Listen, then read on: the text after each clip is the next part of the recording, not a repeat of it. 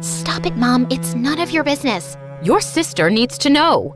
Mom showed me a bunch of pictures online of Sasha leaning on Chris's arm and laughing. Then she turned on the TV, and some stupid reporter said how cute Chris and Sasha looked together. When I heard that, I suddenly picked up a bat and smashed the TV to pieces. Nora, don't listen to Mom. She's paranoid. All that stuff is stupid gossip. Sasha is with Damon, and Chris adores you. Nora, don't be naive like your sister. Everybody lies and cheats. After Sophie and Mom left, I called Chris, but he didn't answer. I kept thinking about what Mom said and how I'd broken all of my rules and now my heart was in danger. So the very next morning, I put on a disguise, took a bus to Sasha's next concert venue, and signed up as an extra on set. And I watched the two of them like a hawk. Every time Chris whispered something in Sasha's ear, my heart burned. She even asked him to zip up her dress once. Had everybody else died? One evening during Sasha's performance, I was backstage when I saw Chris and a dancer going into a dressing room and closing the door behind them. What the heck? I quickly ran after them and burst in. Aha! Caught you! Just then, I saw the girl's arm was bleeding and Chris was bandaging it. Caught you? Wait, who are you exactly? Oh God, I couldn't let him recognize me. I turned around and ran for it, with Chris sprinting right behind me. In my frenzy, I found myself heading straight for the stage. Red alert, red alert. A snake is headed towards the eagle. I found myself crashing into the dancers on stage, and just as I was about to run into a horrified Sasha, 4 men pinned me to the ground while the audience gasped. I was immediately carried away and found myself facing Chris backstage. Nora? I realized my wig had come off. Sasha's performance was ruined, and her manager insisted that Chris be fired. What were you thinking? You compromised my client's security, and you cost me my job and my reputation. Oh, I don't know, Chris. I was thinking how my hunky boyfriend hangs out with beautiful pop stars and dancers all the time and is never home anymore. Can you blame me for being paranoid? Yes, I can. I haven't given you any reason not to trust me. Yet. I just don't want you to be a bodyguard anymore. Well, too bad. It's my job. Just go home, Nora. I don't want to be around you right now. Feeling miserable, I ended up going to a dance club instead to get my mind off of everything. I saw this cute boy on stage playing with the band, and he kept winking at me. I recognized him from TV. He was a movie star. On an impulse, I took a deep breath and then walked up to the boy and gave him a passionate kiss. The next morning, I was back home, and I woke up to tons of pictures on the internet of me and that movie star kissing. Chris showed up at my door soon after. Why would you do that to me? I thought we were in love. Everybody cheats, babe. Welcome to the real world. I know you'll cheat on me one day if you aren't already. I am done with this stupid relationship. I walked out of there with my bags and went to Sophie. But soon after, I started feeling sick to my stomach. It hit me like a ton of bricks. I was a cheater, something I hated and felt horrible about. I made a big mistake. I don't know what to do. Yeah, you messed up big time. I wasn't talking to you, Clive. There's no need to be rude. You're right. I'm the worst, and I'm sorry for all the mean things I've said and done to you too. I don't know who I am anymore. I never wanted to hurt Chris, but something came over me. You let Mom get into your head, Nora.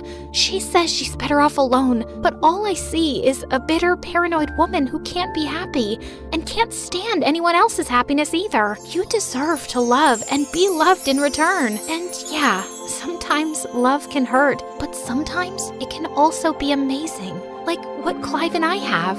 I really don't understand how that's possible with Clive. Okay, sorry. You're right. I decided to see a therapist and learned to deal with my insecurities and trust my heart. I even wrote Chris a letter apologizing for hurting him.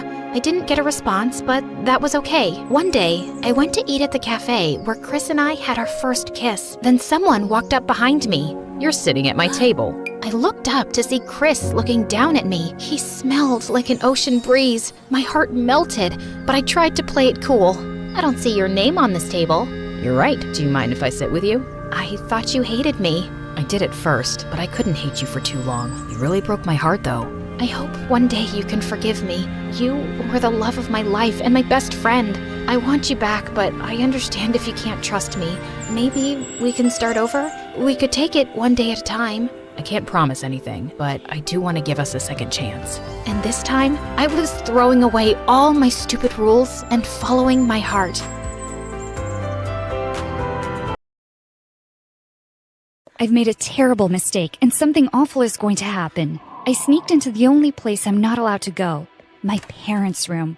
I couldn't stop myself. I was too curious to know what they were hiding, but I got caught. Now I have to fight for my life, running with tears on my face and nowhere to call home. I'm alone in this world. I'm an orphan who lost her real parents at age 5 and ended up with 2 complete strangers. I took a pause and sat on the curb. I needed to calm down. I tried hard to recall what had happened exactly, but I couldn't. All I knew was that one moment I was hiding, and the next, everything was in complete chaos. I saw everything around me shattered into pieces. I was standing in front of Clara, and she was going ballistic. Then she grabbed me by the hand and screamed words I couldn't remember. The room looked like it was hit by a tornado. What have they done? I jerked my arm away and started running in fear. Jacob was after me, trying to catch me. Luckily, I managed to get out of the door and escape before he could harm me. While I sat on the curb, a car seemed to be heading my way. I started shaking as it came closer. It was 2 a.m. and I was alone on the streets. I was so exhausted that I couldn't run anymore, so I just sat still and hoped it wouldn't stop. But it did. As the window rolled down slowly, I started to relax. It was a woman, and I knew who she was. "What are you doing here in the middle of the night, young lady?" It was Mrs. Jessel. She was new to the neighborhood. "Mrs. Jessel?" I started crying again. "Please take me to the police station, fast!" Without hesitation, Mrs. Jessel told me to get in the car. On the way, she kept asking questions, but I couldn't let her in on my secrets. I didn't know her that well. "You shouldn't be so trusting, Allegra, even with your own mother," she said as I was leaving the car. How did you know?" I asked in confusion. "I've heard things about your family, and I understand. You know where I live if you need anything. Now go, dear," she said as she squeezed my hand. When the policeman interviewed me, I exposed everything my parents did, but he didn't seem to care. "Allegra, I need you to focus and tell me exactly what happened tonight," he said. "I already told you I can't remember everything. They hurt me and that should be enough for you to arrest them," I said, frustrated. When I arrived home with the policeman, I saw Clara and Jacob outside. They looked like 2 lunatics searching for something they'd lost. When they saw me, they pretended to be relieved that I came back. Someone give them an Oscar. The officer questioned my parents while I was asked to go to my room and let the adults speak. I hoped that the officer would ask me to leave with him eventually, but after 2 hours of waiting, all he could tell me was, "Your parents explained everything. I hope you understand that things did not exactly happen the way you told me. You're tired and need rest. Call me if you need anything." I looked at the officer in disbelief. My parents had managed to deceive him. "Thank you, officer. Have a good night," I said as I held back my tears. The officer left and I got in bed. There wasn't much time left to sleep anyway. Shortly afterward, Clara knocked at my door and whispered, "Sweetie, are you awake?" She came in to check on me, but I pretended to be asleep. When Clara left the room, I struggled to fall asleep. Suddenly, I heard a voice. I snapped alert and turned to see who was there. It was not Clara. It was a female stranger. I couldn't see her face in the dark, but something about her felt comforting. "Can I help you?" I asked calmly. But she stood there for a while before she said, "I know you're alone. That's why I'm here for you." "Who are you?" I asked. "It doesn't matter. You must run away," she said. "Run for your life, Allegra." "Why? What do you know?" I started panicking. Before I could continue, the woman disappeared into thin air. I called out for her, but the room was completely empty. I placed my foot on the floor and was about to search the room, but I fell down and woke up from the dream. That dream was the strangest I'd ever had. I went downstairs while my parents were in the kitchen making breakfast. "Good morning, sweetheart. I made you pancakes," Clara said with a cheerful tone. No thanks," I said. "Oh, that's okay. I can make you some bacon and eggs. I know it's your favorite," she said, cheerily smiling. Jacob was smiling too. I stared at them totally confused. They were acting as if yesterday never even happened. "I don't want food," I said stiffly, but they ignored me. It was as if they didn't even hear me. "What is wrong with you two?" I screamed in anger. They stared at each other in silence. "Can you please tell me what is going on? I feel like I'm going crazy. You've been hiding stuff from me since the day of my car accident. You think I can't see it?" I looked at them, waiting for a response, but there was only silence. "Answer me!" I shouted again. "We can't answer your questions, Allegra," Jacob said in a cold tone. Clara looked at him as if she hoped he wouldn't utter another word. "There's something very wrong happening here, and I know it." I ran up to my room before they could respond. I decided that I wasn't going to wait any longer. I needed to sneak into my parents' room one more time. I waited until midnight, and I was very careful not to wake them up as I searched for their phones. When I found Jacob's phone, I quickly took it outside and unlocked it. His password was very easy to guess. As I was scrolling through it, I noticed that he'd been receiving lots of email regarding my adoption. According to these emails, my biological mother's real name was Lilith. I didn't understand why they'd kept her name a secret. There was some serious stuff here, and as I read it, I started shaking. There were police reports about my car accident. There was too much to read, but the phone started ringing. As I was panicking and trying to silence it, my parents came in. I put the phone under the blanket and acted like I'd done nothing wrong. To my surprise, they took the phone and went to their room like everything was normal. As they were leaving, I shouted at them and told them I was going to find out the truth. But they didn't respond.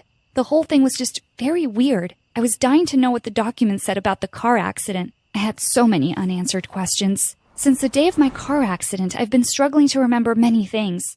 It happened on a Tuesday. I was driving home when the brakes stopped working. I pushed on them, but the car never stopped. I thought it would be my last day on Earth, but luckily, I survived. It was a miracle, but I was in a coma for a month. No one expected that I'd wake up. When I did, I was shocked to hear that a whole month had gone by while I was unconscious. The recovery was tough. I was in pain, but soon enough I was able to go back to my normal life. However, I felt anything but normal. I couldn't concentrate anymore, and I couldn't remember many things. No one took me seriously when I explained it. Your MRI scans look perfect. You don't need to worry, the doctor kept repeating. Even though I couldn't think as clearly as I used to, I wasn't stupid. I was sure that my accident had been planned by someone. My parents, however, rejected this idea completely and told me that I was imagining things. Ever since then, I'd been suspicious of them. I stopped asking them for the truth and started sneaking around instead. I only needed some proof, something to show that they'd intended for me to be killed. But who would help me? I had no one. I thought about turning to Mrs. Jessel, but something about her felt weird too. I decided to avoid everyone until I found a solution. Some time passed and things kept getting weirder and weirder. I struggled to remember each encounter I had with my parents, but my blackouts kept recurring.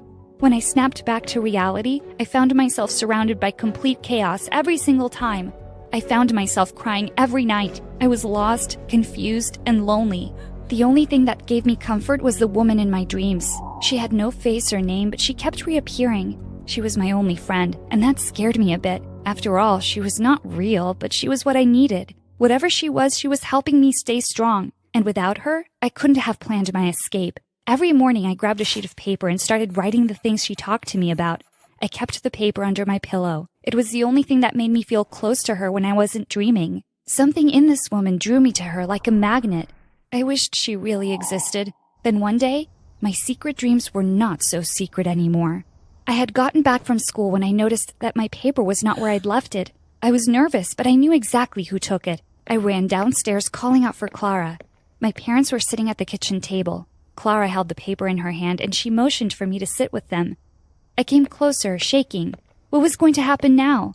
Allegra, honey, we need to talk to you about this, she said as she showed me that piece of paper. Are you planning to run away? Jacob asked, looking worried. It's my private business, I said firmly. Allegra, we are extremely worried. We've been trying to get you the help you need. Please let us help you. I said, this is mine, I screamed as I snatched the paper from Clara's hands. But that's when it tore in half.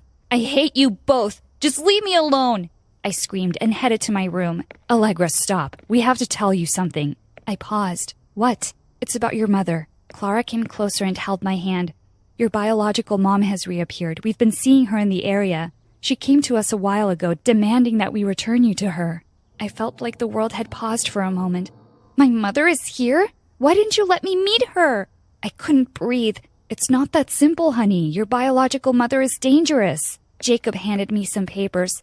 This is the police report about the accident. You were right. It was actually planned, but we didn't want to stress you out while you were recovering, so we hid this from you. As I read the report, I was shocked to see her name as the first suspect. According to the police, they reported that Lilith had assumed that the car was my parents and she was trying to get rid of them. But you always said that my parents were good people. I could hardly speak. We didn't want you to know who they really were because we were afraid that would affect who you would grow up to be. We were just trying to protect you, Jacob said. But the report didn't end there. Apparently, while I was in a coma, my biological mother had been visiting me every day in secret. Another patient told the police that they heard her talking to me every day about her plans of how to reunite us. Suddenly, I started to connect the dots. The car accident, why I was having blackouts, why I couldn't remember stuff, and the mysterious woman who kept appearing in my dreams. Oh my God, this was even scarier than I thought. What happened the night you caught me in the closet? I pleaded to know. My parents looked at each other for a while, and then my mom spoke carefully. It was a blackout. You've been having them for a while now, and we don't really understand it. When you get upset, you get very angry and you start throwing things. When you snap out of it, you can't remember what happened. We tried to tell you and offered therapy to help, but the last time we did, you almost sent us to jail. I was the one creating all this chaos?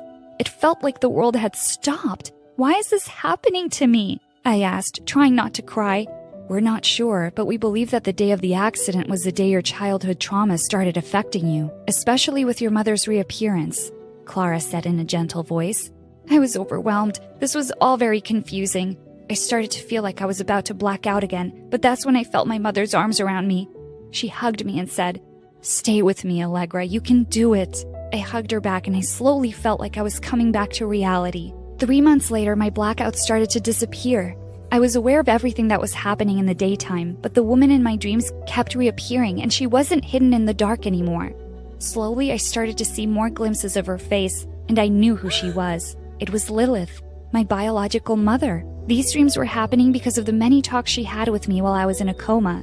When I asked my parents about her, they had claimed that she was in jail and that I shouldn't worry about it. Even though I knew they were lying, I was okay with it.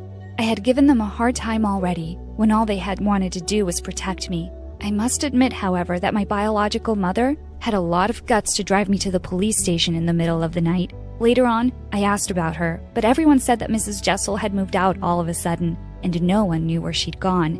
If anything, I've learned that no matter how bad my past was, it is now behind me. Sometimes it's better not to look back and try to move forward instead. Even though I had the urge to confront her, I decided that I wasn't going to look for her anymore.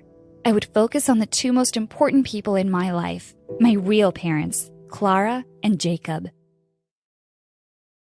Hey, I'm Claire, and my life's a mix of checkmates and chaos. Smash that like and subscribe button to keep up with my adventures. My mom had me and my older sister Joy while she was quite young. Whenever we went out with her, people often mistook her for our elder sister. She raised us as a single mom since my dad left her for someone else. Mom has always been overprotective of us, and she was extra paranoid when it came to boys. She would always sit Joy and me down and make us chant some words. I am a precious girl. I'm not allowed to date any boy until I am 30. Mom did everything to ensure we had everything we needed. She often worked 2 or 3 jobs just to afford rent. Joy, only 2 years older than me, was often left in charge of me because we couldn't afford a sitter. One day when I was 7, Mom left me with Joy and I was doing crafts when I accidentally spilled paint all over Joy's dress, her only nice one. Everything ruined! Now I have to go back to wearing my torn hand-me-downs from our cousins. Here, you can wear this pretty one. I cut out a paper dress from a magazine and handed it to Joy, but she was too upset to appreciate it. She would often stare out of the window, watching her friends play, while she was stuck at home watching me. The only fun thing I did with her was a game we played together, and they are sponsoring this video. Joy, I found the perfect thing that mixes strategy with style. Dragon City. It's a game where we can create our own dragon empires. And guess what? We can even have dragons that match our personalities. Okay, you have my attention, but can I make my dragons the most glamorous creatures ever? Absolutely! You can collect over 1,000 unique dragons, including some that look like they've walked right out of a makeup tutorial. And you're going to love customizing their habitats. It's like designing the perfect home, but for your dragons. And not only that, there are dragons of your favorite YouTubers. Oh, and there's a vibrant community of players who trade dragons and collaborate in alliances to unlock exclusive rewards. I'm in, but if my dragons end up being more fabulous than yours, you owe me a makeup tutorial session. Deal. And to get us started, there's a special bundle for new players. If you download it by clicking the link in our video description or scanning the QR code, you get 15,000 food, 30,000 gold, and the Black Metal Dragon. One day, Mom had promised Joy that she could go to a sleepover at her friend's house. However, I fell sick. You can't leave your sister here alone. She's unwell, and I can't take her to work with me. You'll have another chance to go. Joy was beyond angry. So, I guess my life is all about raising you now. She tried to stay home and take care of me, but I guess she'd had enough that day. She yelled, "I can't do this anymore," and stormed out to go to her friend's house, leaving me alone. I tried to follow her down the stairs, but I tripped and fell, hurting my leg badly. When Mom came home and saw me crying and hurt, she was furious. Mom grounded Joy, saying she couldn't go out with her friends for a very long time. Joy just got angrier every day. She stopped talking to me and would just glare at me like it was all my fault. I felt really bad and wished I hadn't gotten sick that day. When I was 14, Mom decided to take us along to help her with work. She was working as a cleaner for a rich family. Joy and I were always arguing, so to keep us occupied when we weren't assisting her, Mom bought us a chess set. You two had better learn to play this. Joy had no interest in chess. She was always preoccupied with makeup and talking about Dan, a boy she had a crush on at one of Mom's jobs. I had never met Dan, but from Joy's descriptions, he sounded handsome. One day, while Mom was cleaning a client's house, I sneaked into his office. He had an amazing chess set. I set it up and started playing alone when he walked in. I'm so sorry. I just wanted to try it out. I've been watching you play by yourself for the last hour. I'm impressed. Would you like to play against someone? I've never played against anyone, but I can try. He sat down to play with me. Feeling nervous, I imagined that I was alone, and to my surprise, I won in less than 5 minutes. We played over 10 games, and I won each time. Checkmate. Whoa, I didn't see that coming. Maybe I've lost touch with the game. After many tries, he finally admitted defeat. He showed me his trophies from various chess tournaments, revealing that he was once a world champion. I was astonished that I'd won against him. Maybe you need a younger challenger. He then introduced me to his son Dan, who was incredibly handsome. This is my boy Dan. I'm training him to be a champion too. Don't expect me to go easy on you just because you're pretty. Bring it on. Playing against Dan was a real challenge, but I was beating him. Everything was going well until I noticed him swap a piece on the board. Hey, you've cheated. I saw what you did. Don't blame me for being quick. Just as I was about to win, Mom walked in and was furious. What do you think you're doing playing with a boy? Hey, I was just about to win. But Mom dragged me out of there and banned me from going to work with her again. Despite my attempts to explain my victory over the world champion, she wouldn't listen. What have I always taught you? That I'm a precious girl and I'm not allowed to date boys until I'm 30. It's Joy who's always daydreaming about Dan. I haven't done anything wrong. When we got home, Joy was cold towards me and even threw my chess pieces out the window. What is the matter with you? Why did you have to tell Mom I like Dan? I just panicked. I shouldn't have told her. She was just being hard on me. As I went outside to get my chess pieces, I saw a posh car parking outside our house. It was Dan's dad. He entered our house and handed Mom some papers, then left. When Mom came in, I practically jumped on her. What was that about, Mom? That nice man has decided to sponsor you for a chess tournament in Europe. I was thrilled by the opportunity, but I knew Mom would be hesitant to let me go. Please, Mom, can I go? I promise I'll be on my best behavior. I can't have you away from me, and I can't leave my work or we'll be homeless. I was about to protest furiously when Joy stepped in and offered to accompany me. I can take her, Mom. I'll watch over her. Everything will be all right. Please, Mom. Joy can take care of me like she always does. I'll think about it. After researching the tournament and discovering the $100,000 prize, Mom agreed to let us go. You can go, but you must follow everything Joy tells you. We flew to Europe in Dan's dad's private jet, with Dan joining us. Once airborne, Joy imposed a rule. I was forbidden from speaking to Dan. She made it clear she was on the trip to get closer to him. Remember what Mom said. You have to follow everything I say. I was fine with the rule. To me, Dan was a cheater who nearly robbed me of victory. Deal. It won't even bother me. I avoided Dan throughout the trip, but Joy was constantly around him, laughing at his jokes. When we landed, Dan approached me with stories about places he wanted to visit. Listen, I'm here for the tournament. I need to focus. Ooh, scary. I was just trying to distract you from the competition. When Joy saw us talking, she dragged me away. You're already breaking the rules. That's 1 strike. 2 more and you're out. He approached me, and you're breaking Mom's rules too. We're not supposed to talk to boys. Mom's not here, and I'm older, so I make the rules. At the tournament, I quickly became a favorite, advancing to the semifinals, while Dan was eliminated early. So, you're really good, huh? Looks like it. I don't even need to cheat. Soon after, my popularity soared. During an interview after qualifying for the semifinals, Dan suddenly joined me and told the reporters he hadn't seen someone as good as me in years. And then he hugged me. Of course, Joy saw that and she was mad. We're going home. I saw you hugging Dan. That's against Mom's rules. He hugged me. It wasn't my fault. Joy didn't listen and started calling Mom to tell her. I couldn't leave before the semifinals. In a moment of desperation, I tackled her and her phone fell into a drain. I'll follow your rule, but I won't let you ruin this moment for me. You're just stealing my crush. You've always known I like Dan. I was about to defend myself, but things escalated quickly. Our argument turned into a huge fight, and we were both shouting and not listening to each other. In the heat of the moment, I pushed Joy away, but she lost her balance, tripped, and fell badly. I was horrified. Joy, are you okay? But Joy was in a lot of pain. We rushed her to the hospital, and the doctor said she had broken her hip and needed rest for several weeks. I felt terrible. I'm so sorry, Joy. This is all my fault. Let's just leave now and make sure you get better. Are you insane? Go win that $100,000. Don't worry about me. I was only pretending to call Mom because I was angry. I wasn't actually gonna let you miss the semifinals. I was taken aback by her words. After everything that had happened, she was still thinking about my chance in the tournament? Aren't you worried about me flirting with your crush? Dan?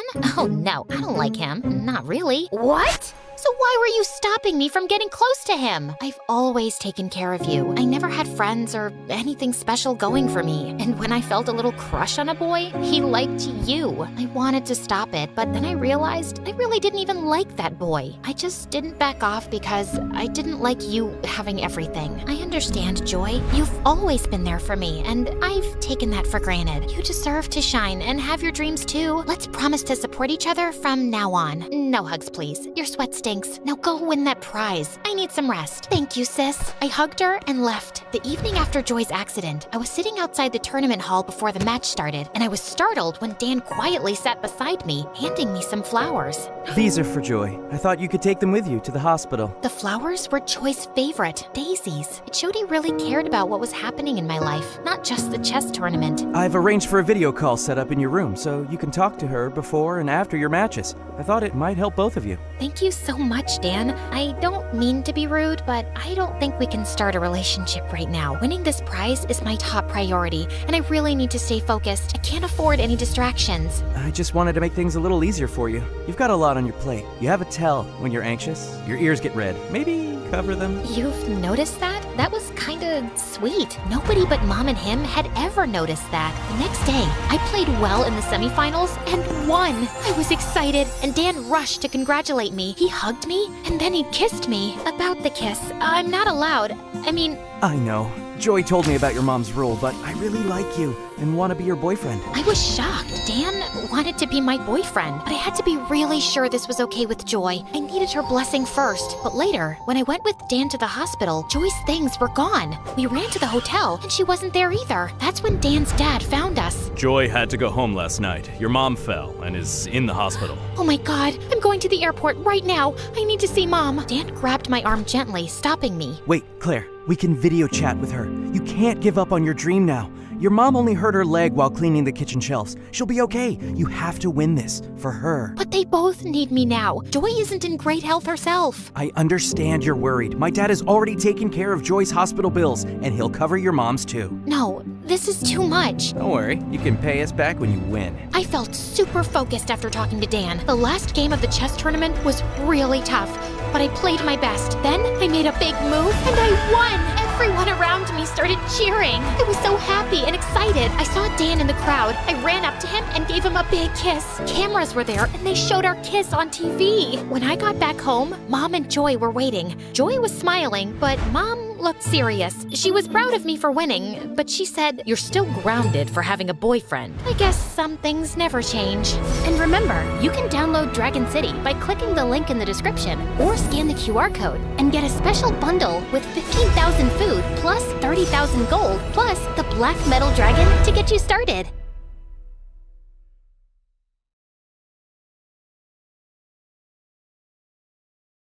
Hello, I'm Lily from Estonia. I grew up in an orphanage with my brother Joe. He's 2 years older than me, and we're total opposites. But before I continue, please like and subscribe, and you might get a kiss from your true love. My big brother Joe had shiny blonde hair and blue eyes, and he always got all the attention. Look at this gorgeous kid. He's so beautiful. But I was the opposite. I had dark hair and dark brown eyes, and my skin wasn't as fair, and no one ever said I was pretty. They hardly noticed me at all. Joe was tall and outgoing, and everybody liked him. I was short for my age, and the mean girls loved to tease me. Aw, poor Lily. She's just so ugly. How does it feel to be a loser with a perfect brother? But Joe always had my back. Maybe you should learn to respect others.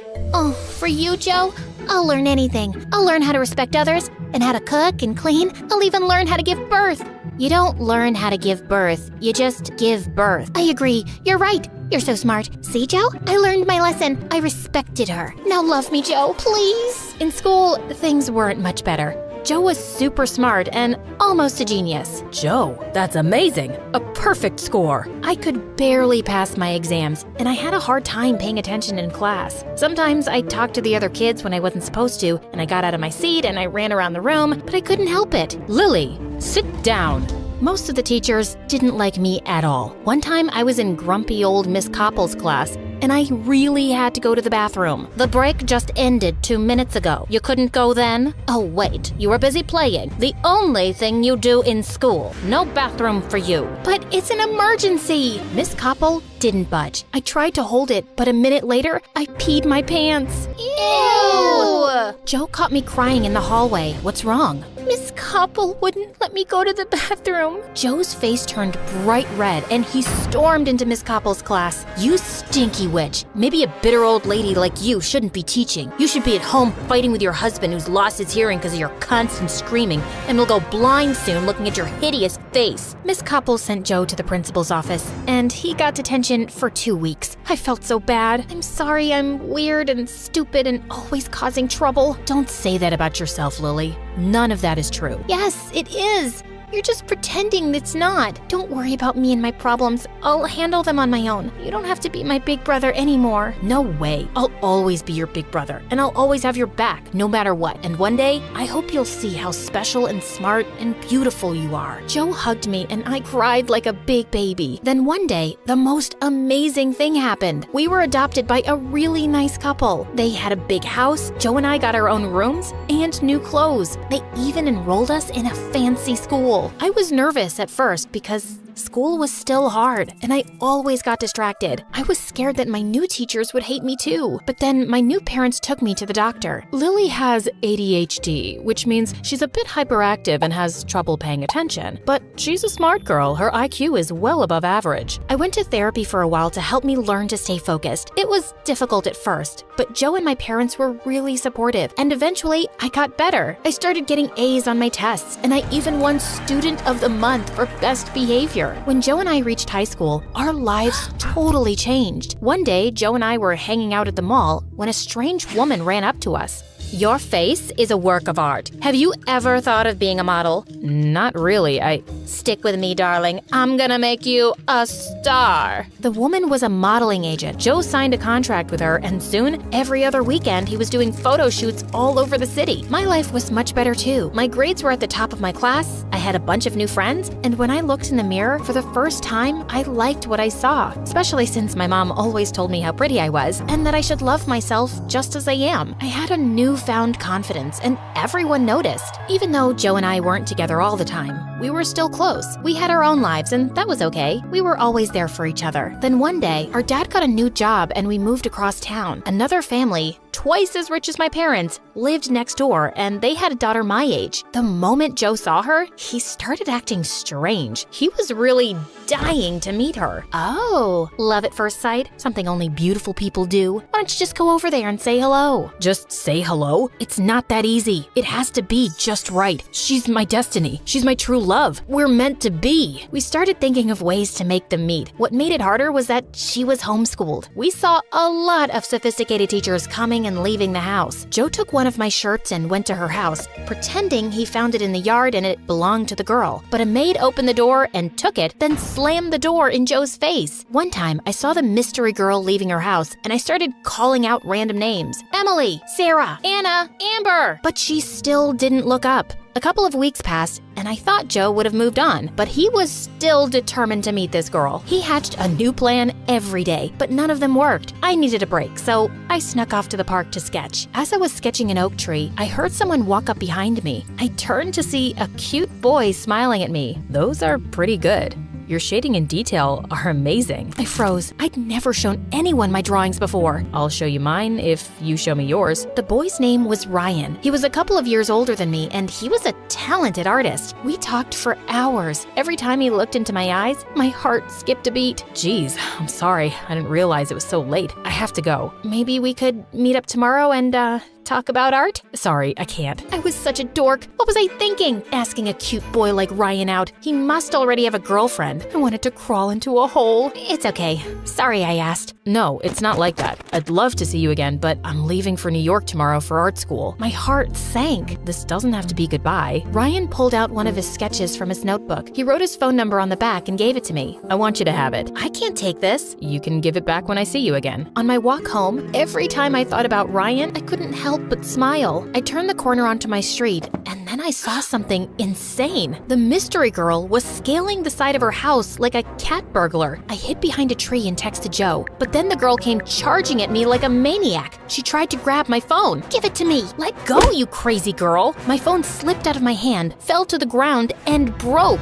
I was so mad. I turned to yell at her, but then she started bawling like a big baby. I'm sorry about your phone.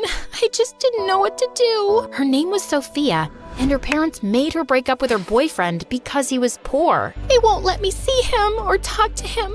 My heart's been ripped to pieces. It hurts so bad. Please, make it stop. Don't cry. Things will be okay. How? Thankfully, Joe walked up just then. Sophia took one look at him and got all googly-eyed. Then she got confused. I can't do this. Sophia pushed Joe and ran away crying. The next day, Sophia showed up at her door. What I did to you wasn't cool. I was having a hard time. If you don't mind me asking, what's wrong?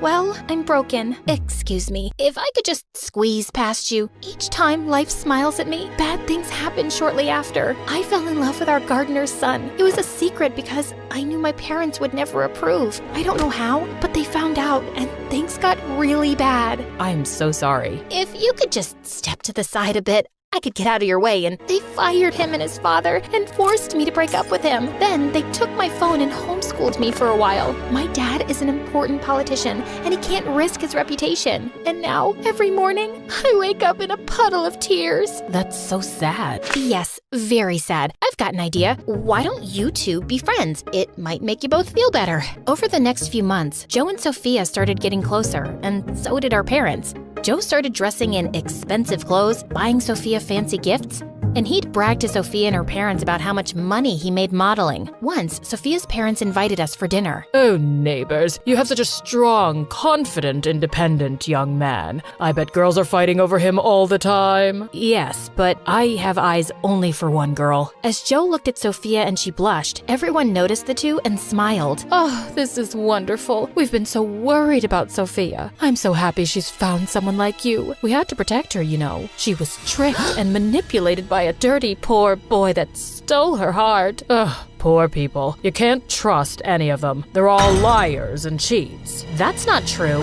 Oh, you sweet, naive girl. You'll learn soon enough. Then Sophia's parents laughed at me, like what I said was some big joke. I'm not naive. You're just wrong. Joe and I used to be poor. We're not liars and cheats. We're not dirty, and we're not bad people. Joe's an exception, of course. Who knew an adopted orphan could be so perfect? You guys hit the jackpot with your son. Your daughter, well, she's no Sophia. Oh, you're right about that, honey. Joe lowered his head. My parents looked away, and I was about to explode. What's that supposed to mean?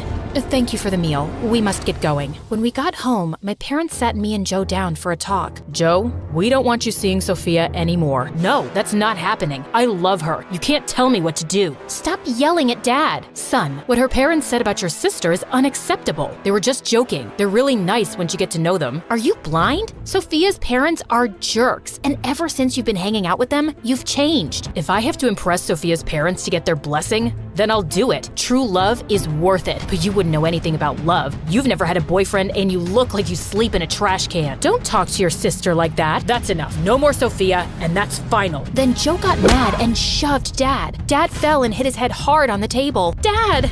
I rushed to Dad's side. He was really hurt. Mom called the ambulance. Then I looked up and saw Joe. I'm sorry. Joe ran out of the house. Dad had a minor concussion, and we spent the night in the emergency room. By the time we got back home, all of Joe's things were gone. We heard from the neighbors that he and Sophia moved into her parents' villa in Paris. Dad was weak after the injury, so I helped him out at the office. Staying on top of my schoolwork and helping Dad was tough, but I enjoyed spending more time with him. My parents and I tried calling Joe, but he never answered, which made me really sad. My new friend Ryan always found ways to cheer me up. He sent me funny sketches and MSA videos. One summer, he came back to town and we sat under the oak tree. We saw a boy and a girl playing on the swings, and I started to cry. What's wrong? I miss my brother. He was my best friend and always had my back. I'm scared I'll never see him again. He's your brother, and he could never stop loving you. I'm sure he'll come back to you one day. Then Ryan handed me a sketchbook and I drew a picture of me and Joe. Ryan encouraged me to study art, and eventually I started selling my drawings. 5 years later, we got married in a small ceremony in our backyard, and soon after, we had a baby. But there were complications. I felt this horrible pain and the machine started to beep. As the doctors raced to save me, I cried out, "Joe, my brother, Joe, come to me." Then I fainted. I woke up from a coma 2 days later, and when I opened my eyes, I saw Joe and Sophia sitting beside me with tears in their eyes. "Joe?" Yes, Lily. "Is that you?" Yes, I'm here. I'm sorry, Lily. I'm so sorry for everything. I looked up at my parents. They smiled and nodded. I knew from the look in their eyes that they'd forgiven Joe and wanted me to do the same. "You broke our promise. You said you'd always have my back, but you chose Sophia and her parents over us." "My parents are just mean and have been controlling my life since forever. We had enough and we couldn't take it anymore, so we left. And they cut us off." But it's been so hard. I couldn't find work. We barely had enough money for food and rent, but I was ashamed to come back and ask for help. "We felt like we broke your family. We didn't want to make things worse." Then we heard you were in a coma, so we came immediately. I couldn't let you down again. Lily, I'm not asking you to forgive me. I'm asking you to let me earn the privilege to be your big brother again. "You'll always be my big brother.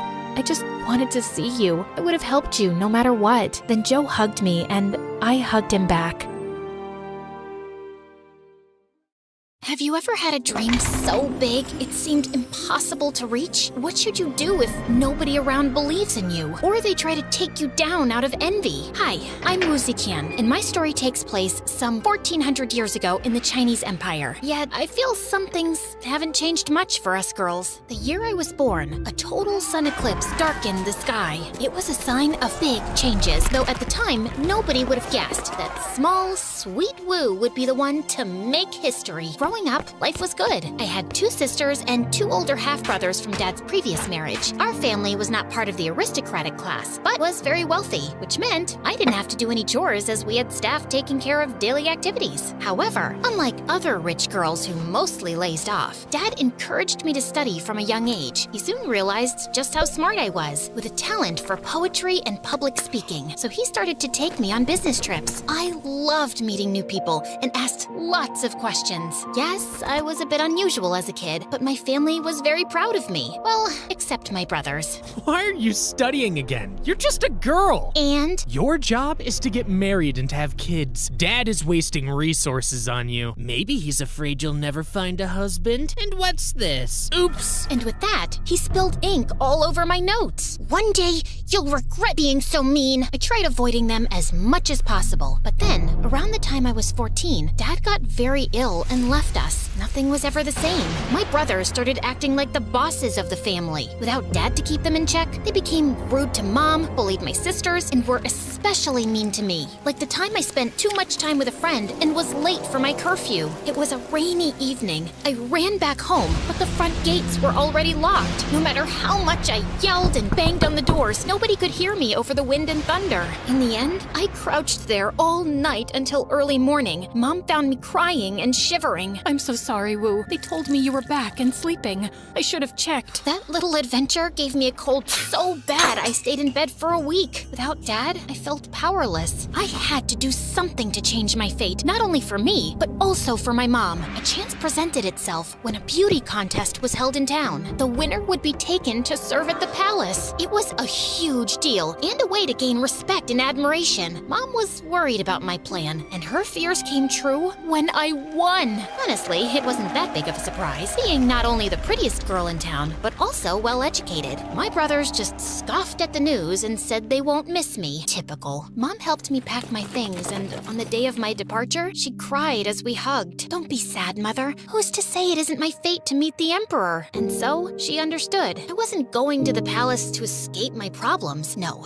I had a bigger plan. A hope to get noticed by the Emperor, maybe one day marrying into the royal family. Something to bring honor to my name. But my life in the palace started on the wrong foot. The Emperor took a quick glance at me and decided I'll be doing laundry? I didn't spend my childhood reading the classics and refining my calligraphy for this. One day, I was trying to get inside the palace library, but the guard wouldn't let me in, questioning if I could even read. Are you kidding? I was composing poetry at 6. Give me some books or I'll report you to the Emperor. Just then, the guard went pale, looking behind me. I turned and, oh my, the Emperor had heard it all. He seemed amused and I just doubled down, following him around the library all afternoon. By the end of the day, he was so impressed by my wit and education that he made me his secretary. Finally, that was my chance to work my way up the political ladder until, a decade later, nothing has changed. I'm a forgotten secretary. Then, the Emperor passed away and I got sent to a Buddhist convent to be a nun. All that time spent in the palace led nowhere. They even shaved my head. But not all was lost. You see,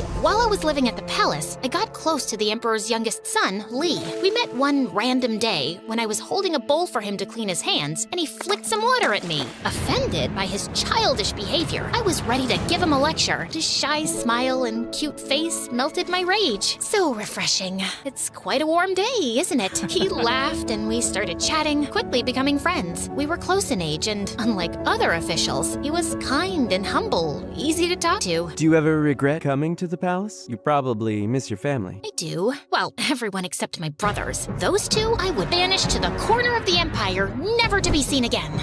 I get that. My brothers either pretend I don't exist or act as if I'm beneath them. You think 2 are bad? Try living with 13. Can't you do something about them? You are a prince after all. It's just a title. You'll learn it in time. Having a title doesn't necessarily mean the same as having power. I knew what he meant. Li, being the youngest, had 0 chances of succeeding his father. However, fate really had a sense of humor. Turns out, his brothers were so busy fighting each other over the title of crown prince that the emperor decided Li was the better candidate for the throne. And that's how my decade-long crush became the new emperor. He actually changed his name to Gaozong, but I'll keep calling him Li to avoid confusion. I was genuinely happy for him, even if my new status as nun meant we could never be together. One day, I wrote a poem about how much I missed him and took a chance sending it to the palace. Maybe he wouldn't even have time to read it, but I had to try. To my surprise, it worked, and Li came to the temple. I got your letter. Is it true? Tears started rolling down my cheeks as I nodded. We hugged, and when it was time for us to part, I could see he was reluctant to do so. Could it be that my feelings were reciprocated? Indeed, he kept visiting, and one evening, I got a note saying I could grow my hair again. 1 year later, I was summoned back to the palace. There, I met Lady Wang, who was quite a big name in court. She was to become empress, having been chosen as a consort by Li's father himself. But that didn't mean things between them were all rosy and peachy. I had meetings all day, and when I finally got the chance to relax at dinner, Wang started talking about more political issues. It's the last thing I want during my free time. Is that why you're hiding in the stables with me? Not hiding, just surveying your work. Truly, some things never change. Li was the most powerful person in the empire, yet his life was affected by so many people's influence and choices. I decided to be by his side the best I could, and in time, everyone started noticing how close we were, including Wang. That's when she showed her true colors. One afternoon, she invited me for tea. Tell me about your family. I heard your dad got lucky during the rebellion, but he wasn't aristocracy. My mom is. Ah, yes. And what did she accomplish? Only had daughters and is not well liked by her stepsons? How disgraceful. What is your point, Lady Wang? I'm just reminding you of your place. The only reason you've been called back was so the Emperor wouldn't have to visit that nunnery all the time. But do not be mistaken. You are not part of this world. And then she started giving me so much work I couldn't keep up with it, and then complained about how lazy I was. Little did she know, I was used to palace drama and was prepared to face much worse. One day, Lee surprised me with a beautiful hairpin with pearls and small gold lotus flowers. I was walking back to my chambers holding the small present when I noticed Lady Wang scolding a maid for spilling some water on her dress. The poor girl ran with tears in her eyes, and I felt my blood boil. I knew what it meant to be beneath those of higher rank, both at home and at the palace. But then I got an idea. I followed the maid and gave her the hairpin. Lady Wu, I can't accept it. Sure you can. I want you to feel better. But I could never repay you. Just tell me the gossip you hear around the court. That's all I want. And so, I started befriending servants and lower officials in exchange for news. Soon, I had ears and allies everywhere. And that's how I found out Wang's envy ran deeper than anyone imagined. That night, I ran to Emperor Lee. You have to come with me. Now, we silently walked through empty corridors, and I told Lee to wait outside as I marched into Wang's chambers. There, as the informer said, she was performing some sort of ritual with a voodoo doll shaped like me. I knew you were a witch, but this? Why stoop so low? Why?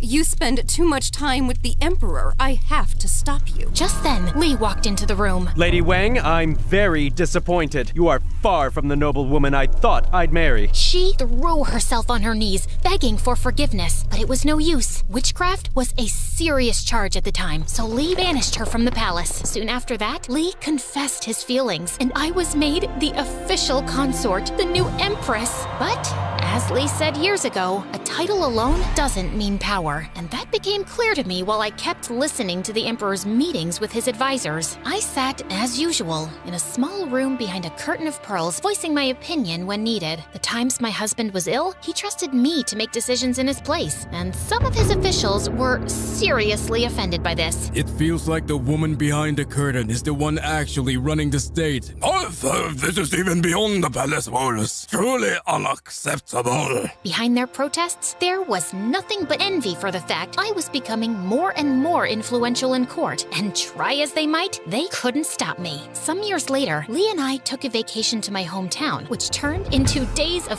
feast and celebration. I had finally brought honor and status to my family. One evening, during a family dinner, Mom brought up the topic with my brothers. Aren't you grateful for everything Wu did for us? She just got lucky. Wu's not special, her husband is. Also, we never asked for the high rank she gave us. Mom flew into a rage, and the next day came to the palace to meet me. Maybe it's time to give them a lesson, Your Highness. And so, I sent them to govern a faraway province where they couldn't bother my mother anymore. It seemed like at every turn, I was reminded how my accomplishments were never enough because I was a woman. But what if I could use that to my advantage? Was there a way to stand out from other empresses? The answer was Fengshen, a religious ceremony. It involved gathering our entire court, leaders and aristocrats from neighboring countries, staff, and an entire army, and all together do a pilgrimage to a sacred mountain. It was extremely expensive, and only 6 emperors out of 300 could afford it. Also, I added a small twist to it. After much planning, I brought up the idea to Lee and the council. Our borders are safe, the economy is good, people are pleased. I think we've earned it. That is true, but Your Highness, we cannot allow the Empress to perform the second ritual. It is for us officials to do. Oh, I knew they'd say that. Your Highness, the Emperor makes offerings at the top of the mountain to heaven, which represents masculine energy. At the bottom, the offerings are made to earth, which is feminine. It makes more sense for a woman to do it. Lee agreed and fired the advisor who opposed me, sending a clear message to the rest of them. And so, we gathered thousands of people and traveled for months to Mount Tai. I performed the rituals along with my husband, and we ended the procession with a huge banquet. And with that, I secured my place in history. Years went by. Lee and I governed as a team, but slowly his health started deteriorating. Everyone at court knew his time was near. As I sat at his bedside, we held hands, till slowly his got cold. I wanted to mourn, cry, and give up, but everything we built together would have crumbled if I did so. The council wanted my son on the throne, but he wasn't as capable as me and would have been a puppet to the advisors. So why give up power and risk the empire's stability when I could rule it just fine? Only because I was a woman? That never stopped me before. And so I did what I was good at, securing the throne and winning allies. At one point, some ex-officials started a rebellion against me. One of them wrote an entire manifesto making up all kinds of stories about me. It was read in court, and at the end, everyone was silent until I bursted out laughing. Who wrote that? So creative. We should have kept him. My army defeated the rebels swiftly, and then I addressed the council with an ultimatum. If anyone here thinks they are more capable than me, speak now. Otherwise, pledge your loyalty. My opponents stepped down one by one until eventually I was crowned as the first female emperor. The only time in history it ever happened. Other women have tried to rule as wives or widows, whispering in their son's or husband's ear, but none had the official title and absolute power. For another 15 years, I skillfully led my people. Try as they might, not even my greatest opponents could deny the fact I was a good leader. They attacked my character, painting me as a power-hungry, ruthless woman, but never once criticized my governing skills. Truly, my greatest flaw was my audacity to play the power games of men and win. Today, historians keep uncovering the remnants of my empire's riches and culture. I wanted to make China the greatest empire in the world, and under my guidance, at the time, it was. So don't let the circumstances you were born with determine who or what you can be.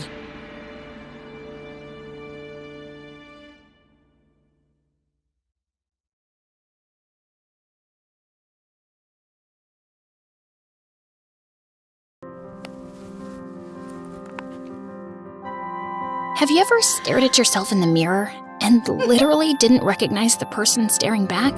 Welcome to my life, a masterclass in fake it till you make it. Hi, my name is Tessa, and I've been living a lie since I was 6. That's when the Crawfords adopted me. Initially, it felt like a dream come true. A mansion the size of a small country, a garage full of cars, and parents who paraded me around like their favorite charity project. And this is our daughter, Tessa. We rescued her from that dreadful orphanage. But as I got older, the constant stares and whispers started to get to me. I was tired of being the adopted one in a family of blue-eyed, perfect-looking people. Why don't you look like your parents? Are you like the help or something? So by the time I started at a new high school, I took matters into my own hands. Every morning, my routine was the same. Wake up in my perfect room, put on my perfect clothes, and finish with the most important part: blue contact lenses to cover up my boring brown eyes. The Crawfords never asked me to hide who I was, but they never stopped me either. And honestly, it was easier this way. No more questions, no more explanations, just Tessa Crawford, the perfect daughter with the perfect blue eyes that matched her perfect parents. And that perfect image didn't stop there. Very soon, I was the queen bee of my school. Top of the social pyramid, an Instagram feed that looked like a fashion magazine, and grades that would make any parents proud. I had the whole package. Well, except for one seriously annoying problem. Ryan Bennett, king of the jocks, heir to Bennett Corp, and owner of the world's most punchable face, who'd been trying to make me his girlfriend since freshman year. Come on, Tessa! We're practically royalty at this school.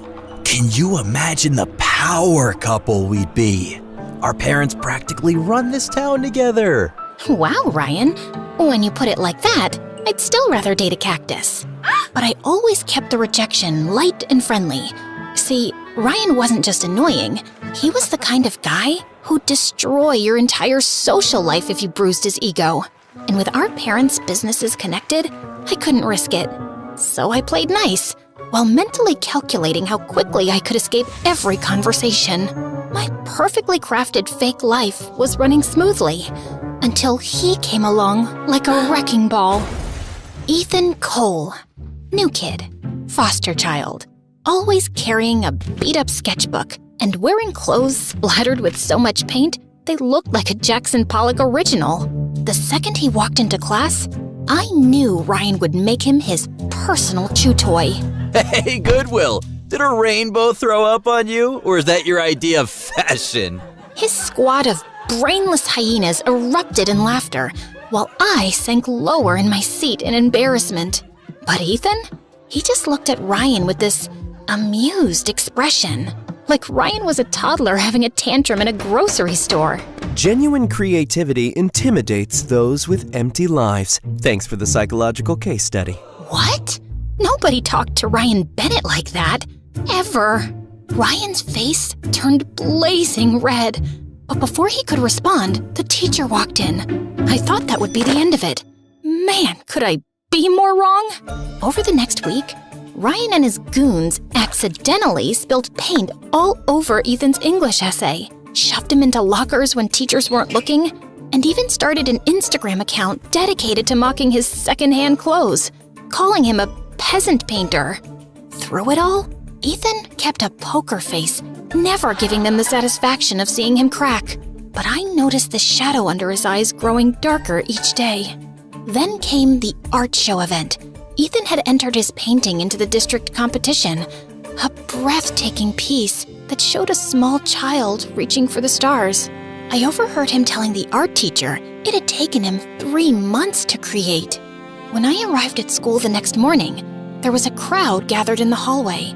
I pushed through to see Ethan standing in front of what remained of his painting, now slashed to ribbons, with crude words spray painted across it, while Ryan and his friends were snickering nearby.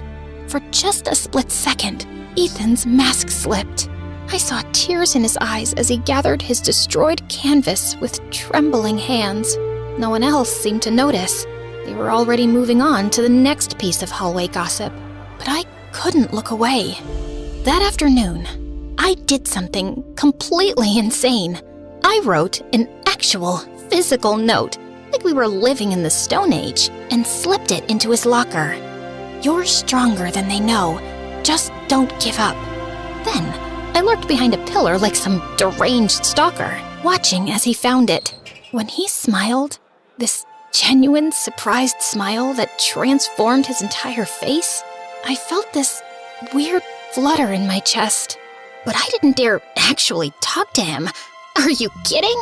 Me, Tessa Crawford, voluntarily interacting with the paint-splattered foster kid? That would be social suicide. Still, I couldn't stop thinking about him. How could anyone be so comfortable just existing as themselves? One day after school, I spotted Ethan sneaking off with his paint supplies, and something possessed me to follow him. I felt like the world's worst spy, ducking behind trees and cars, praying nobody from school would see me. He led me to this abandoned playground, rusted swings barely hanging on, a slide covered in graffiti, the whole post-apocalyptic vibe. But Ethan walked straight to a crumbling concrete wall and started painting the most incredible mural I'd ever seen. I crept closer to get a better look when, oh my God, I'd stepped on an empty soda can. I dove behind the slide and quickly climbed up, my heart threatening to explode out of my chest. And then, because the universe hates me, my phone started blaring my ringtone. Shut up! Oh my God, shut up! In my panic to silence it, the phone went flying out of my hands, skidding down the slide, and landing directly at Ethan's feet. Well, hello there, mysterious stalker's phone. Let's see who's calling. He picked it up, then answered with a smirk. Thank you for calling Stalkers R Us. Your business is important to us. Please hold while I locate the owner of this phone. What? Who is this? Where's Tessa? Ah, Tessa. She just went to the bathroom. Can I take a message? Yes. Tell her that her parents are leaving for a charity gala in Paris in an hour, and we'll see her in a few days. Then Mom just hung up, and I wanted to evaporate on the spot. I slowly emerged from my hiding spot, face burning hotter than the sun. I can explain. I was Following me? Pretty sure that's defined as stalking in all 50 states. I wasn't stalking you. I was taking a shortcut. And then I saw you and got curious. A shortcut through an abandoned playground surrounded by a chain link fence with no trespassing signs every 5 feet? Okay, fine. I followed you. Happy now? Just don't tell anyone at school, okay? I have a reputation. Instead of mocking me, Ethan just laughed. Like he genuinely found the whole situation hilarious. Your secret's safe with me, Princess. He gestured toward his mural.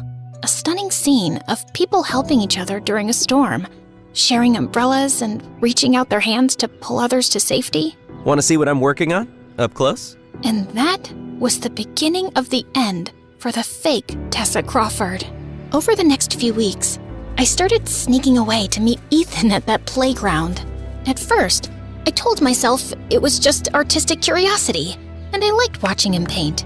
But the truth was, I liked talking to him. Really talking. Not the fake small talk I did with my friends where we discussed nothing but Instagram likes and who was dating who. One night, sitting on those rusty swings, I finally told him the truth. I've been adopted since I was 6. The Crawfords, they've given me everything a girl could dream of. The house, the clothes, the opportunities.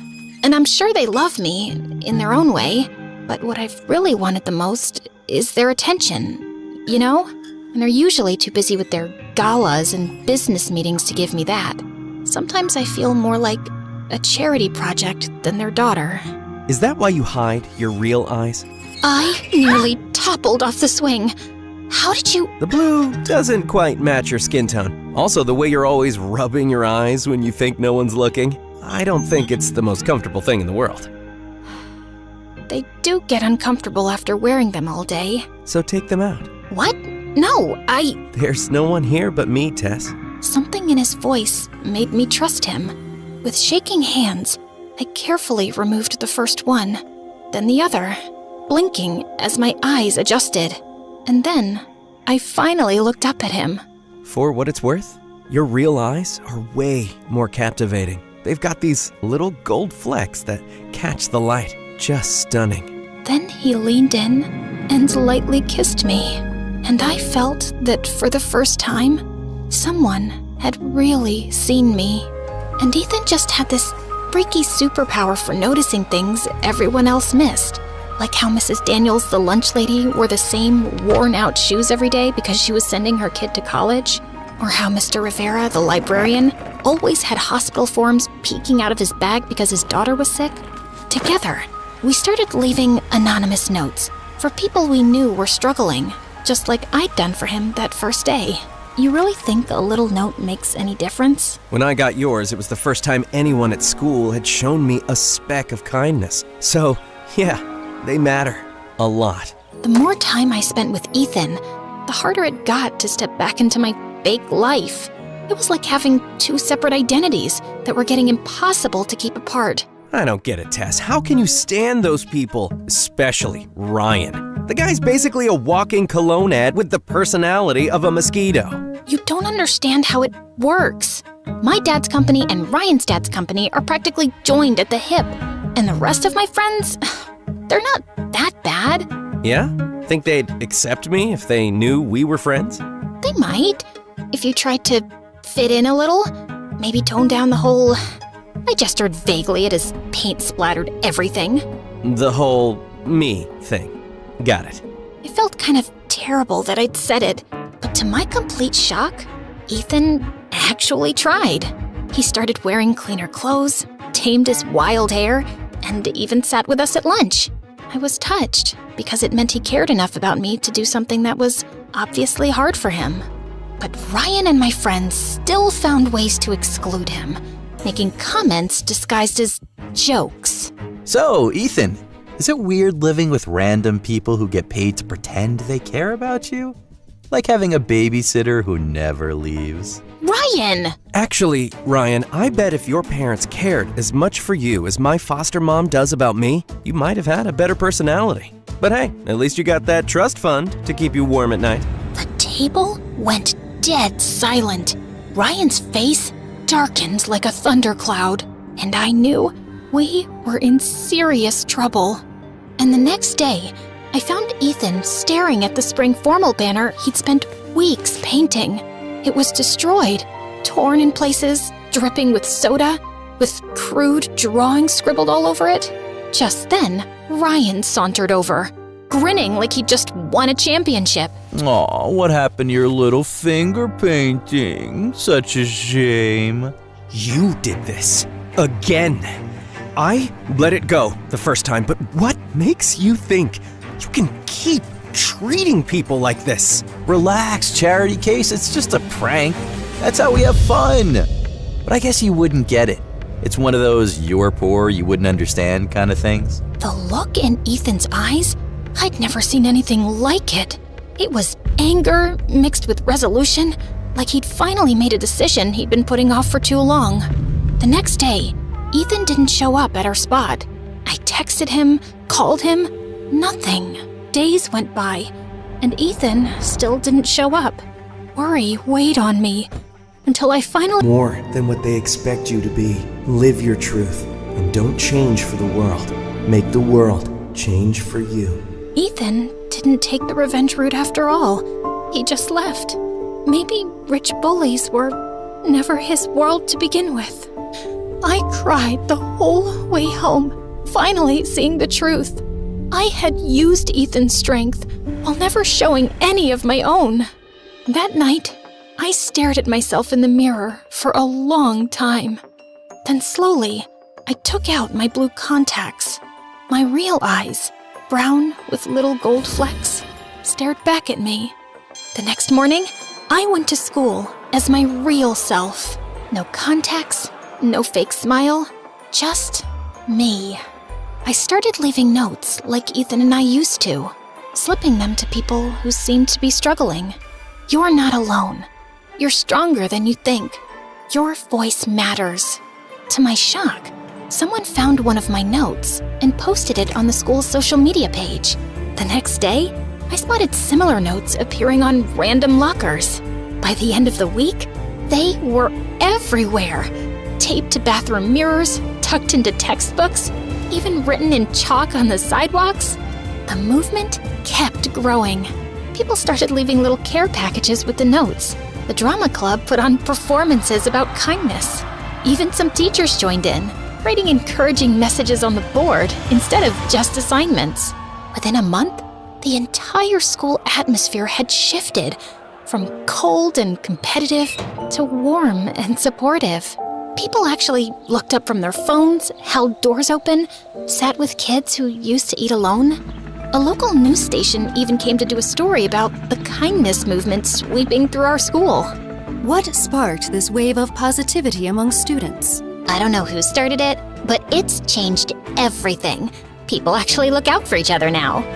This is pathetic. Who actually cares about all this touchy-feely garbage? All this kindness nonsense is just what losers tell themselves to feel better about being nobodies.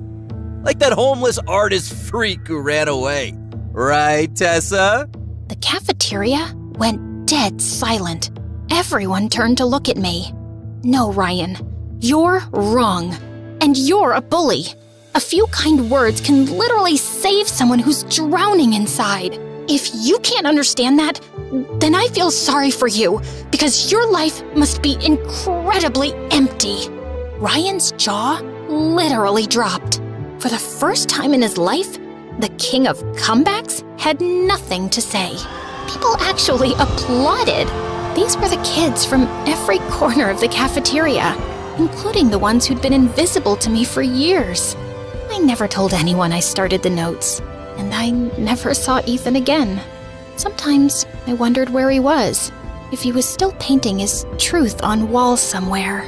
6 months later, I was riding the subway downtown when I saw it, a new mural on the wall of the station, a girl with familiar brown eyes releasing butterflies from her hands, and in the corner, a tiny signature, EC. Ethan was out there somewhere, still making the world more beautiful. And thanks to him, so was I. Sometimes, the people who break your carefully constructed world are the ones who set you free.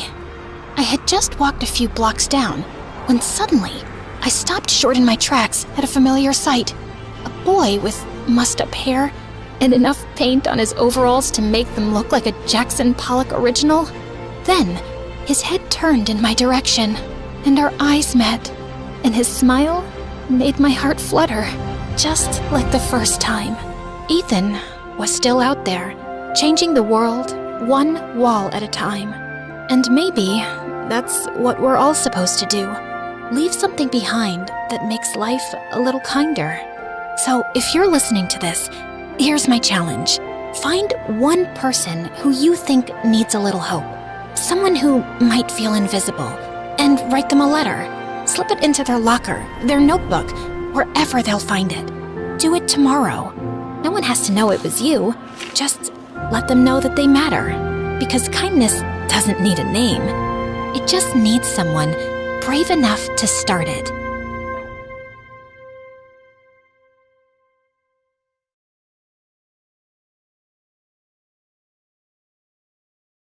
Hi, I'm Chloe, and I'm from Portland. Please do like and subscribe, and I'll tell you what, if you do, I might invite you to my show when I become a famous TV presenter. So, picture your best friend. Got it? Well, now imagine them gone. Gone as quick as a badly rated Netflix series. Ever since I can remember, my best friend was Jade. Literally, we started our lives side by side because our moms were next to each other in the hospital. They became best friends, so it was written that we'd be best friends too. We were practically inseparable, the dynamic duo of mischief. You could say at times I got a little hot-headed, and Jade would always try to calm me down. One time in kindergarten, our grand cardboard castle faced a royal crisis when this boy refused to let us princesses in. You shall not pass, as I am king. Yeah? Well, you're only a king if you wear a crown, and I'm about to knock yours off. Wait, you'll get in big trouble. You're right. Much better to do a liquid siege. And Jade reluctantly helped me pour water all over the castle until it became soggy and collapsed on his head. Growing up, I wanted to be a famous TV presenter.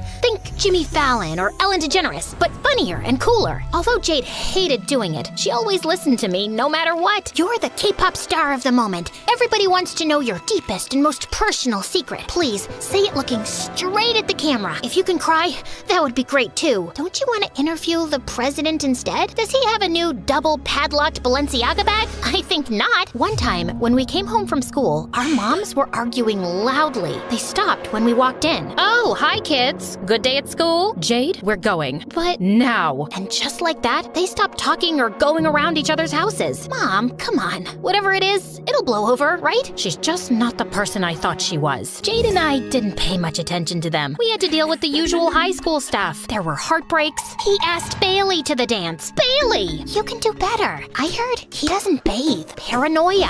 What if I freeze and no words come out, then I pee myself and everyone laughs at me? You're just getting a soda. Complete meltdowns. How am I supposed to remember all this stuff? This is just torture. You could be the first person to sue the school. Nah, who cares? I'm gonna be rich and famous anyway. Jade was always there for me, and I figured we'd be besties forever. But as it turns out, I was wrong. One day, I raced to school because I wanted to show Jade my updated show reel, but she wasn't in. So I texted, and I could see she read it, but didn't reply. It's cool. She's probably ill. Or maybe her mom took her out of school again. Oh yeah, she does that sometimes. For yoga or something. And Jade hates it. Anyway, by the evening, still no reply. Not even a quick, hey, I'm alive text. The next day, she wasn't in school either. Or the next. And nothing was on her socials. Not that she posted stuff anyway. Did aliens abduct her? Is she going through a phone detox? Did I do something wrong? I have to find out. By the time I got to her house, I was angry and preparing what to say. See this friendship bracelet? Given that you don't care about our friendship, I'm gonna rip it off and burn it. But when I went to knock on the door, I realized it was already open. To my shock, the place was empty.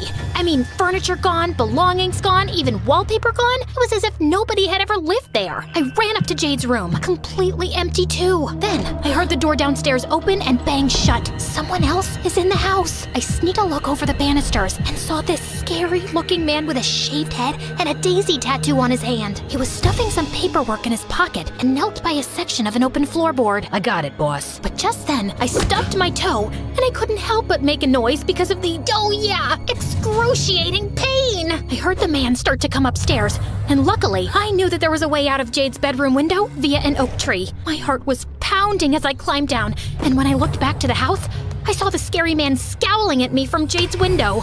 I ran home so fast and told Mom everything. Jade and her mom have gone. What did you and her mom fall out about? It was nothing. People change and grow apart. It's how it is. I thought that was really weird, as they'd been as close as Jade and I could never imagine falling out with Jade like that. Soon after that, I was taking out the trash, and there I discovered a scrunched up lyre with daisies on it, just like the tattoo the scary man had. I didn't say anything to Mom, because I knew she'd make me stay away from it. But hey, a good presenter is always ready for action. The website on the flyer was a place called Harmony Farm. It looked like one of Jade's mom's yoga trips, but weirdly, there was no phone number or address. A place called Harmony Farm can't be that bad, can it? I figured Jade was okay and would be back in contact soon. After all, we are best friends. But weeks went by and still no contact. I was angry, but when this bully tried to trip me in the canteen, I didn't unleash my inner Hulk with the help of an image of Jade scolding me. No, you'll get in trouble.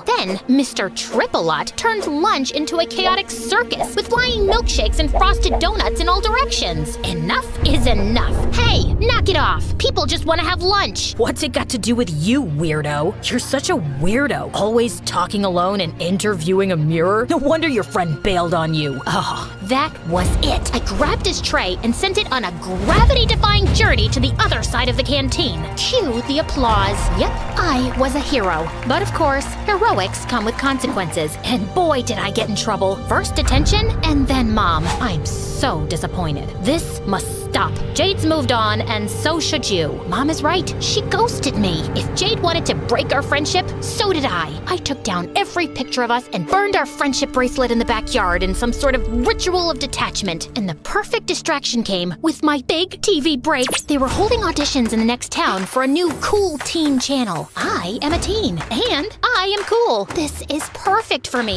The next day, I went there. It was this tatty warehouse, and the line went on for miles. But hey, no pain, no gain, right? So I stood in line. Thank the heavens I could watch loads of MSA videos, and I had my trusty MSA water bottle. But as I got further up the line, the most shocking thing happened. I saw these two girls about my age and wearing these hideous yellow dresses, talking to some people in line and handing them something. Please, take a daisy. A daisy? Suddenly, a security guard ran over to them. You two again? What did I tell you? Get out of here. The girls ran away. I had to follow them. They might lead me to Jade. So I went after them and got onto the same bus. They got off at this remote stop, and I followed. They went through a garden gate, and so did I. Exactly 5 minutes after them, I started filming just in case they went all midsummer on me. Here we are at Harmony Farm, but I don't see any animals. Suspicious. And that's when I saw Jade watering tomatoes in the same ugly dress. I thought to myself, Chloe,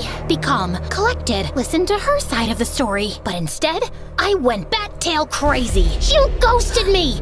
And what is with the outfit? Put on a statement necklace at least. Chloe, you don't belong here. Just go. Oh, hi. Nice to see you too. No need to apologize or anything. What happened to all the BFFs forever stuff? You didn't even give me a, it's not you, it's me speech. That's because it's you. You're so materialistic all the time. I want a simpler life, to be with nature and people like me. I don't want to be best friends anymore. And she just walked away. Fine, she's gonna regret this. The next time she sees me, I will be on TV, and she will still be watering tomatoes. I had to wait an age for the bus, but when I got to the auditions, I looked at everyone there posing like they were famous already. Do I look like that? I can't look that sad. Is Jade right about me? I didn't go to the audition, and when I got home, I looked at my vision board. All designer shoes and red carpets with Jade and me in the middle. Maybe she's right. I realized that we always did what I wanted and never what Jade wanted. Well, there was the time I went with her to help out at a soup kitchen. See, I'm not all about the material stuff. Well, I suppose I did promise to go back and never did. Hey, how was the audition? Jade's in a cult. Why didn't you tell me? Don't try to deny it. I found the flyer in the trash. Calm down. Jade's mom tried to convince me to go, but she got furious when I refused. That's it. That's it? No, that's not it. We need to get an army together and get Jade out of there. Let Jade be. She's where she wants to be. I tried to listen to my mom, but that night I couldn't sleep. I needed to apologize to Jade. When dawn broke, I went back to the farm. I knew she never wanted to see me again, and I would respect that, but I had to get this off my chest first. Luckily, when I snuck in, this big meeting was in progress, and someone was on stage. Jade was bound to be in there, and suddenly I realized Jade's mom was on stage, giving a speech. I couldn't see Jade, so I snuck out the back, and weirdly, I found a door with Jade's mom's name on it. It was this really shabby office with hardly anything in it. No compromising paperwork was in the drawers or behind the books on a shelf. Then suddenly, when I moved a book, something clicked. A secret door! Inside was another office, but this was huge and grand with mod cons. I'm talking Apple products on tap, a walk-in wardrobe complete with designer shoes and bags. Not a very simple life, if you ask me. There were also boxes of people's passports, money, and bank statements for Jade's mom. Wow, this is a lot of money. What are you doing? I turned, and the scary man was staring at me. I want to join the cult. I know you. You were at the boss's house. Boss? Jade's mom was the boss? Before I could process that, the scary man started chasing me around the desk. I ran out and ended up on stage. Jade's mom looked at me, shocked. Then she smiled calmly. I gave up on trying to make your mom see sense, but I always had hope for you. That's a no from me to the weirdy-beardy cult. Sorry. The audience gasped. You were always so angry, Chloe. You still don't understand that materialism is the only distraction from true bliss. Oh, is that so? What about your secret office? It's like the Kardashian-Jenner clan threw up in there. And don't get me started on the passports and the small fortune I found. Well, it's small only by Bill Gates standards. Everyone looked confused at Jade's mom, and she looked panicked. Suddenly, Jade came on stage. She had a face that looked like she wanted to do a TED Talk on the benefits of rage. I'd never seen her so angry. There is no secret office. Chloe is lying to get back at me. No, Jade, I promise. I'd never lie to you. We're besties. No, we are not. Why can't you just leave me alone? You know what? Fine, I'll just go. At least I fought for our friendship. I was more than ready to leave that place and never come back. But it wasn't that simple. Jade's mom caught up with me and closed my path. Behind her were loads of Daisy-loving worshippers and the scary man who looked like he was about to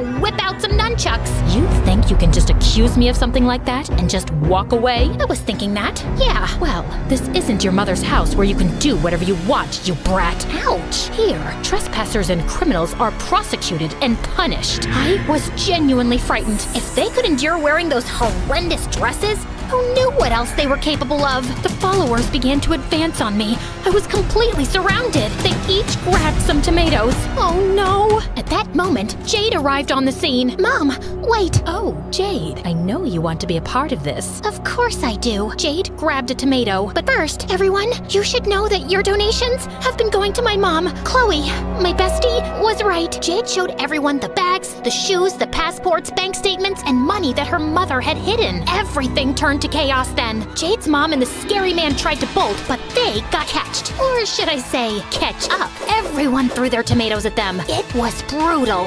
Blood flowed on the farm. Well, maybe it was just tomato sauce. But okay, too many tomato jokes. Got it. I'll stop now. I walked towards Jade. Jade, listen, I'm really sorry. I didn't mean to cause all this chaos. No, I'm sorry. Mom convinced me that leaving everything behind was for the best, that our old life was too materialistic. It's all because of you, Chloe. If you hadn't shown up and questioned everything, I wouldn't know the truth. I missed you. I couldn't give up on our friendship either. Then Jade held up her friendship bracelet. BFF, where's yours? Oh, it's in the laundry. I think after Mom gets arrested, I'm gonna come live with you for a while. And you, my friend, need to take an anger management course. Yeah, and to stop obsessing over celebrities and materialistic things.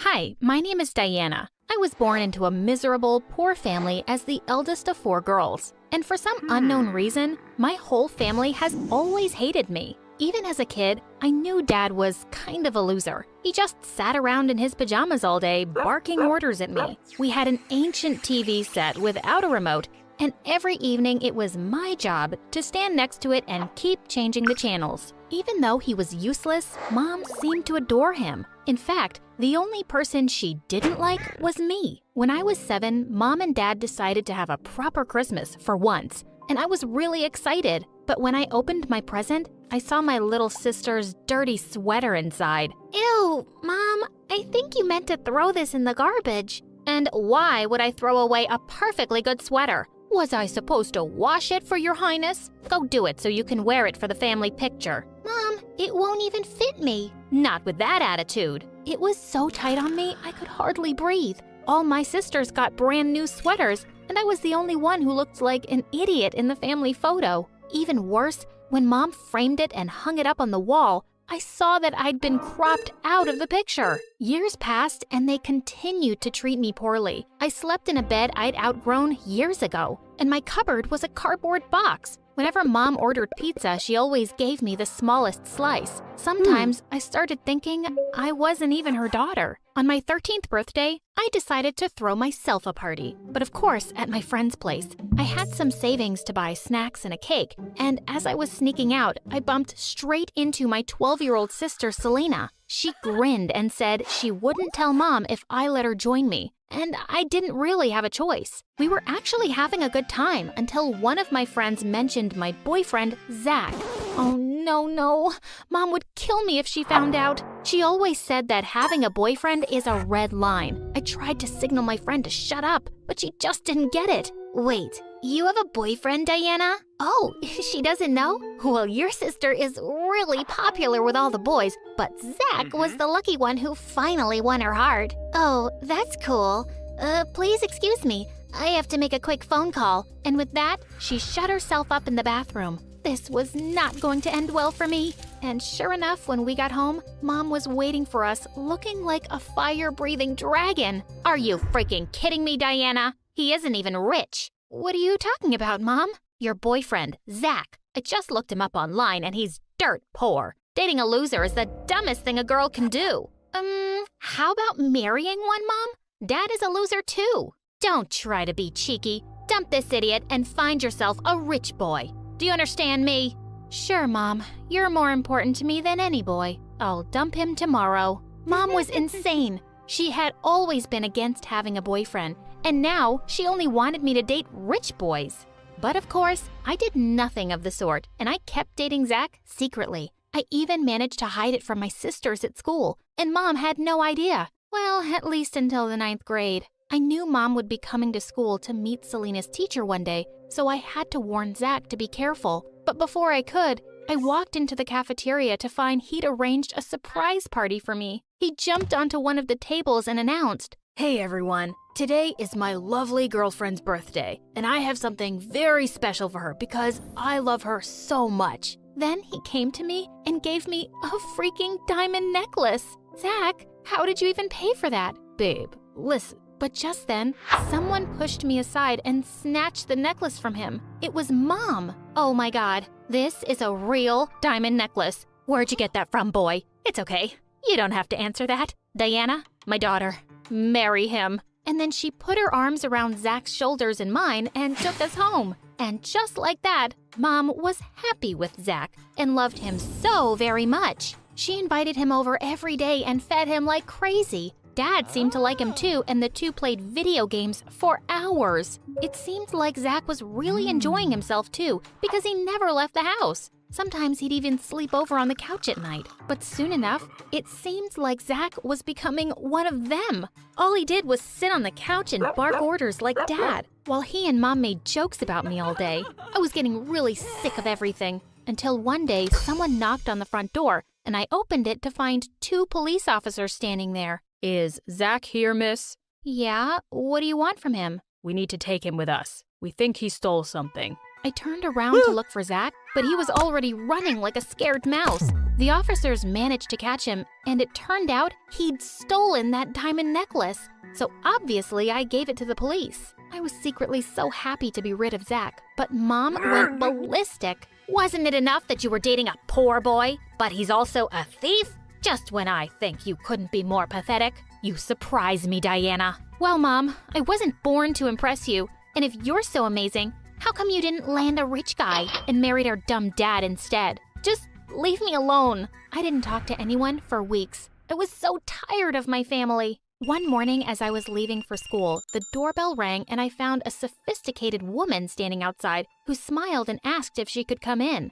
You must be Diana, right? Yeah, who are you? I'm your aunt, your dad's sister. I looked at her, and then Dad on the couch. Seriously? You're that guy's sister?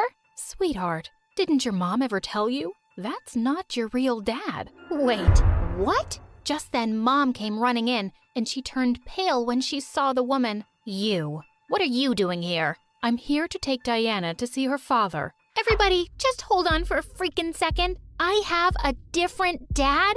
Well, duh. Can't you see how different you look? It's not really a secret. Everyone in this house knows. My head was spinning. I couldn't believe this. So, what does he want with her now, huh? He just abandoned me when I got pregnant with her. He really wants to meet her, just once. Diana, would that be okay? I was too shocked to refuse. Mom tried to stop me, but I pulled my arm away and followed the woman into the limousine waiting for us. When I got to Dad's house, I had to pinch my cheeks. It was a huge mansion, bigger than my entire school. My dad was a millionaire? A butler and maids were standing at the entrance, and suddenly they looked like they were about to fall, so I ran forward to help them. But my aunt stopped me. Oh, no, sweetie. They're bowing. They're showing their respect. Oh, that was a bow? Someone was showing me respect? That was new. She took me to the last floor and opened a gold door. Then she turned around and left. I stepped in to find a man sitting up in bed. Diana, is that you? Please, come in. I've been waiting for you. The man looked really tired, and he smiled warmly at me and asked me to sit down next to him.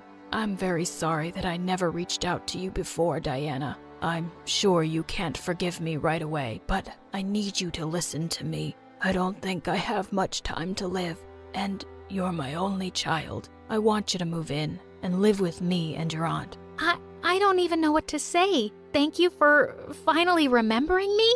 Diana, I understand you're mad. Please, accept my offer and let me make it up to you. Thinking about my life with my family, this wasn't really a hard decision. I said yes. And just like that, my life turned upside down. I moved in, got enrolled in an amazing school, and had every luxury at my feet. Also, it turned out that the doctors were wrong and my dad got better after a year. I got to know him better and he soon became my favorite person. Years passed and I graduated from high school. One day, I was in the kitchen when I heard a voice from behind me. It was Mom. When she saw me, she went down on her knees and started crying like a little baby. Diana, my daughter, please have mercy on your mommy. Mom, please get up. And what's wrong? I need a kidney.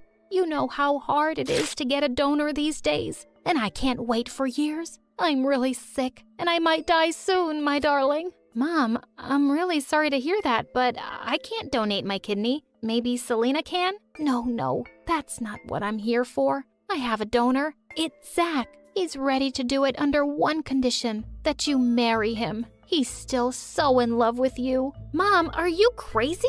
I'm supposed to marry him for a kidney? Not forever. Just say yes. And after the surgery, you can leave. Come on, babe. You're the best person I know. Mom started crying again, and my heart went out to her. I didn't want her to die because of me, so I agreed to marry Zach and said I'd divorce him right after the surgery. Dad didn't support my decision and kept trying to talk me out of it, but I said, if I don't help her, I'll blame myself forever. She is my mom after all. But on my wedding day, I was a mess. As I was sitting in my wedding dress and bawling my eyes out, Mom barged in. Why are you crying? Who cries on their wedding day? Mom, just get lost. Is this how you talk to your mom? Rude girl. She was about to spit at my face when I pushed her away and ran out of the room. It all felt like a big, stupid mistake. I didn't love Zach, and I didn't want to marry him. Just then, I spotted Mom and Selena from a distance, and it looked like they were fighting. What was going on with those two? Seconds later, my phone beeped, and I got a message from Selena. Diana,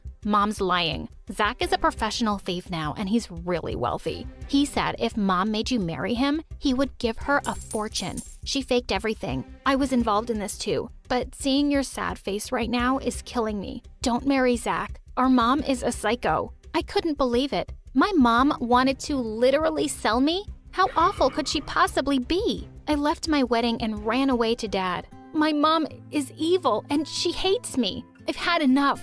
I'm not letting her get away with this. Will you help me? I'm surprised you even have to ask, my darling. And he hugged me tight.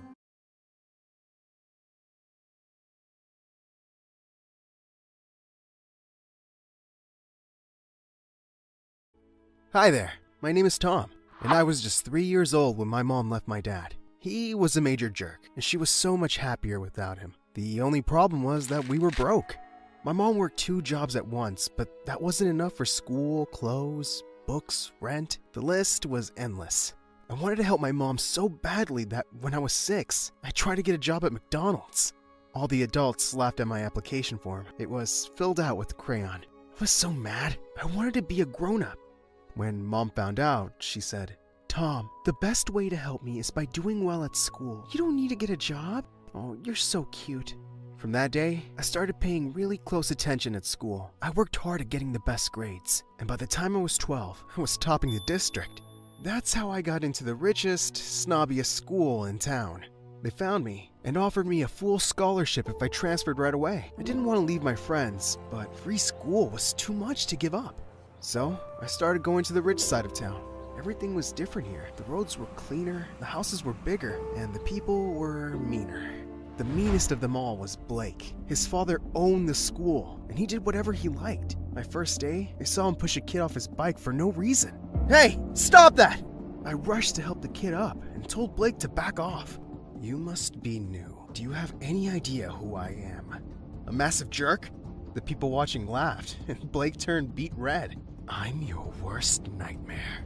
He meant it. He tried to bully me every single day for 4 years. He called me names, stole my books, and spread false rumors about me. One day, he pulled the fire alarm and told the teacher I did it. Obviously, they believed him over me. I got a whole week of detention. Didn't have time for this mess. I had to study hard all day. And now that I was older, I helped my mom by doing a job at night. We were so poor compared to everyone at school, and I did my best to hide it. I lied to everyone when they asked me what my parents do. They sell computers. They're super rich. I made sure I got the best clothes from the donation boxes in town and checked them for any imperfections. One time, I missed a tear on my coat, and Blake caught it right away. "Torn clothes? How pathetic. Are you too poor to afford basic things?" No one laughed with him. You see, other people in school really started to like me over the years. I was funny, friendly, and I didn't bully them. Blake hated this. To top it all off, I beat his grades every single time. The day the school was honoring its toppers, all hell broke loose. "This loser cannot win first place! He's a cheater!" "Excuse me? I beat you fair and square!" Blake ran over to me and tried to yank my medal off my neck. "Give it to me! Give it! No!" I shoved Blake away from me and he fell back. Everyone laughed and he began to yell loudly. "Ah! He hurt me! I sprained my leg! Ah!" He was good at putting on a show. The teachers dragged us to the principal's office, and I got the worst yelling of my life. "I want him out of this school, Dad. Tom is our best student. We can't get rid of him." "How dare you hit my son! Blake attacked me first!" "So what? You should never hit back. You hurt him." "He's faking it! He just wants me to get into trouble." "You're both in trouble. 1 whole week of detention, and you both have to show the new students around the school." Our school was huge, and new people had to have guides for their first week. I really didn't want to babysit with Blake, but I had no choice. We both met the new student the next day, and wow, she was stunning. She had the most beautiful brown eyes I've ever seen. The moment Blake saw her, he turned to me. "You can go. I can help her alone. I won't tell the teachers." "No way! You're a snake!" "Look, that's Lisa. I've known her since we were kids, and her dad is even richer than mine. I want to date her, so just go away!" Obviously, I didn't go away. Instead, I raced up to Lisa first and gave her my best smile. I never really flirted with a girl before, but I gave it my best shot. "Hi, I'm Tom. You're cute. Do you, like tacos?" Yes. I love tacos." "Would you like to eat some with me after school?" "Okay. Why not? You're pretty cute too." Blake literally jumped in between us. "Lisa, remember me? Blake? Our dads are in the same country club." "Kind of. Do you want to go with me? Tonight? I'll take you somewhere fancy." "Sorry, I'm getting tacos with Tom today." His expression was priceless. That's what he gets for messing with me. Lisa and I went out, and I had a surprisingly good time. She was so goofy and hilarious. Some of her jokes made me choke with laughter. Wow, I'm actually having fun. I'm glad I messed with Blake. What? Oh, Blake has a crush on you, and he's been kind of a jerk to me, so I asked you out first. What? I thought you thought I was cute. Uh-oh. I do think you're cute, but what? I'm just a pawn in your boy games? You just used me to mess with someone. You're a jerk. She threw her taco at me and ran away. I quickly paid the taco guy and chased after her, but she was gone. Dang it. Blake was turning me into a terrible person. I tried to apologize to Lisa the next day, but she wouldn't even look at me. I almost gave up until one day, when we ended up in the same elevator together. I acted on instinct. I pressed the stop button. What are you doing? I want to apologize, but you keep running away. Don't bother. I'm never gonna go out with you again. I don't want you to go out with me. I'm just sorry. I act like a complete idiot, and you have every right to hate me. She looked shocked. Really? You mean that? Yes. I'm really sorry. I was so stupid. Agreed. You'll have to buy me like 100 tacos to make up for it. Does that mean we can be friends? Yeah. Okay. I forgive you. Yes! All 100 tacos were worth it, because Lisa was amazing. She was kind, funny, and most importantly, she was a really good friend. She was always there to help her friends with their troubles, and I felt like I could tell her almost anything. Almost. One day, Lisa asked me what my parents did for a living, and I felt real fear. If she finds out I'm poor, she won't like me. I lied quickly, hoping this would go away.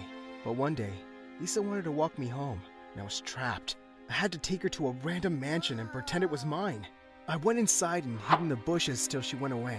If that wasn't crazy enough, one night, she walked into the restaurant where I worked. The moment I saw her, I ducked and hid under a table. The manager called for me like 10 times, but I just couldn't make myself get out. Why was I going so crazy over this girl? Suddenly, 3 pairs of legs joined me under the table. My manager had seated women there. I immediately crawled out of the table, and all 3 women screamed, sending their food flying all over the floor. My manager caught me by the collar and fired me on the spot.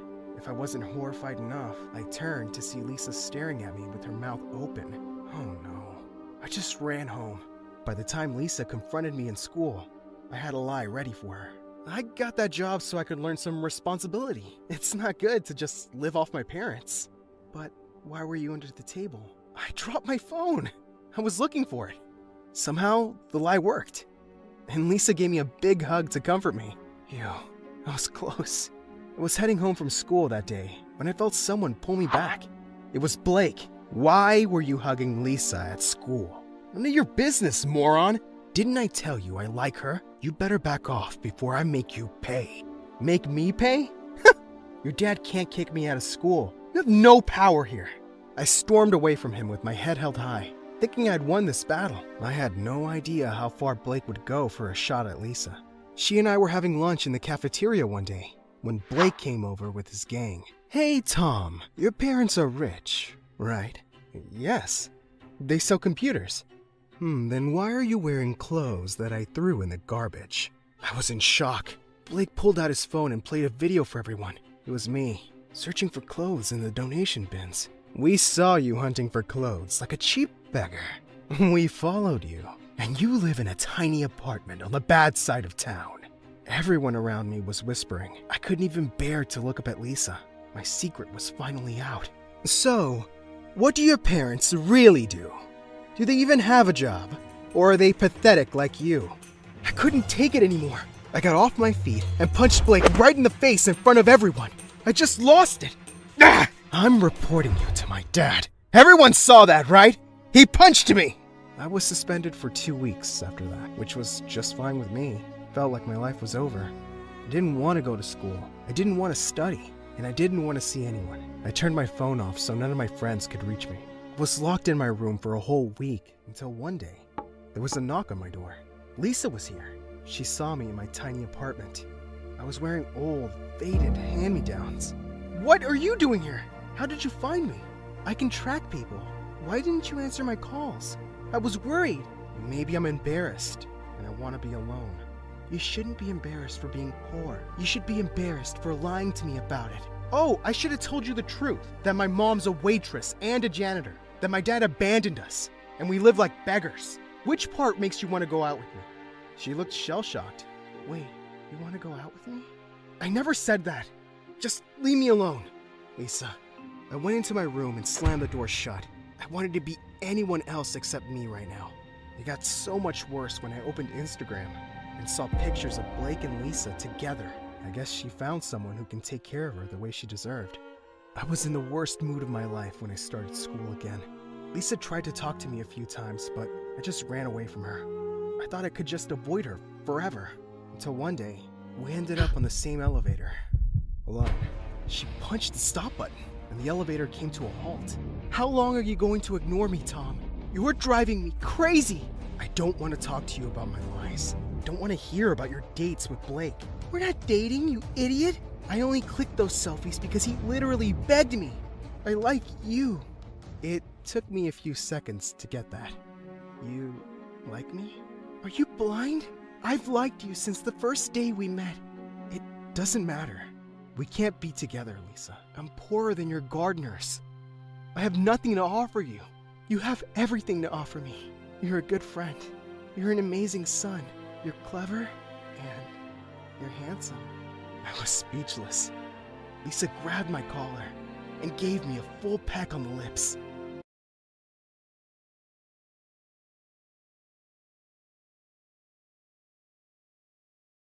Hi, I'm Jessica from New Jersey, and I'm invisible. But before I continue, please like and subscribe, and you might find a present in your locker. When my mom was young, she was the most beautiful girl in town. She was prom queen, lead cheerleader, and most likely to succeed. When she graduated from high school, she married her high school sweetheart, the smartest boy in school. But everything changed when she had me. She gave up on her dream to become a model, and my father was so focused on his studies that they argued constantly and struggled to pay rent. Then one day, my dad was gone. My mom was so angry that he left, and it didn't help that I looked just like him and liked to play with the science and math books he left behind. Play with your dolls like a normal girl. Those books will rot your brain. Then my mom married my stepfather, and on my 3rd birthday, my little brother Shane was born. They fell in love with Shane at first sight. They turned my room into a nursery and shifted me to the attic. And from then on,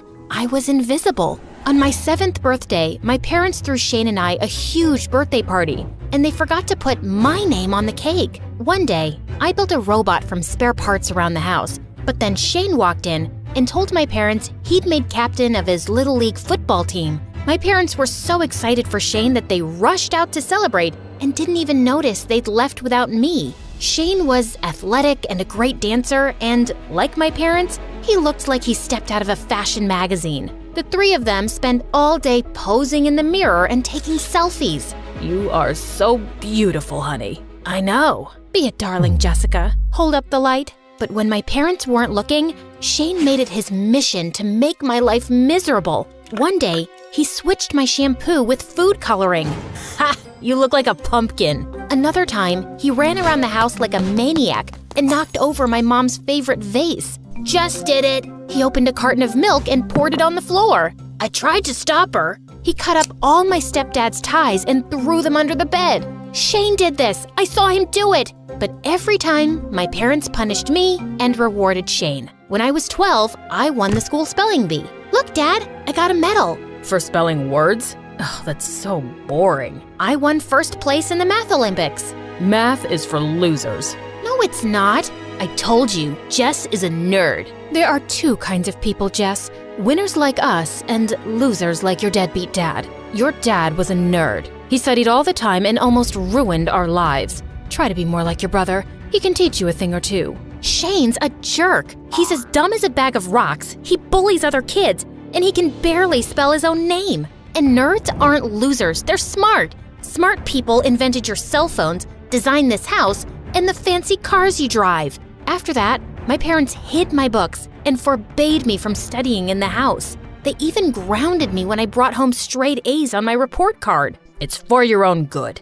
This is ridiculous. When I was 15, I secretly entered a national science competition. If I won, I'd get a huge college scholarship and my face would be all over the news. Then it would be impossible for my parents to ignore me and they'd finally see the value in being smart. I shut myself in my room for days as I worked on my project. What are you doing? Nothing. Mom, Dad, Jess is doing science for fun. The day of the science fair came and I'd made it to the final round. But as the judges came by to look at my project, something went horribly wrong.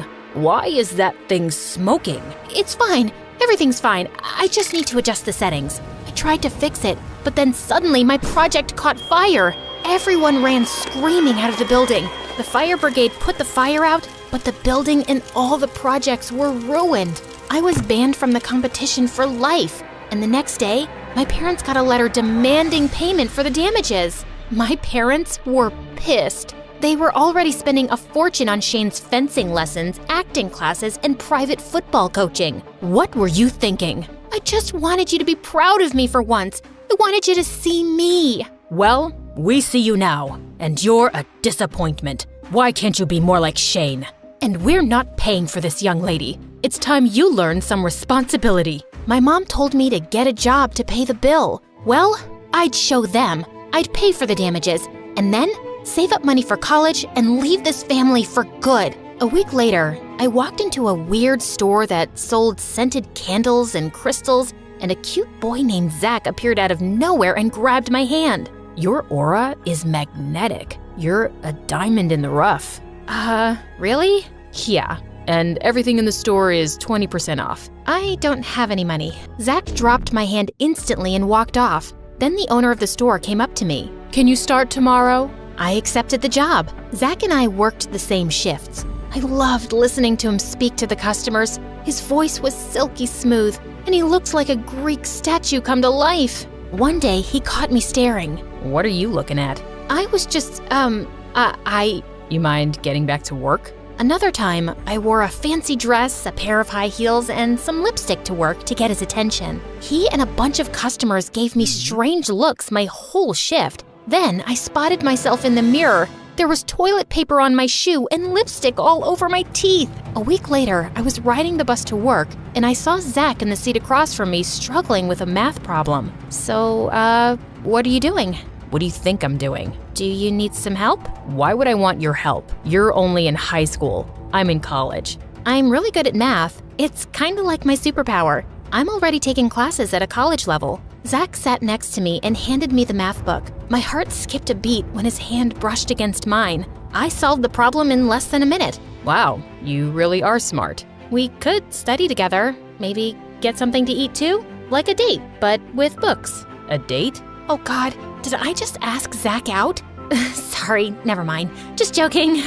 You think dating me is a joke? No, I'm messing with you, Jess. A date with books? Sounds cool. We went to the library and studied for hours. Zach was charming and sweet, and we had so much in common. We liked the same video games and MSA videos. One night, he told me that he felt just as invisible as I did in high school. I didn't have anything in common with all those rich kids from class. All they talked about was their money and their cars. I couldn't afford any of that, and I wasn't interested. So I kept to myself. I still do. Do you ever get lonely? Not anymore.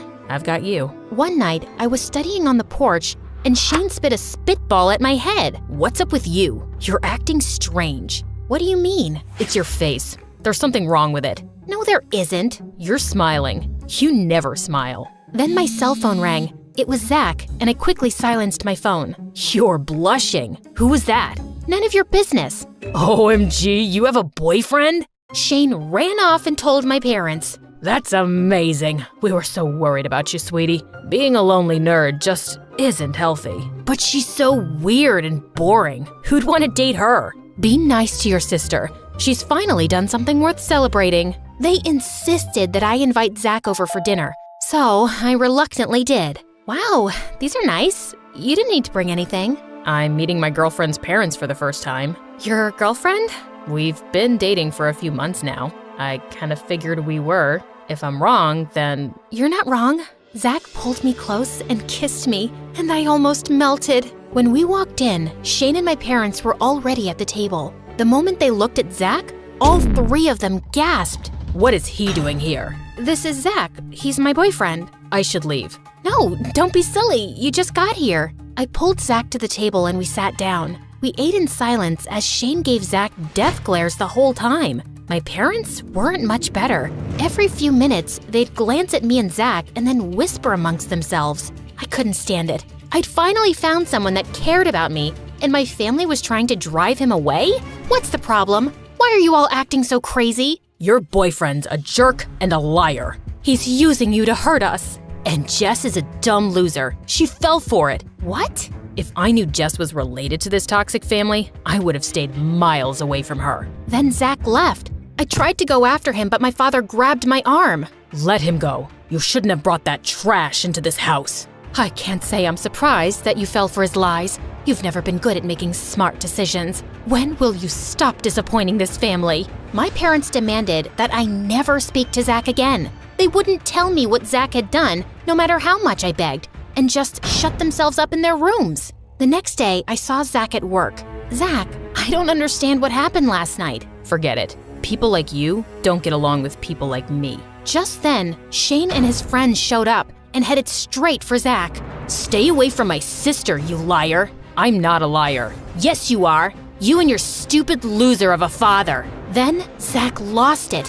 He shoved Shane into a display case and they got into the biggest fight. Customers panicked and ran out of the store. A couple of security guards showed up and pulled them apart. Shane and his friends left, and then the store owner fired Zach on the spot. Zach stopped meeting me at the library and didn't answer my calls. I went to his college, but apparently he hadn't come to class in weeks. I was so worried. I had to do something. So I snuck into the office at work and found Zach's address. What are you doing here? I want answers. My family won't tell me why they hate you. You refuse to talk to me. I just don't know what to do. So I've decided that I'm gonna sit here and stare at you till you tell me. You're gonna stare at me? That's your plan? Yep. I stared at Zach for almost an hour, and he finally caved and invited me inside. Your stepdad and my dad were best friends, and they had a business together. My dad was the brains, and your stepdad had the connections. But once they were successful, your stepdad pushed my dad out of the business. Why didn't your dad fight it? He tried, but your stepdad knew so many big politicians and lawyers that my dad never stood a chance. After that, he changed. He'd come home shouting and angry all the time. Then one day, he left me and my mom. Zach showed me pictures of his father and several of his inventions, some of which were my stepdad's best-selling products. This isn't right. You think? My mom and I took your stepdad to court. I told the judge that I worked on some of those inventions with my dad, but the judge didn't believe me. Or your stepdad paid him not to. My blood boiled. My family's fortune was built on a lie, and they always told me that being smart wasn't special and would never get me anywhere, when the whole time, they'd taken advantage of someone else's intelligence. I went straight home and confronted my family, and they didn't deny a thing. Zach and his dad are losers, and they stood in the way of our success. But you stole their inventions. We did what was necessary. And why are you complaining? If it wasn't for your father's choices, you wouldn't live in this fancy house or have nice things. Stop being ungrateful. They just wouldn't acknowledge their selfishness, and they didn't care about the damage they'd done to Zach and his family. You're going to stop seeing that boy. He's a stupid, nerd jerk. Yeah, a stupid nerd jerk loser. And he's a bad influence. You're a bad influence. Well, you have a choice to make. It's either that boy or our family. I chose Zach. We secretly saw each other for the rest of the semester, even though my parents grounded me and took away my phone. Zach left me love letters in my favorite library books and left me secret messages in my mailbox that only I could decode. Zach got a new job and returned to college.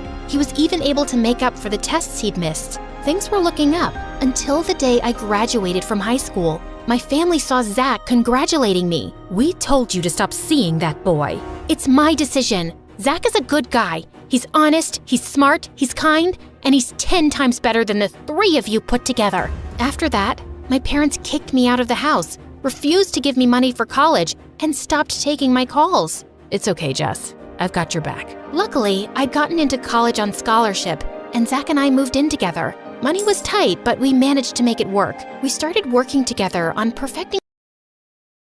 Hi, I'm Delilah from Beverly Hills, Los Angeles. Before I continue, please hit like and subscribe. I was 2 when my rich uncle adopted me and took me to his huge mansion.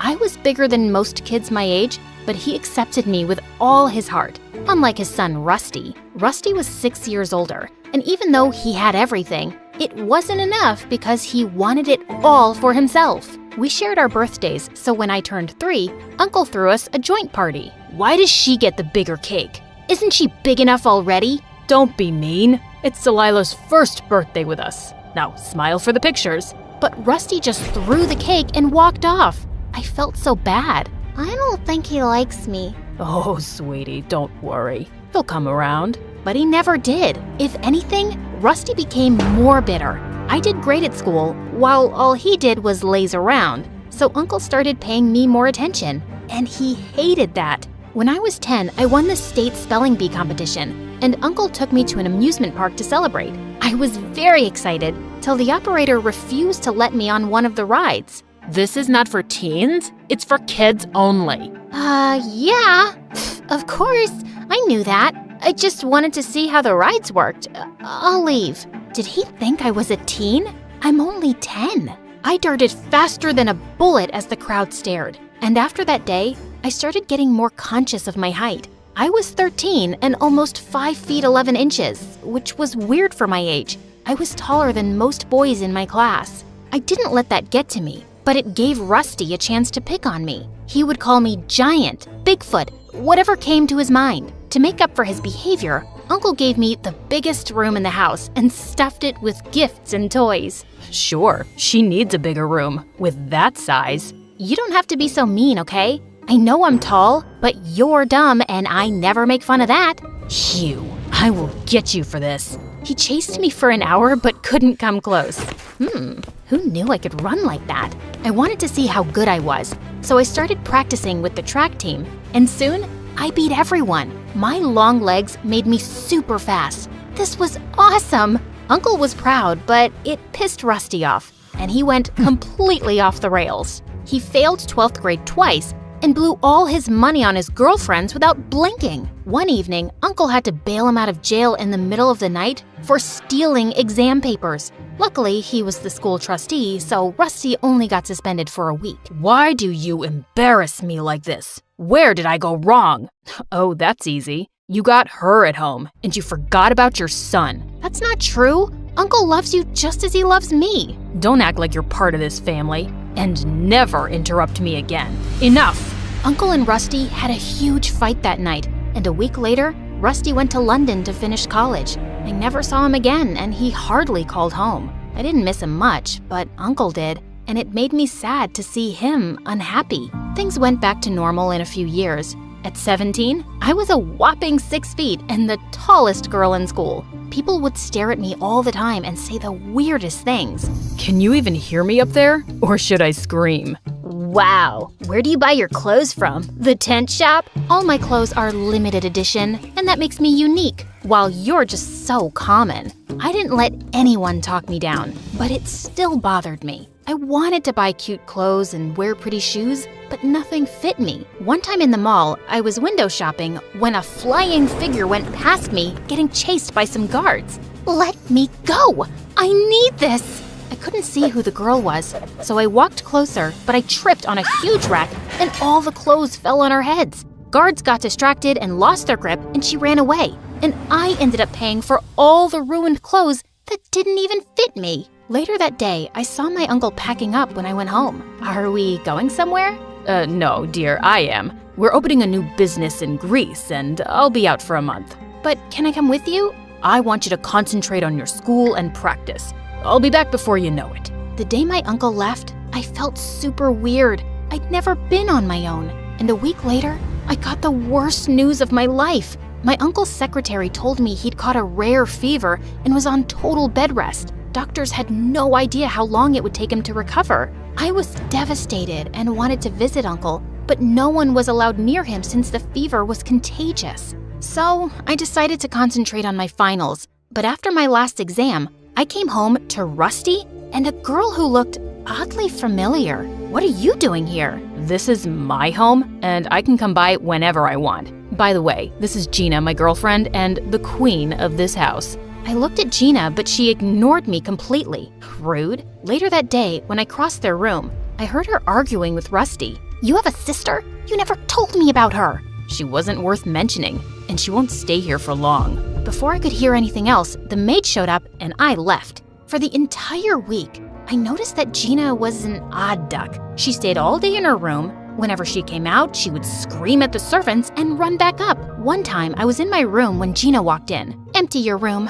I need more closet space. You can't just walk in here and ask me to do stuff. Get it?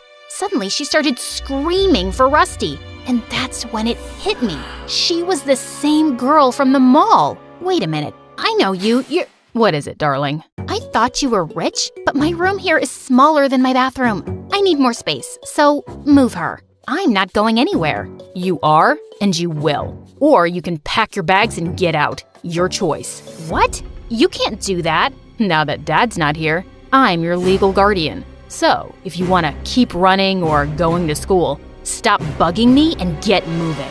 Ugh, so annoying.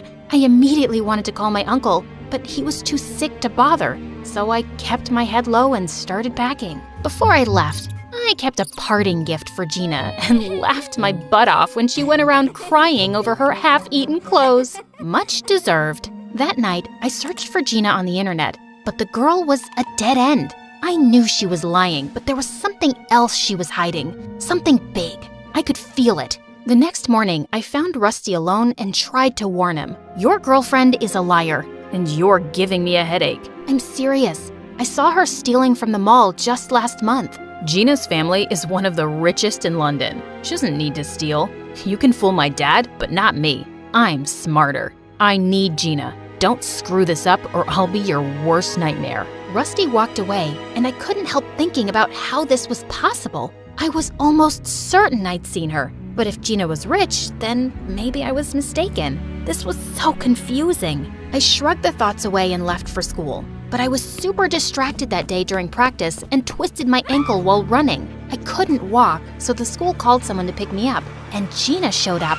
You should have just sent a driver. I was in the neighborhood. Now come on, I don't have all day. She helped me to the car and I tried to talk to her, but she was on her phone the entire ride home. And the moment we got home, she ran to her room without even helping me out. What was wrong with her? For the next week, I rested at home. And every time I would try to get close to Gina's room, Rusty would ask me to back off. He was so paranoid that he had guards outside her room. Is she a princess? Why do you need so much security? Jeez. That's none of your business. She's my girlfriend, and I'll do whatever she wants. Buzz off. The more Rusty said stuff like that, the more curious I got. He didn't love anyone but himself. So all this newfound love for Gina was very weird. I wanted to know more, but soon after, the coach started training us for international track events, and I got busy. Sometime later, Uncle's secretary informed us that they were moving him to a bigger facility, and Gina threw a party the same day.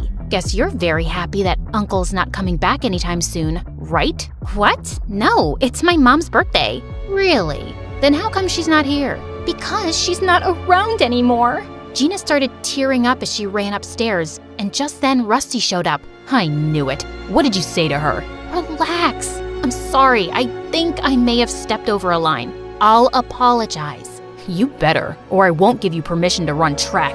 Get that? I went upstairs to find Gina sobbing in her room with her mom's picture. I'm sorry. I didn't mean to hurt you. I know how you feel. I grew up without my parents too. I just miss her a lot. Even though she can't be with me, I throw her a party every year. My mom loved birthdays. Gina and I chatted for a bit, and I realized she wasn't as bad as I thought. I could see how deeply she missed her mom, which made me feel connected to her. Maybe I judged her too soon. Gina warmed up to me after that, and we often hung out. But soon, I noticed how she'd only talk to me when Rusty wasn't around. I asked her one day, and she gave me the weirdest reply. Oh no, I'm just taking a break from all the wedding preparations. Wow, I had no idea. Do we have a date? We wanted to wait for his dad to come back. Gina sounded super excited, but when I asked Rusty about it, he shrugged it off. Didn't I ask you to keep your tall head out of my business? Just don't break her heart, okay? Whatever. I knew he wouldn't listen to me, but I had to try. Gina deserved better than this moron. A few days later, we had the school dance, and I decided not to go. No boy in school had asked me out yet, and showing up alone was humiliating. When Gina heard, she volunteered to tag along. I don't know what's more embarrassing, not having a date or having your almost sister-in-law as a date. Just keep your head high and you'll rock. I followed her advice and was having a great time, till I heard someone screaming from the other side of the room. It was Gina howling at a girl from my class. Don't you get tired of bullying each other? So she's a little tall. She's way better than all of you, including these frat boys you crush on. You can't match her at all. Literally. I pulled her away, but she continued shouting till we reached the entrance. What was that all about? These people were saying weird stuff about you. I couldn't take it. I'm used to it, and I can take my own stand. I know, it's just that I was bullied as a kid, and this stuff gets to me. Okay, forget about it. We're here, so let's enjoy the dance. Come on. Gina and I danced the night away without giving a fig about anyone, and had the best time. And a week later, I got busy with track practice. I had back-to-back events, and the coach was very tough on us. But it all paid off when I got selected. I immediately called my uncle, but his phone went straight to voicemail. I was excited to tell Gina about it, but I came home to loud noises coming from Rusty's office. How could you do this to me? You thought this was forever? Your job here is done. Pack your stuff and leave. Gina stormed out furiously. I was sure Rusty must have backed out of the wedding, and I wanted to make sure she was okay, so I followed her. I saw her enter a hospital and go into a room with a frail woman. Machines beeped around everywhere as she smiled at Gina. Oh, it's been so long. My darling daughter, Shelley. I'm sorry it took so long, Mom. I have to wrap something up, and after that, I'll get you out of here soon enough. So her name was Shelley? And her mom was alive? Who was this person, and what did she want? I had so many questions. I wanted to go inside, but looking at her mother's condition, I decided to wait for her at home. But there, I had another surprise waiting for me. Uncle was home, and he was going ballistic on Rusty over some papers. Uncle, you're back! How are you? I was so stressed when I found out about your illness. I was fine, Delilah. In fact, I was more than okay. What do you mean? I'm ashamed to even say this, but my own son got me kidnapped for property. Thankfully, the police found me just in time. Kidnapped? How is that possible? I spoke to your secretary. He wasn't my secretary. I went there alone. Uncle sat me down and told me that someone had stolen his phone before he got on the plane, and then on his way home, he was kidnapped. A few months back, Rusty had called him up asking for $1 million, and when Uncle refused to pay him, he planned to get him kidnapped and force him to sign the company over. I looked at Rusty in shock, and he didn't show any remorse. Yeah, so I did it. You gave everything to her, leaving me with nothing. Then I met Gina, and she's so freaking rich. So with her help, I could have thrown you both out. You're so evil. Who would do that to their own father? Someone who doesn't care about anyone but himself. I thought I told you to leave, Gina. Call me Shelley, and I'm not your slave, and I'm not rich either. Gina told us how Rusty was a wanted con man in London who'd scammed many people, including her dad. So she pretended to be rich so she could date him, help him sell the company, and leave with the money. The money he stole was for my mom's surgery. We fell into debt paying her hospital bills. I wanted to get back at him, but he tried to fool me again. I told the police where your uncle was. That doesn't make it right, Gina. You lied to us. But you helped Uncle, and for that, I'm thankful. As Uncle called the police and Gina sobbed, I saw Rusty sneaking out with the papers, but I grabbed him just in time. Think you can outrun me? You wish. Rusty got arrested for kidnapping and embezzlement. Gina got called in for questioning and received a 6-month sentence for helping Rusty, after which we paid her mother's treatment and even compensated other people Rusty had conned. Soon, it was time to leave for my international track events, and my uncle came to drop me off. Make me proud. Haven't I always? Uncle hugged me, and it felt like home.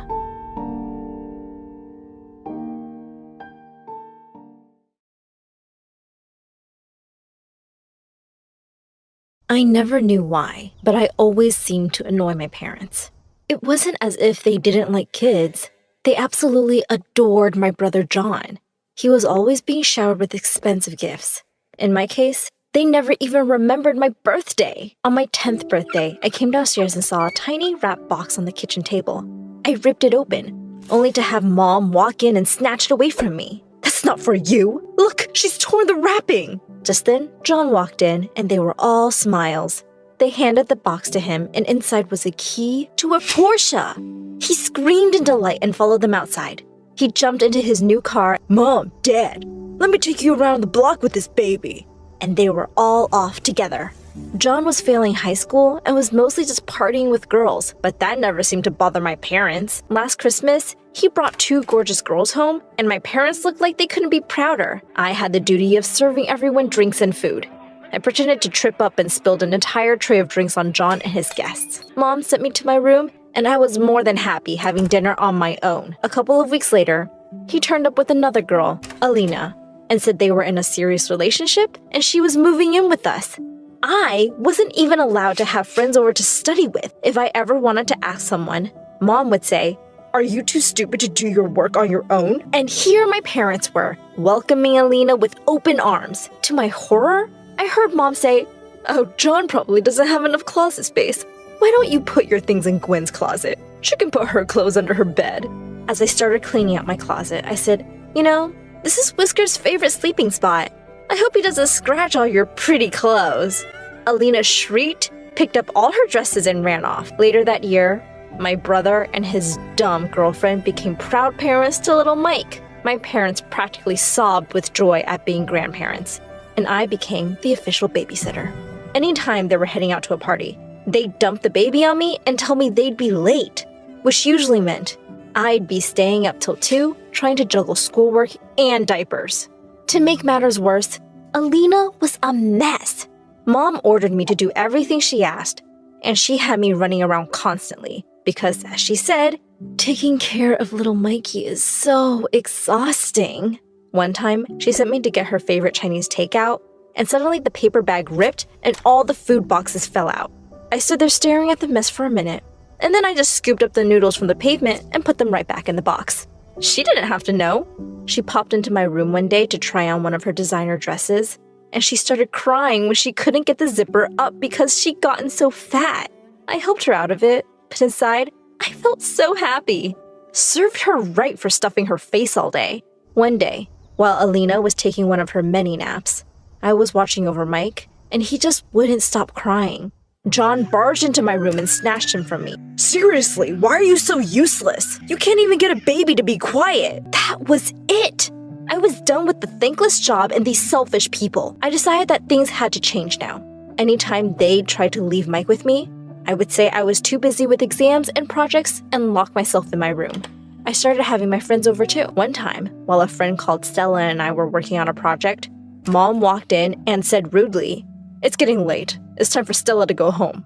I took Stella's hand and walked up to my room, slammed the door, and started playing loud music. And guess what? My parents said they'd had enough of me. They sent me off to live with one of my aunts. She was in her late 20s. I thought anywhere was better than my house, and I was almost looking forward to it. But I was so wrong.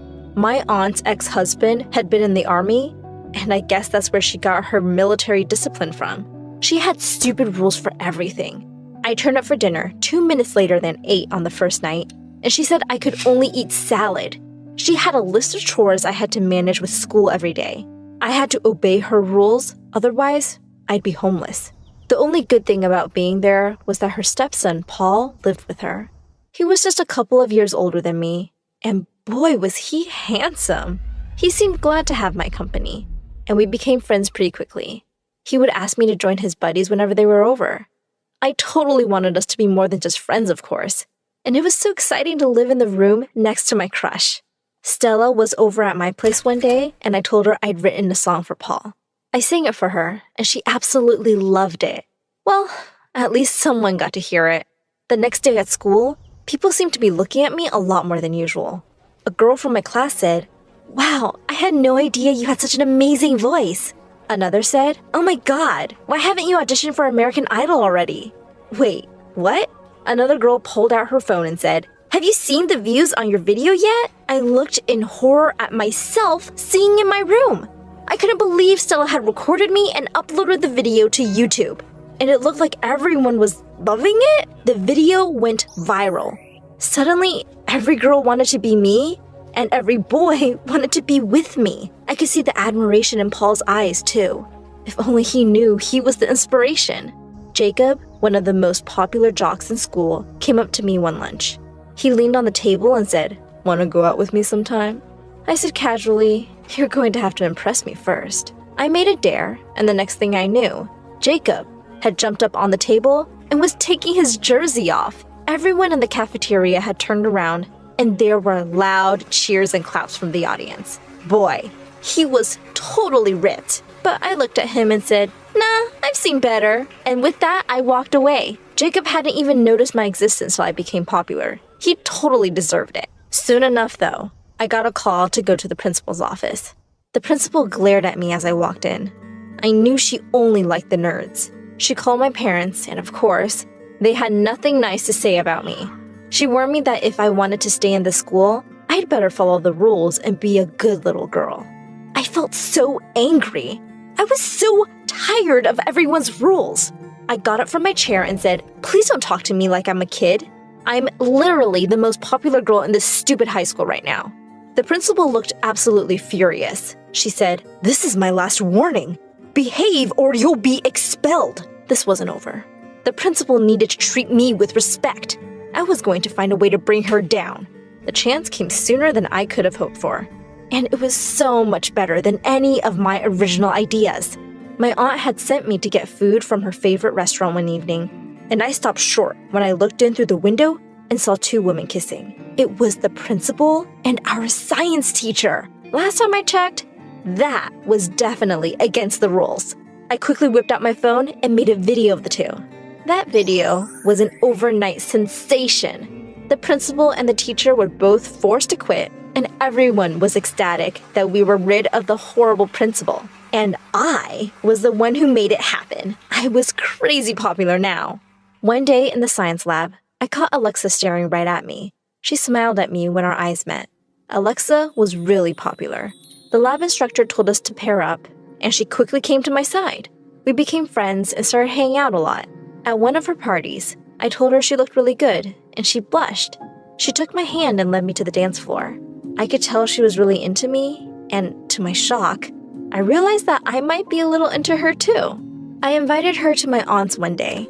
Paul and some of his friends were watching the game and asked us to join them. My aunt walked in with some snacks, and she instantly seemed to warm up to Alexa. I had never seen her look so affectionately at anyone. Alexa and Paul really seemed to hit it off too. And after a while, I felt a little bit left out of their conversation. Soon after that, Alexa started hanging out with me less, and whenever I'd call, she'd say she was busy. Paul seemed to be home less often too. I wondered if the two were hanging out together without me. One day, when I got home from school, I heard laughter from the lounge. It was Alexa and my aunt. Alexa said, "Hi, Gwen. I was just here to see Paul." I didn't care if my aunt liked Alexa better. I just couldn't afford to lose Paul. I decided to tell him how I felt about him. The next evening, I texted Paul to meet me in the garden after dinner. He seemed really surprised to see me all dressed up. He said, "Hey, Gwen, what's going on?" I took his hand, looked deeply in his eyes, and said, "I'm just a girl, standing in front of a boy, asking him to love her." I closed my eyes and leaned in to kiss him, but I suddenly felt him gently push me back. Paul looked completely shocked. He slowly said, Gwen, I'm a boy who's into other boys. I thought you would have figured that out. I have a boyfriend, actually." I ran away from the scene as fast as I could. High school was about to end, and I didn't want to live with my aunt anymore. Things were really awkward with Paul since that night. And besides, I was making enough from my YouTube singing videos to afford a small apartment on my own. One afternoon, the doorbell rang, and I was really surprised to see that it was Alina. She'd lost a ton of weight and looked fab. She said she needed my help, so I reluctantly let her in. She said, "Your jerk brother cheated on me." She and John had broken up, and my parents had sent him away to join the army. They were taking care of Mike. Since Alina's parents had stopped talking to her after she got pregnant, she had nowhere to go. She begged me to let her crash at my place till she could figure something out. I could hardly say no to that beautiful face, so I agreed. I thought I'd hate having her around, but I guess not being with my brother made her less of a jerk. In fact, she was going out of her way to cook my favorite meals and kept the house clean. I realized she was really good company. She was great at styling and helped me look amazing for my videos. One evening, I came home to a candlelit dinner for two. Alina looked stunning. Suddenly, she pulled me in for a kiss, and I kissed her back. We were super happy together. Our video series became more and more popular, and we were now a famous YouTube couple. We were making really good money, and we moved into a bigger house. Alina asked me one day if I'd have dinner with her sister. I knew she really missed her family, so I happily agreed. When her sister arrived at our table, I almost fell off my chair. It was Alexa, and she was with someone. It was my aunt. Needless to say, that was one awkward dinner. I just wanted to put the past and these people behind me already. I spoke too soon. Just a few days later, I got a text from my brother saying he wanted to come see us. I was curious about what he wanted, so I invited him over. The next day when he turned up, he looked around the house and said, "Wow, Gwenny, you've done really well." Everyone knew Mark was a jerk. I would always see him harassing one of the shy kids in the halls at school. One day, I had had enough. So I marched up to him and yelled, "Hey, stop bullying people, you're hurting their feelings." Mark was stunned. No one had ever stood up to him before. The shy kid ran away and we were left staring at each other. I was scared of what he would do or say, but he didn't really do or say anything. He only looked down like he was really sad and walked away. I was so shocked, and I had to admit, I felt kind of bad. I never yelled at anyone before, and I only did it because I thought he would get mad. But seeing him sad made me feel terrible. The next day, the entire hallway stunk. Everyone was trying to find out where the smell was coming from. As soon as I got close to my locker, I knew something was wrong. I opened it to find that it was yesterday's fish sandwich. It had been put in there and left all night. I almost puked. That's when I saw Mark smiling from down the hall. He was wearing those big, stupid headphones he always wore, and he even waved to me. All the guilt I had disappeared. I was gonna get him back. Just needed to figure out how. All day, I snuck behind him, following, watching, like a stealthy ninja. Every move he made, I was right there, but he never saw me. I noticed him writing in his notebook all day, in every class, but he was never prepared with the assignments. So I knew whatever he was writing, it wasn't homework. The notebook became my obsession. I needed to know what was in it so I could use it against him, but he never left the thing alone. It was always right beside him. Finally, in English class, he went to the bathroom. But he was smart, or should I say paranoid enough, to put the notebook in his bag. I pretended to drop my pencil and crawled to his bag. I couldn't take the whole notebook without being discovered, so I just opened the zipper, and I hoped that would be enough for the notebook to fall out when he took his bag. And then, when the bell rang and class was done, he put his earphones on again, picked up the bag, and the notebook fell out. He didn't hear it, of course, so I ran and grabbed it. I ran home and read it. It wasn't jokes or anything mean. It was poems, and they were all really sad and beautifully written. I almost cried reading them. Suddenly, I understood why he was so mean to people. It sounded like his dad was really mean to him at home and made him feel like he was nothing at all. There was a time when we were little in kindergarten when Mark would tear up the notes that came with school lunches from other kids' moms. I thought he was such a jerk for doing that. But one day, one kid's lunch had 2 notes, and one was for Mark. I guess that mom heard what he was doing and thought maybe it was because he didn't get notes. Mark never ripped up the notes again. I had totally forgotten that, but now reading his journal, I remembered he was in foster care, which meant the people he lived with weren't even his real parents, and maybe they didn't want him at all. I guess if you feel like an insect, being a bully is probably the only thing you can do to feel like you have any say in your life. I wrote him a letter and said it wasn't his fault that he felt like that. I finished the letter and put it in his notebook. When I saw him at school the next day, I felt totally different about him. I saw the sadness in him and how no one paid any attention at all to him. And I admit, I swooned a little when I realized he was actually pretty cute. I got the notebook out and walked up to him with it. Is that mine? It, fell out of your bag yesterday. And you didn't give it back? I got busy, sorry. I gave it to him. He opened it and saw my letter. He read it there as I stood watching, my cheeks getting redder and redder by the second. You read my journal? He kept his eyes on the page, like he couldn't face me. I understand why you're mean to people, but before I could finish, he ripped my letter from the notebook and dropped it on the floor. Don't ever read my stuff without permission again.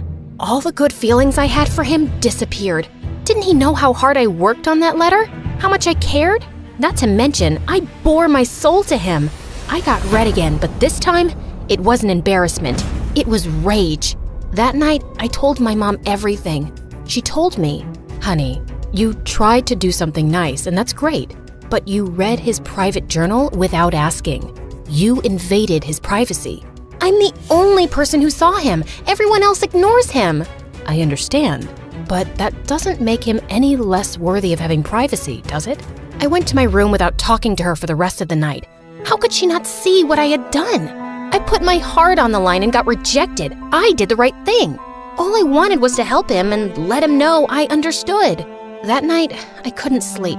I kept tossing and turning, thinking about how he acted, but also what my mom said and how violated I would feel if someone read my diary.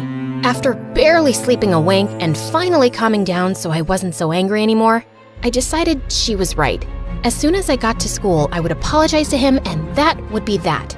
I practiced my speech the entire walk to school that morning. Every word I would say, every gesture, I wanted to be understood and let him know that I understood him too. But when I got to school, I was horrified to see that there were printed posters of me all over the halls. They had my school photo and said Maggie is a stalker. Everyone was looking at me. I ran to the bathroom and cried. How could he do that to me? Maybe I was wrong to think he had any good in him at all.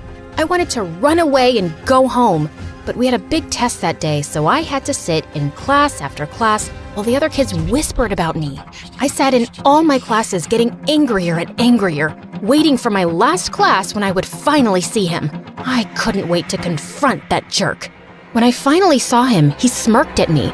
I stomped right up to him and yelled, "Tell them it was you." It was me. "Tell them it's not true." It is true. You read my journal. I was so frustrated. All I could think of was to scream. Ah! The teacher came up to both of us and gave me detention for yelling in class and gave him detention for pulling the prank. When we were both in detention, I made sure I was looking out the window or at the ceiling. Anywhere as long as we were not looking at each other. And of course, he starts whistling. I had to grind my teeth to keep from yelling again. Then the teacher left to get a coffee and we were left alone. It was so awkward. After a while, he took out his notebook and was reading something inside really intently. I had to admit I was curious about what it was. And then he wrote something and I was so mad at myself for even caring, but I did. I wanted to know what it was. As much as he annoyed me, I really did like his poems. But then I remembered his prank and ignored him. It was so mean. How could he do that? Did you really mean what you wrote in your letter? I couldn't believe he was actually talking to me. Yes, of course, but how do you remember? You threw it away. After I put all the posters up, I went back and found it in the trash. He took out a paper from his journal. It was my letter. No one's ever seen me the way you did. Then the bell rang and detention was finally over. He moved to the door, but before he could leave, I said, "I'm sorry about reading your journal, but I really like your poems." He turned and looked me in the eyes and said, "Can you come to my house tomorrow?" I was shocked and couldn't speak for a minute. Before I realized it, I said, "Yes." He ripped a piece of paper from the journal and gave it to me. It had his address and a note for me. I read it when he left. It said, "To the girl who saw through me. Usually, everyone sees past what I am, or I might become. But when you looked, you saw something more. To them I am glass, cold and cracked. But to you I am water, living and essential. I have never been seen before. It scared me. Thank you. I'm sorry." Again, I swooned. The next day was a Saturday, so I went to his house and heard yelling as soon as I got close. The house was small and the yard kinda dirty. I knocked on the door and Mark came out, holding a guitar. His right eye was bruised. He moved past me, walking toward a path in the woods across the street. "Are you coming?" I followed him all the way down to the shore of a lake I didn't even know was there. He sat down, and I sat down beside him, wondering what he was thinking. "You said you liked my poems." I did. "They're not poems, they're songs." "Oh, can I hear one?" "I've never played for anyone before." "You don't put yourself out there. That's why people don't pay attention." He hesitated, then played the guitar and sang one of the songs. He sang about his fears, his sadness, and about feeling like a monster for having to put people down to make himself feel big. When he was done, he wiped a tear and said he would have to go back or his foster dad would be angry. He left me there by the lake as I watched the sunset over the water. I knew I was falling in love with him. When I got home, my mom told me the one thing that would ruin everything just as it was all getting so good. We were moving across the country. She told me she was sorry, but we had no choice. When I saw him across the lawn at school, he smiled at me. I practically melted, but my smile faded quickly. He knew something was wrong. He came up and walked with me. Are you okay? I have to move. His eyes immediately lost their light. I could tell he was devastated. What are you thinking? It's selfish. It's okay. Tell me. You're the only one who sees me. Maybe that's true right now, but it doesn't have to be. Your songs are beautiful. I don't know how to talk to people. I don't relate to anyone. Of course you do. We all have pain. We all get bullied. Even you. He thought about what I said, then a smile crept on his face and he looked right at me. My heart stopped when I saw his eyes. They were bright and full of hope. I never thought about that. Thank you. I can't believe you're moving away. I know. We both looked down, sad for ourselves because of how little time we had together. And then I raised my head and said, "You know what? We're here now, right? So why are we sad? We can be sad when I leave, but today, I want to be happy." You can just decide to be happy? Yep, why not? You're here, I'm here, we have all day to talk and hang out. He thought about what I said, then smiled. He looked at me and asked, "What do you want to do?" Without thinking, I leaned over and kissed him. His cheeks turned bright red. We both laughed. He took me to a boba tea place, then we ate some ramen and even went to karaoke. I had never had so much fun. I was worried it would only last for today, but I put all the worry behind me and enjoyed the moment. That night, we had to say goodbye. It was the hardest thing I ever had to do. He walked me home and kissed me before he left. The last thing he said to me was, "If I never see you again, please know you'll always be with me and all the people I help with my music." I watched him leave, holding on to the moment as long as I could. When it was time, we packed the moving truck and left. Then to my surprise, I saw him. He was on the sidewalk, talking to one of the shy kids he used to pick on. But this time, they were both smiling. He was apologizing and making friends. I knew then that everything would be okay. And as for me, I was going somewhere new. Sure, it was scary and a little sad, but it was also exciting. Who would I meet? What would I do there? I decided to enjoy every day and made a promise that I would make the most of any situation that came up in my life, good or bad.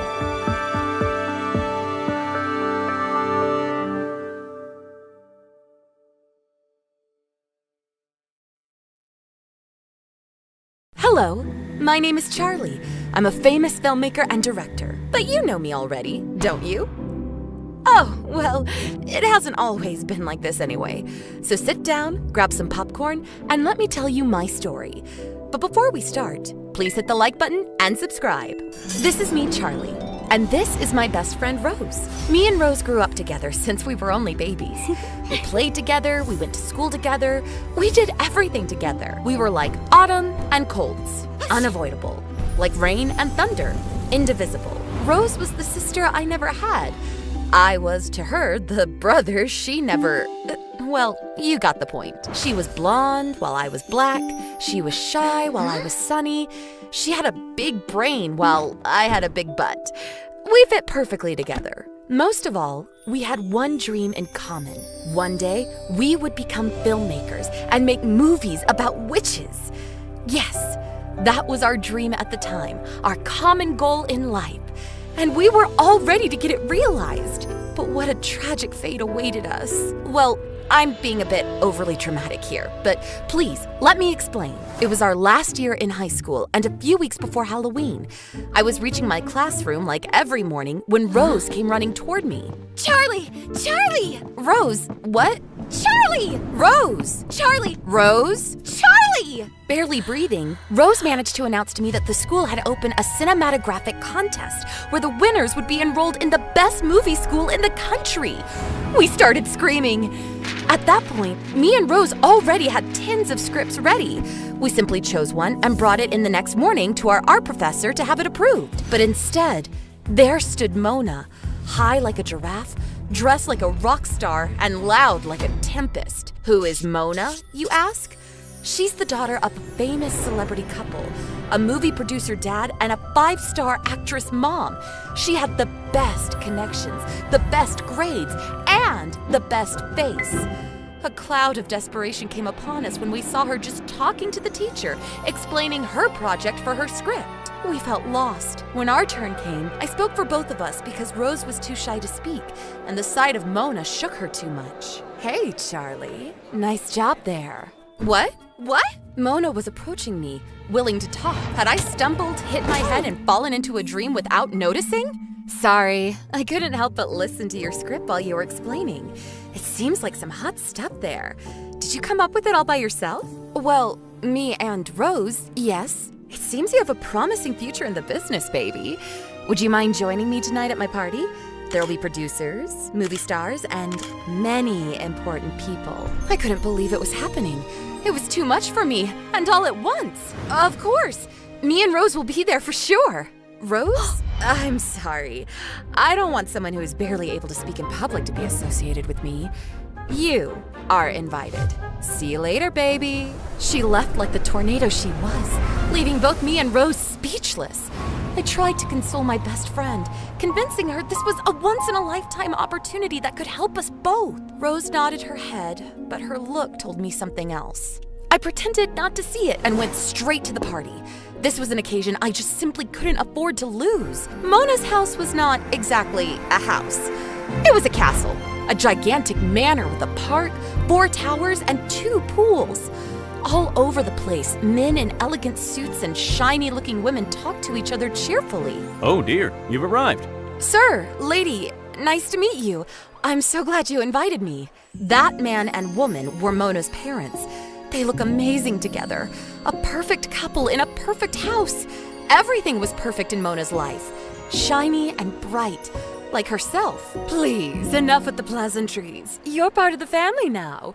Mona told us all about the project you're working on together. The project? Of course. I told Mom and Dad we are working on an amazing movie. We will win the contest for sure. I didn't know what to say. I was totally caught unprepared.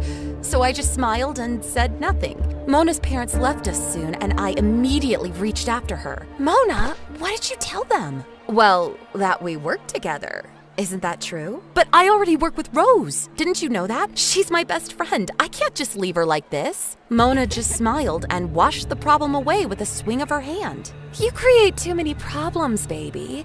Can't you just work with us both? Come on, let's have fun. I'm ashamed to admit, but the truth is that I forgot Rose for some time, and quite easily. I just loved to be asked about my history and my interests by all these interesting people there. The future was winking at me and I just couldn't resist. Then I saw him. How to describe the finch that came to perch on my branch? He was like a god in a garden on Olympus. He was like a breeze on a hot summer day. He was like well, that horse was hot, girls. You can bet about it. That angel had dark eyes like enchantment and such a fine, elegant beard. I was totally captured. He must have noticed my dumb expression because he started smiling at me as if trying to help me retrieve some of my dignity. Too late. And Charlie, let me introduce you to my brother Tom. So you are the famous Charlie. A handsome lady, that's for sure. Nice to meet you. Is he really going to kiss my hand? Is he really? Oh, God, I'm fainting. Am I famous? How? Of course. Mona has talked about you all afternoon. Mona, can I steal this lady from you for some time? Do as you please, brother, but be a good boy. I always am. Mona, don't scare our host like this. The walk with Tom around the garden felt like a dream. He was not only handsome in sight, but also elegant, charming, and kind. His fierce appearance was balanced by such a quiet temper that it made him look like the perfect man in every single way imaginable. Hours passed in a flash, like seconds. Come Come back soon, baby. baby. We're here for you anytime you want. Couldn't wait to be invited again. The image of Tom was still in my eyes when I woke up. And even if I don't remember it with certainty, I can bet I dreamed about him. How did it go? Rose's soft voice reached me as if coming from far, far away when she met me in the corridors at school. I felt happy to see her, but not so happy as I should have been. I think she noticed, but I kept it a secret. I explained to her all that happened the night before and promised to meet her within a few days in order to complete our script. The plot was there, but so much work had yet to be done. Fine then. See you soon. See ya. Those were busy times for me. In the daytime, I met Mona to work on our script for the contest. At night, I often saw Tom. Mona's script was completely different from mine. Her subject was Barbie. Barbie! Can you believe it? What's wrong with that? Barbie was a paradigm of freedom for girls, don't you know? Mona's fantasy was wild. She had a lot of ideas, but none of them were connected to each other. Her thoughts were as chaotic and impulsive as she was. Without me, she would have been lost. But what about Rose? Without me, she would have been lost too. She was smart and nerdy, but she didn't have the creativity I had.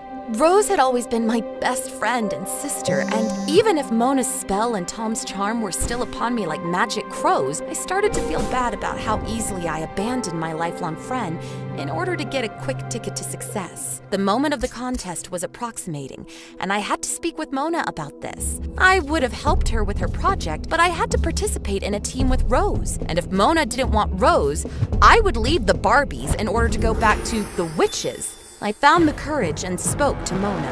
Roar! Can you imagine a dragon's reaction to someone trying to steal his gold from under his throne? The same was Mona's reaction to my words, if not worse. Out of my house! Never come back again! I will eat you! Do you think I'm being overly dramatic again?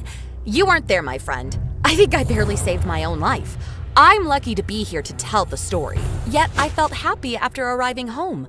I felt I had done the right thing. Now there was only Tom to speak to. Even if I liked him, our time had to wait until after the contest was finished. I couldn't subtract any more energy from Rose and our witchy project. I mean, there can be only one Dua Lipa in the world, right? Enough with Barbie. Hey, Angel. Tom's words were honey poured all over me. I melted. But hey, not this time. I had serious work to do. Listen, Tom, there's something we must talk about. Something like what? Did I do something wrong? No, it's not about you. It's about Mona. My sister, huh? She always was more like a Shrek than a Barbie. She's not that bad, but I can't be her teammate for the contest. Rose is my teammate. You and Mona are wonderful. You live in an amazing house. Your life is perfect, but... Tom's eyes went big and sad at those words of mine. Maybe it was the wrong thing to say, but how could I know? From what I had seen up to that moment, their lives were like pink molasses. Disgustingly sugary. Do you really think our life is wonderful, honey? You know so little about us. What do you mean? While walking, Tom told me how he and Mona had lived since they were children, how harsh their parents had been on them since their youngest age. They do that for us. They push us towards obtaining the best grades and the best results in every field. But you know, sometimes the best is not the best. Sometimes you would just like to live a normal life. This is why Mona loves Barbie so much, maybe? It's a way for her to remain a child. Tom's eyes were not lying. I took his hand and kept it between mine for some time. Still, a wrong behavior remains a wrong behavior. Mona will have to grow up sooner or later. You were a strong girl and made the right choice today. I'm proud of you, Charlie. At that point, I was melting again. The perfect features of Tom's figure were silhouetted against the moon, like a character from some gothic tale. I felt Tom's body pressing against mine while he brought my head gently against his chest. He's going to kiss me finally. He's going to kiss me. Instead, he simply kept my head there for some time, caressing my neck. No more. Nothing more. WTH? Listen, Charlie, there's something I must say to you too. Was eager to listen to his confession, but my phone rang at that exact moment. Rose! I totally forgot about our appointment. Rose would be furious. She was. For several days. Every attempt of mine to make peace with her went in vain. The contest was lost at that point. There was no chance to win against Mona and her Barbie-stuffed stuff. The days up to the contest flew by fast and dull. We knew we had lost. Now, you really can't imagine my surprise when Rose and I found that on the notice board of the school, there was a list of the winning projects. And the first one was about witches. As authors, it had 3 names: Rose, Charlie, and Mona. A coincidence? Of course not. It was our project. We won, but we didn't submit it, of course. So who did? The question puzzled us for some time until we received a phone call from a strangely masked voice. Oh dear. She tried hard to excuse herself for her behavior in the most recent times. Her voice didn't disclose her origin, but it wasn't too much of a guess. Mona. We found out with certainty later, when the 3 of us, plus Tom, met together at the back of the school to talk about the matter. Mona looked like a baby. She cried all the time and told us she felt guilty for how she treated Rose after Tom had talked to her. To get her excused, instead of her script, Mona submitted a copy of ours, proposing it as if it had been worked upon by the 3 of us. Of course it won. It was written by me after all. But this wasn't the only news of the day. Tom, don't you have something you want to say? Yes, well, Charlie, I have a confession to make. Oh yes, finally! The bomb was going to explode.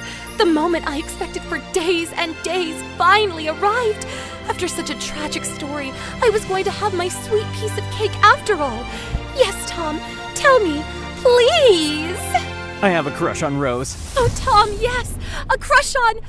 Wait, what? I really didn't know how to say it, but now I can't keep it a secret anymore. I like you, Rose. Would you like to go out on a date with me sometime? I couldn't believe it.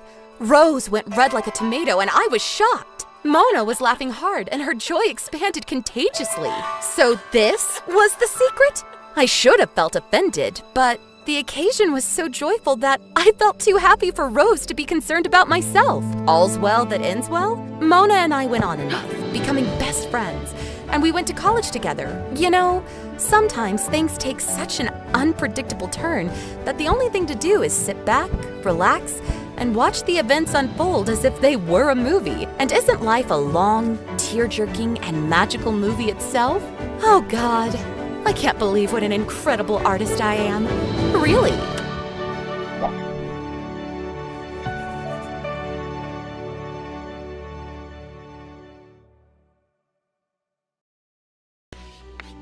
Hi, I'm Shayla from Texas, and I'm a child genius. Before I continue, please like and subscribe. I was only 6 when I discovered I was what people called gifted. I was at my friend's birthday party, and we were having a contest on who could solve a Rubik's Cube first. Well, I solved it in 19 seconds.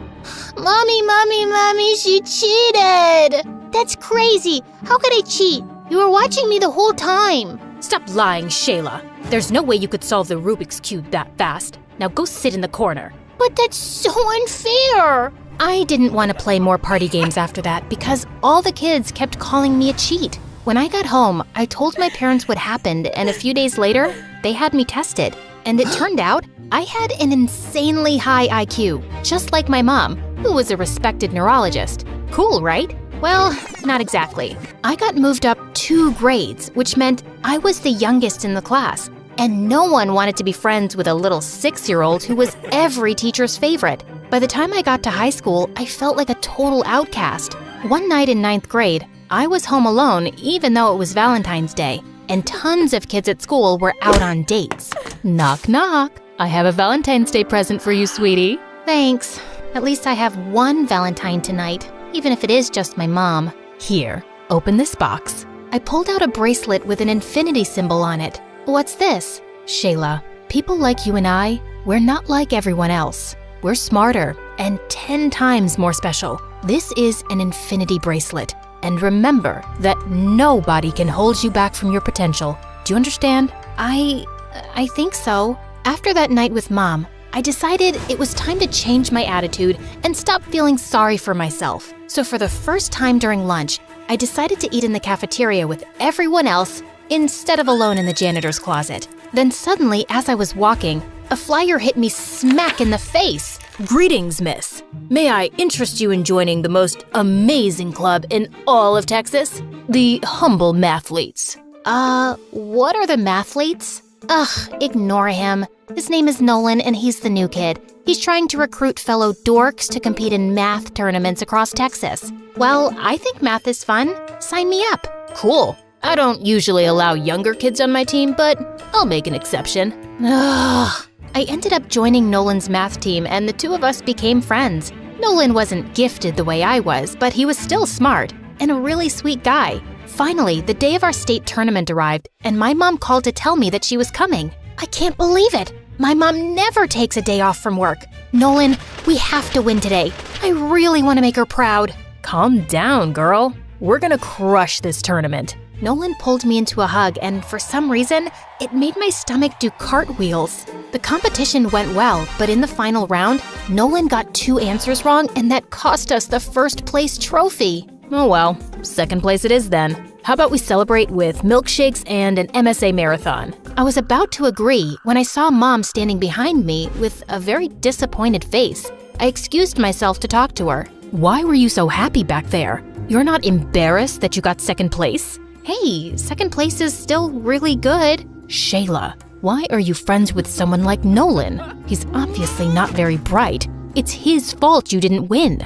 Mom, don't talk that way. Nolan is really smart and we've become good friends. Suddenly, Mom took my wrist and started to unclasp the infinity bracelet. What are you doing? I shouldn't have given this to you, Shayla. You don't seem to care much about unlocking your potential. I'll just have to live with the disappointment. No, stop! I do care. I'm gonna make things right. Just give me a chance. I ended up riding home with Dad without saying goodbye to Nolan. And the next day at school, I tried avoiding him until he showed up at my locker. Hey, sunshine. I thought we were gonna celebrate, but you left. Are you okay? Nolan, we can't be friends anymore. What? Why? You want me to be honest? Of course. You're not smart the way I am. You're average at best. And if we continue hanging out, you're just gonna hold me back. I'm so sorry. I ran away before Nolan could answer, feeling horrible. Nolan didn't speak to me again after that, and I didn't blame him. Then 2 months later, my life took a turn. Mom was offered a research position in China. So, does that mean we're moving to China? No, only I'm moving. And I'm divorcing your father. I just can't have anyone in my way right now. But don't worry, you and I will keep in touch. Mom kissed my cheek, and tears filled my eyes. After Mom left, I tried to keep busy and comfort Dad, who wasn't taking the divorce too well. One afternoon, I was sitting on the porch when I saw a van pull into our driveway. A lady came out, and to my surprise, it was my first grade teacher. Mrs. Johnson? Is that you? Shayla? I haven't seen you since they pulled you out of my class to move you up 2 grades. Miss Johnson invited me to dinner that night, but while we were eating, she kept asking me if something was wrong, and I just couldn't hold it in. I told Miss Johnson all about Mom leaving and how hard school was and how much I missed Nolan. It doesn't matter though. I just need to focus on myself and my goals. I remember I was just like you, Shayla. My grades and my dreams meant everything to me. But I realized over time that part of success is also about being happy. No offense, but that sounds like a cheesy quote you'd read on Instagram.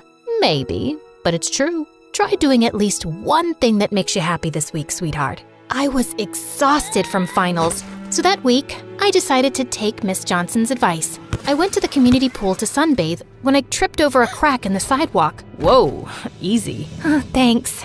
At that moment, I realized the lifeguard was Daryl, the most popular guy in school. I usually save people from water, not concrete. You look familiar. I feel like I know you from somewhere. What's your name? I was about to tell him, but then I paused. Boys like Daryl usually never talk to me, and I wanted to start off on the right foot. I'm Cher, like the singer. And you're pretty like her too. I'm having a party tonight. How about you be my date? Whoa, did he just ask me out? Of course I said yes. And that night, I got super dolled up for the party and even bought a new dress. The party was so much fun, and I danced with Daryl for hours. And when I saw the other kids at school there, I told them I'd changed my name because, well, I had a chance to be a new me. At one point, I had to go to the bathroom, but I opened the wrong door, which apparently was a bedroom. Oh my God, what are you doing in my room? Nolan? This is Daryl's house. Yeah? and my mom and I moved in here 2 weeks ago. Daryl's my cousin. Oh, I didn't know that. Of course you didn't. Daryl doesn't want to be associated with nerds. How did you get invited here anyway? Actually, I'm not a nerd anymore. I've decided to change. Also, my name isn't Shayla anymore. It's Cher. Cher? Yeah. So, if you could call me that from now on. No, I don't have the time or energy for this. Go back to the party, will you? And don't walk by my room again. Nolan slammed the door in my face, and I felt bad. But I really didn't want to deal with the drama at the moment. I just wanted to have fun. A week later, Daryl and I started dating. I asked everyone to start calling me Cher instead of Shayla, and just like that, I became popular. I started dressing differently, and I didn't wear my infinity bracelet anymore. One day at school, the teacher handed back last week's physics exam, and even though I hadn't studied as much, I got 100. I was grinning to myself during recess when Daryl took the paper out of my hand. What you got there, babe? Whoa, you got 100 on a physics test? What are you, some kind of computer bot? No, my brain just works a little differently than other people. Like a little Miss Smarty Pants? Wait, are you one of those nerds who thinks she's better than the rest of us just because she can memorize a few extra facts? I thought you were cool. I am cool. You know what? It was just dumb luck that I got full marks. Whew, I thought we might have to break up.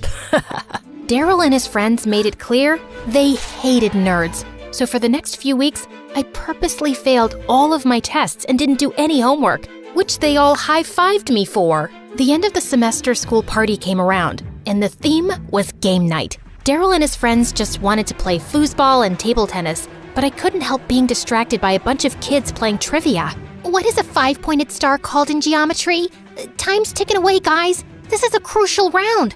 Anyone in the room who knows what the answer is? Why would anyone know that, loser face? Can you stop ruining the party and have your geekathon somewhere else? I knew the answer, but of course, I stayed quiet. But I wasn't having any fun with my friends either. Daryl was busy with the boys, and the girls kept commenting how my dress wasn't flattering and how my pink lipstick wasn't a good color on me. Can you stop criticizing me already? At least I don't, have her outfit. That's really hideous. The girl I'd pointed at turned around, and suddenly, I felt really guilty. Why had I said that? Just then, Nolan came and took the girl's hand. Leave my date alone. She looks beautiful tonight. Oh, she's your date? Yup. She joined the mathletes right after you left. Nolan put his arm around the girl, and I tried to push the feeling I had away. Was it jealousy?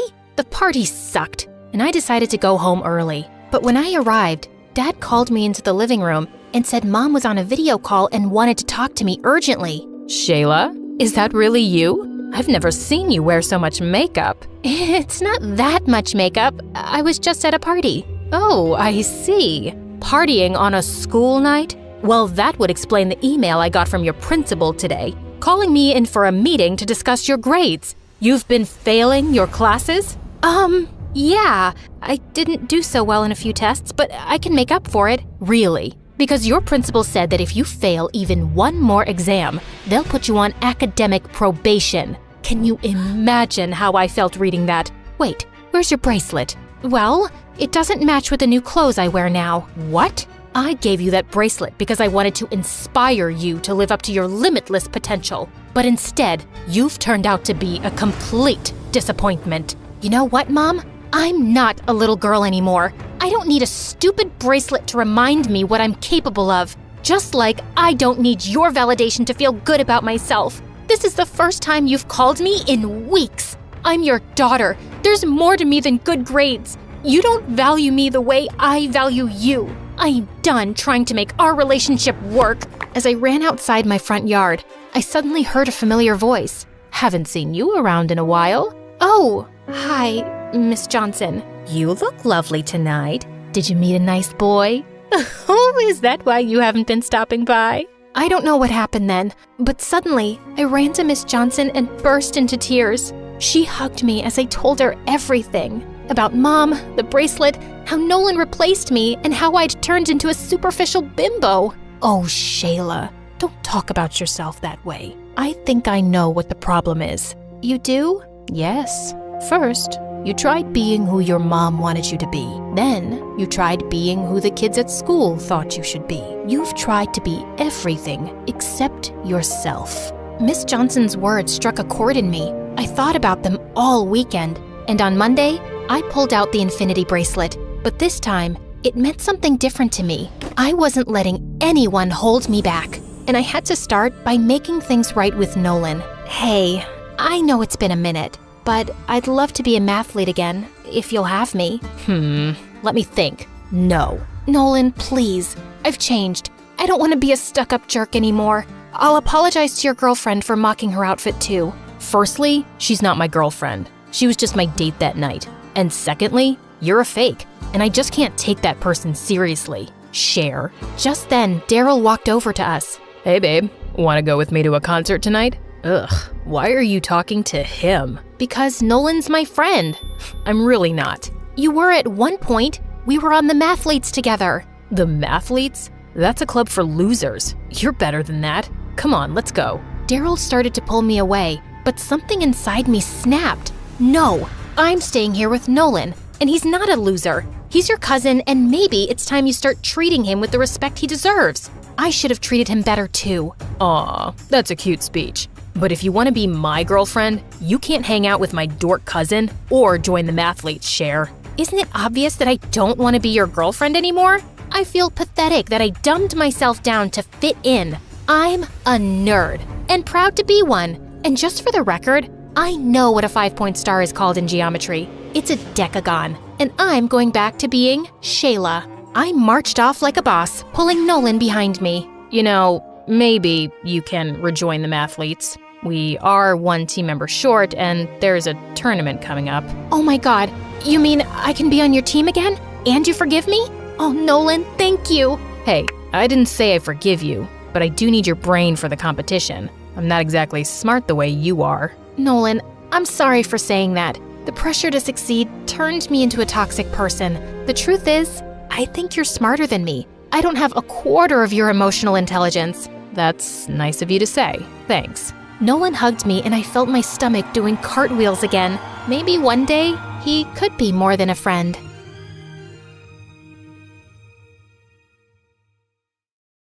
You could say that I was born with a brush and an eyeshadow palette in my hand. I was always obsessed with makeup, and I even sneaked into my mom and dad's room at night to practice on them. A little pink eyeshadow, some red lipstick, and glitter. Perfect. Hi guys, I'm Regina from Seattle, Washington. Before I continue, please hit like and subscribe. I had a happy family. My dad was in the army and was as big as a bear and as strong as a lion. When I was little, I used to daydream about all the exciting missions he went on. Daddy is defeating tigers today. He's building a hospital for children in Africa. Despite how proud I was of my dad, I couldn't help but miss him. Luckily, my mom was amazing too. She worked at a cosmetic store, so she was like my personal shopping assistant and taught me everything about fashion and makeup. But everything changed when I turned 7. Mom fell madly in love with an accountant, and Dad let her go. Will Mom ever come back? I don't like to see her only through video calls. My baby girl, I know you're sad. But see, your mom is happy and will be happy too. I'll get a desk job and I'll take care of you from now on. But even though Dad was so sweet, he was an army man, and he didn't know any better. So he would wake me up at 5 every morning with a trumpet to go for a run. He could only cook beans and sausage, and when it came to my hair, the brush is stuck. Ouch! Let's watch a tutorial, okay? Before I end up completely bald. After a good dose of online tutorials and MSA videos later, Dad finally evolved into a normal parent. Here's your packed lunch and your PE bag. Ready for school? Thank you, Daddy. You're the best. Except when it came to boys. When I was in middle school, one of my classmates gave me a chocolate heart for Valentine's Day, and I showed it to him. Dad, look! A boy asked me out. My dad snatched the chocolate and ate it in one enormous bite. No boyfriend until you turn 21. You'll have time once you're grown up, but right now, you need to focus on your studies. Okay, Dad. And the day after, the boy who had given me the gift transferred to another school. What if Dad scared him off? I felt furious about Dad and told Mom everything when she video called me. But suddenly, she hung up, and I realized it was because of her new husband, who didn't really like her talking to me. And gradually, she ended up only calling on birthdays and Christmas. I learned to live with it and got busy watching makeup tutorials and trying makeovers. But then, in my junior year, I met Simon, and he was so perfect. It was no wonder I forgot everything else, even my passion. I'm sure Dad'll change his mind when he sees him. Hey, Dad, I'm bringing a friend for lunch today, okay? Sure, bring her over. It's a boy. I expected Dad to explode, but he said nothing. Ooh, did he change his mind? But I was wrong. So wrong. When we got back from school, Dad opened the door without a smile and stared at Simon before turning back towards the kitchen. Your dad's kinda scary. Him? No, he's sweet, fluffy. I dragged Simon into the kitchen. See? He made fried chicken. He likes you. Sit down, sit down. But after he'd filled our plates, Dad grabbed a piece of chicken tight and, looking Simon in the eyes, he snapped it in half. Simon literally squeaked and shot to his feet. I suddenly remembered I have to water my fish. I mean, iron my plant. Bye. After that, Simon dumped me, and everyone started whispering that my dad was a crazy, dangerous dude. I thought all the guys would stay away from me now, but I was stunned when they all asked me out to prove they were daring and not scared. Ha! See, Dad? Your strategy backfired. It felt like being on The Bachelorette, with everyone trying to win my heart. Too short, too tall. Lame joke. Smells bad. Ew. Yeah, you'll do. But like a dragon guarding a princess, my dad made them all run away. That was until the next year when James transferred to our school. As soon as he walked in, I knew he was the one. Tall, with abs like a washboard, and hair that looked straight out of a conditioner commercial. He was the captain of all the school teams, top of the class, and richer than Elon Musk. Well, a little poorer than Elon Musk. Oh boy, is it even legal to be this hot? I was pretty, but for someone in James's league, I had to up my game. The next day, I woke up at 3 a.m., and after literally hours of careful styling, I was ready. That day at lunch break, I gathered my courage and went straight to sit beside James. Hi, I'm Regina. And I'm amazed. Haven't I seen you on TikTok? You look like a celebrity. Then he kissed my hands like a gentleman. Play it cool. Breathe. Breathe. James asked me out a few weeks later, so I brought him home. There's no point in dating him if he can't get past Dad. Just so you know, my dad can be a bit hyperprotective. Don't worry, he can't resist me. Dad pulled the same tough guy routine, but James was unflappable. When Dad told James to carry super heavy stuff, James did it whistling. Then they got into an eye-staring contest, and James didn't back down. Okay, I'm going to bed. Have fun, you two. Eventually, Dad ran out of ideas. Now that he's survived my dad's trials, we can start dating for real. We had so much fun, but then James started to get a little bit too enthusiastic. Every time we were alone, he tried to kiss me, and I wasn't ready. But I didn't know how to tell him, so every time he got closer, I dodged. During the movie, I spilled soda on myself. Oh, I'm so clumsy. In the library, I sneezed. Allergies. Walking home, oh look, a penny. Ouch. Oh no, are you okay? No, I'm not okay. What is wrong with you? He'll understand. Tell him. Can we take things a bit slower? What? I like you, but maybe we should get to know each other better. You know what? I only dated you because everyone said your dad was too scary, but he's not all that. You're breaking up with me? It's more like we never even dated since you don't want to kiss me. What a loser. As James left, I felt my heart break in two. That night, I was too ashamed to tell my dad what had happened with James, and I didn't want him to tell me I told you so. But at dinner, I couldn't hold it in anymore, and I started crying into my soup. Dad got up and hugged me until I stopped. You were right, Dad. I'm sorry I didn't listen. Baby girl, I don't care about being right. I just don't want to see you hurt. Remember, you don't need anyone. You're a smart girl, and I know you can succeed. But don't forget yourself. Didn't you love makeup? You haven't given me a makeover in years. Oh, Dad, you're the best. And then I vowed to myself, no more boys. From that day on, I only focused on my life and school. I made friends with a few awesome girls, and I started to go back to my passion, which was makeup and fashion. Once, when our teacher invited the whole class to her wedding, my friend couldn't believe I didn't hire a professional stylist. Your makeup is flawless. Maybe you could give me a little touch-up? Of course. Let me ask my dad to bring my beauty case. When my other classmates saw my friend's new look, they all wanted a makeover too, including my teacher. After that moment, word went around that I would give the best makeovers, and I became the school's unofficial fashion guru. Girls and boys lined up after class to talk to me. Have you tried an autumn palette? Ironic bow ties are for clowns only. You cut these bangs by yourself, didn't you? I liked how makeup positively affected my friend's self-esteem, and I spent all my pocket money on it. I wielded my brush like a Japanese samurai's sword. But then, one day, a girl came to me with a problem I couldn't solve. I want to go blonde, but the bleach ruins my hair. Is there an alternative? After Googling for a day, I realized that the only way to go blonde was to damage the hair. But what if I can find an alternative solution? Imagine how many people I could help. And so, I went down the rabbit hole of research, and when I thought I had found a solution, I got permission from my teacher to use the chemistry lab, even though chemistry was the only class I had failed. Okay, hair sample, check. Dye sample, check. Now, if I put this here, and then a drip of that there, OMG, it's on fire! My hair sample is on fire! A boy in the lab came to help me. Oh, thank you. You saved me. I'm Regina, the girl who has a scary dad. I'm Tyrell, and I'd love to know why you were setting fire to my lab. Your lab? Let's say I'm the resident chemistry nerd. I looked at him. Pimples, thick glasses, bad haircut, and oh my god, are those khaki pants? Gosh, this guy really needs a makeover. But I wasn't in the business of giving unrequested advice, so I told Tyrell about my research instead. He gave me suggestions, and I realized that my love for all things beautiful was totally rooted in chemistry. Who knew science could be so glamorous? But no matter how much I wanted to learn, I kept messing up with chemicals. How did you do that?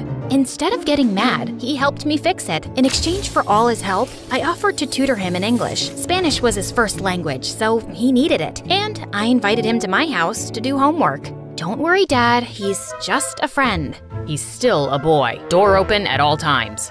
Yeah. Like I could fall for a guy like Tyrell. He's not my type. I needed to test all my beauty products, and since Tyrell was always around, I convinced him to be my guinea pig. One facial cleanser and haircut at a time, Tyrell turned into a hottie. You can't help yourself from turning frogs into princes, eh? But he's so cute now. No, don't think like that. You said no more boys. The more I tried to stop developing a crush on Tyrell, the more I realized how cool he was, until he walked into the lab with a gorgeous girl at his side. Oh no, he has a girlfriend? Why does this feel so horrible? Hi? Hey Regina, this is my older sister, and she's an angel investor for women's startups. I told her about your ideas, and she'd like to invest in them. I was so relieved to hear that she wasn't his girlfriend that it took me a moment to register the rest of the sentence. An investor? You deserve a lot of success. But you helped me out a lot. It's hard to say no to a beautiful and smart girl like you. Tyrell blushed to the tip of his ears, and I couldn't resist. So I kissed him, and he kissed me back. I thought I was just a friend. You can be my friend and my boyfriend. Really? But your dad. I'll talk to him. Tyrell was nothing like the boys I had been with before, and I hoped that he could see it too. But when I explained, he refused. If he really likes you that much, he can wait a few years. No, that's not fair. It doesn't have to be fair. Now, didn't I promise to take you to the mall? If you think you'll mollify me with some shopping, you're mistaken. Dad really seemed determined to make me forget, and he said yes to everything I wanted. But I had other plans. I texted Tyrell to meet us in the garage where we had parked. If I can't convince him by myself, maybe Tyrell will. But when we were in the elevator to get to the car, it suddenly stopped, and the lights went off. I switched on the torch on my phone and pressed all the buttons, but nothing changed. It looks like we'll be stuck here for a bit. Dad didn't reply. He was staring at the floor. Dad, he doesn't look so good. I'm sorry, baby girl. Dark, small spaces bring back bad memories. My chest. I feel like I can't breathe. I looked at my dad, stunned. I always thought he was invincible, but the truth was, he was just human. I pressed the emergency button, but nothing happened. Dad started breathing very fast. He's having a panic attack, and there's no signal in here. Sit down, put your head between your knees, and think about nice things. I miss your mom most of the time. I sat beside my dad and wrapped my arms around him. I miss her too, but we are happy together, and you've been an amazing dad. I'm so proud of you. And I am of you too. I kept talking to my dad until he was a little bit calmer, and then the doors to the elevator opened. It was Tyrell and the firemen, and they were getting us out. My hero! I'm glad you're okay. I got worried when you weren't answering the phone. I realized the elevator was stuck, and I called the emergency service. That was very clever of you. I think your daughter is amazing. I came here to convince you to let me date her, but I know how much she cares about you. And if it's really important, I'll wait for her for a few years. But just maybe, please don't let me wait forever. Dad looked at me, and I could see something changing in his eyes. You have shown me that strength is not always in the muscles. Some old memories brought me to my knees, but you kept your cool and helped me through it. So yeah, I think you're strong enough to take care of yourself. And I like this guy. Oh, thank you, Dad. But if you hurt her, I'll crush you. Like a can. That is very clear, sir. Luckily for me, Dad didn't have to crush anyone because Tyrell was the perfect boyfriend who grew up into a perfect man. With his help, I developed a makeup line that became a global sensation, and Tyrell became my head of research. Knowing I was in good hands, Dad retired early and started traveling the world, challenging himself to explore the darkest caves. And in one of those caves, he met a spry, adventurous widow, whom he married the next year. See, Dad, true love always finds a way.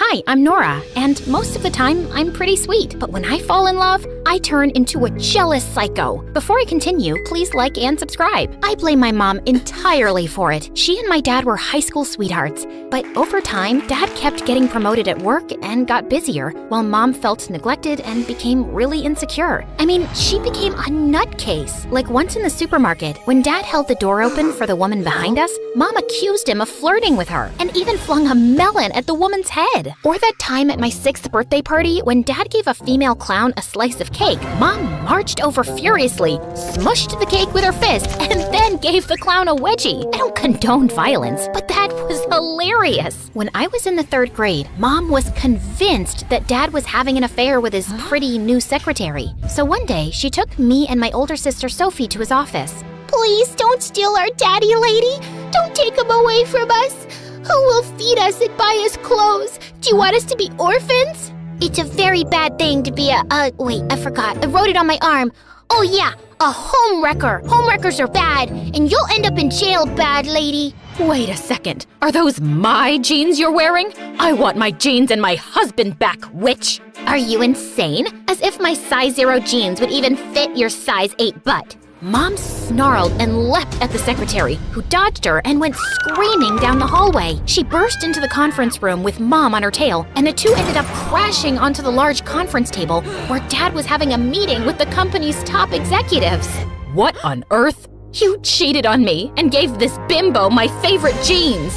Mom threw a stapler at Dad, which missed him and hit his boss instead. Needless to say, he was fired. And that was the day he left us for good. Sophie and I were devastated. Wipe your tears, girls. He wouldn't have left if he wasn't cheating on me. Take it from me. All men are garbage, and we're better off without them. Well, that didn't stop me from having my first crush in the 7th grade. His name was Adam, and he was our neighbor. One day, Sophie caught me staring at him from my window. Adam and Nora sitting in a tree. Kissing. Shut up, Sophie. I don't even like that boy. Yes, you do. You want to brush his hair and hold his hand and have his babies. I read it in your diary, see? I snatched my diary out of Sophie's hands and pushed her out of my room. She was so annoying. A couple of weeks later, a super pretty girl named Becca joined my class, and we quickly became friends. Once, when we were hanging out at my place, Adam showed up at my door. Hi. I brought you some cookies I baked myself. You free to hang out? Oh, yeah. Why wouldn't I be free? Wait, I have another guest over, but yeah, I don't think she'd mind. Come in. You smell so good. I mean, the cookies smell so good.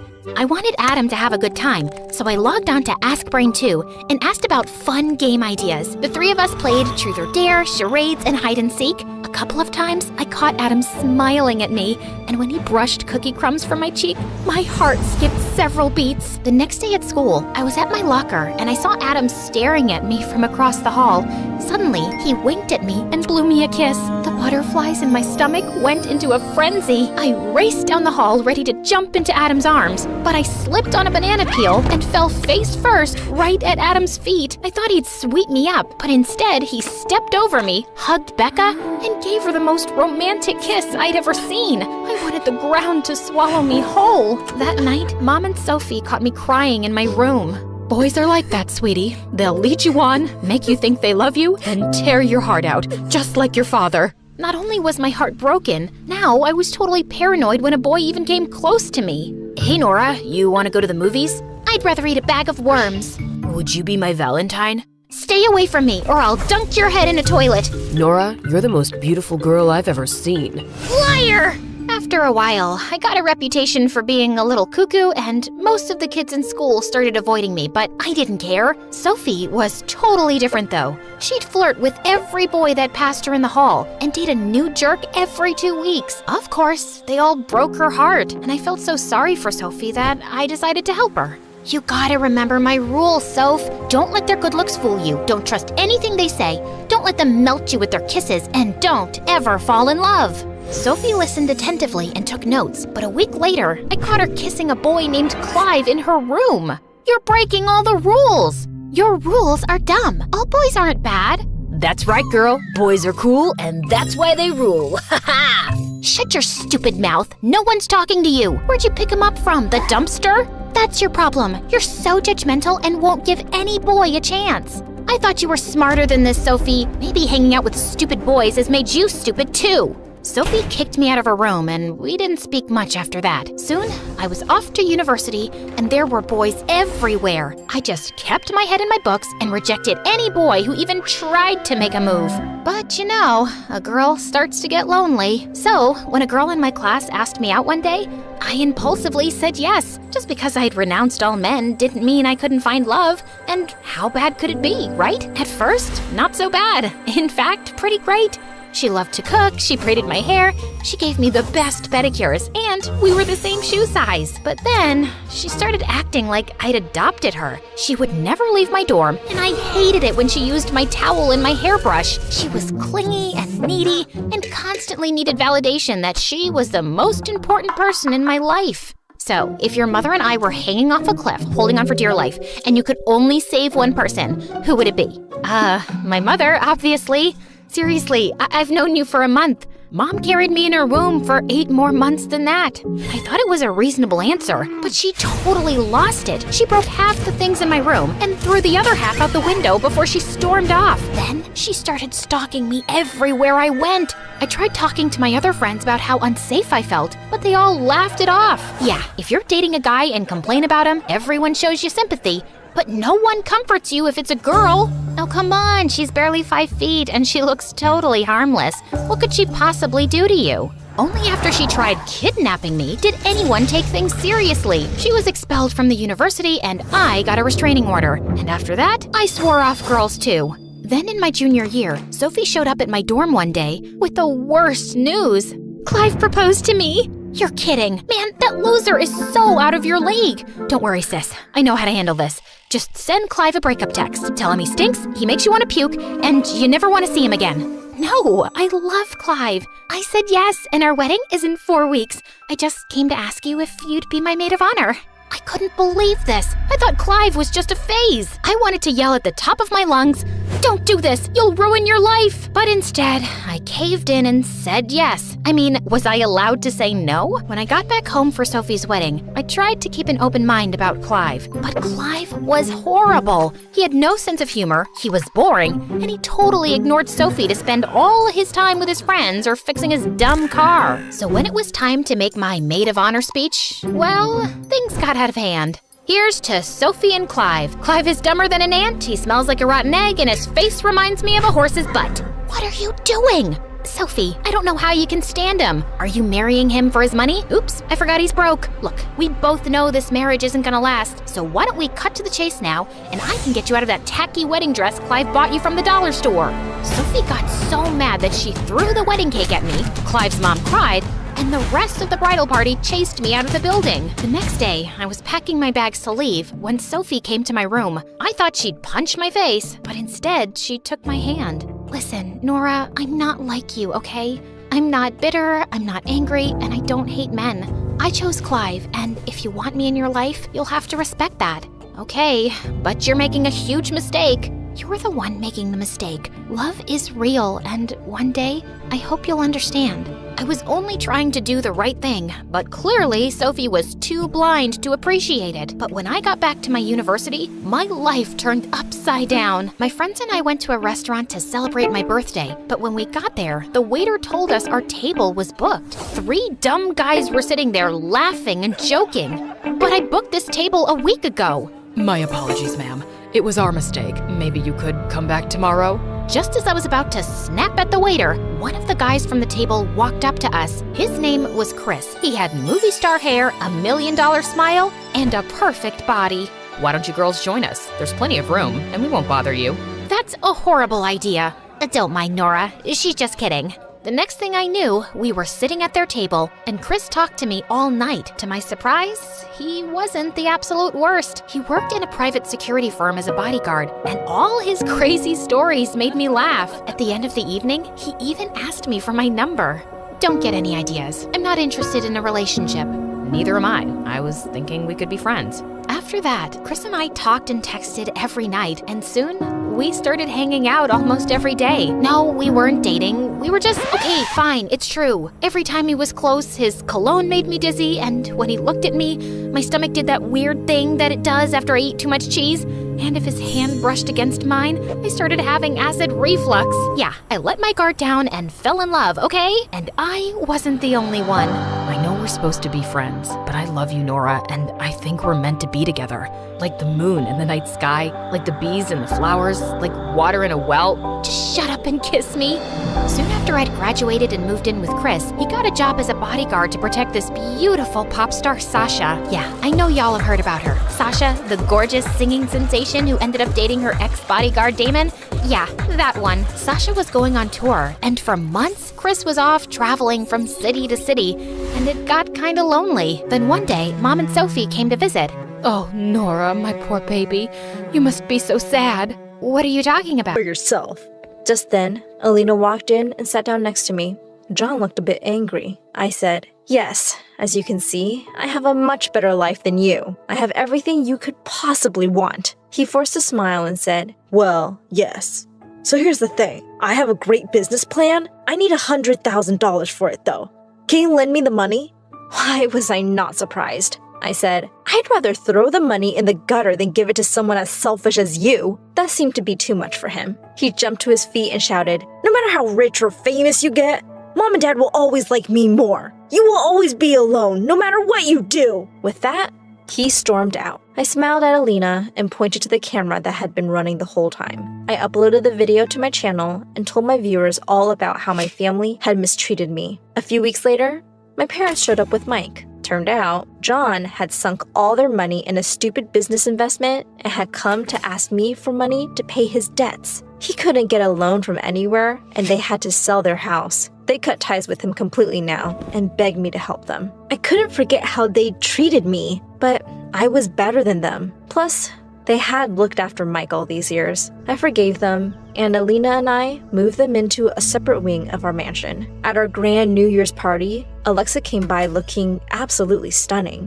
Apparently, she was no longer with my aunt. She kept flirting with me all evening and was conveniently by my side when it struck 12. She said, "I guess I'll have to kiss you now." I pushed her aside and walked off. I joined Alina on the balcony and took her hand. I said, "The best thing to happen to me is you." She smiled and said, "My life with you is just perfect." And we kissed under the stars.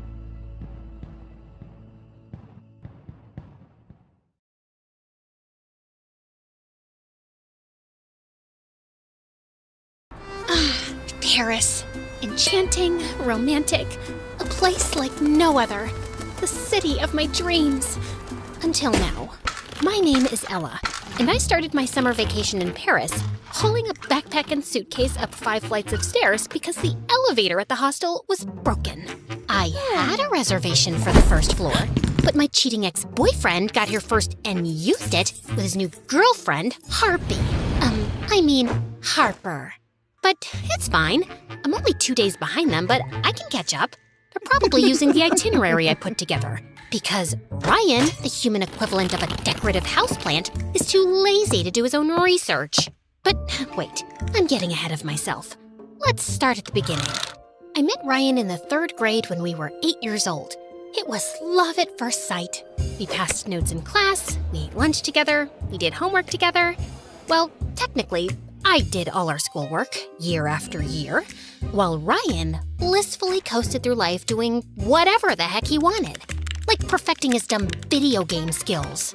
Number 4. The Boston Tea Party was a protest against...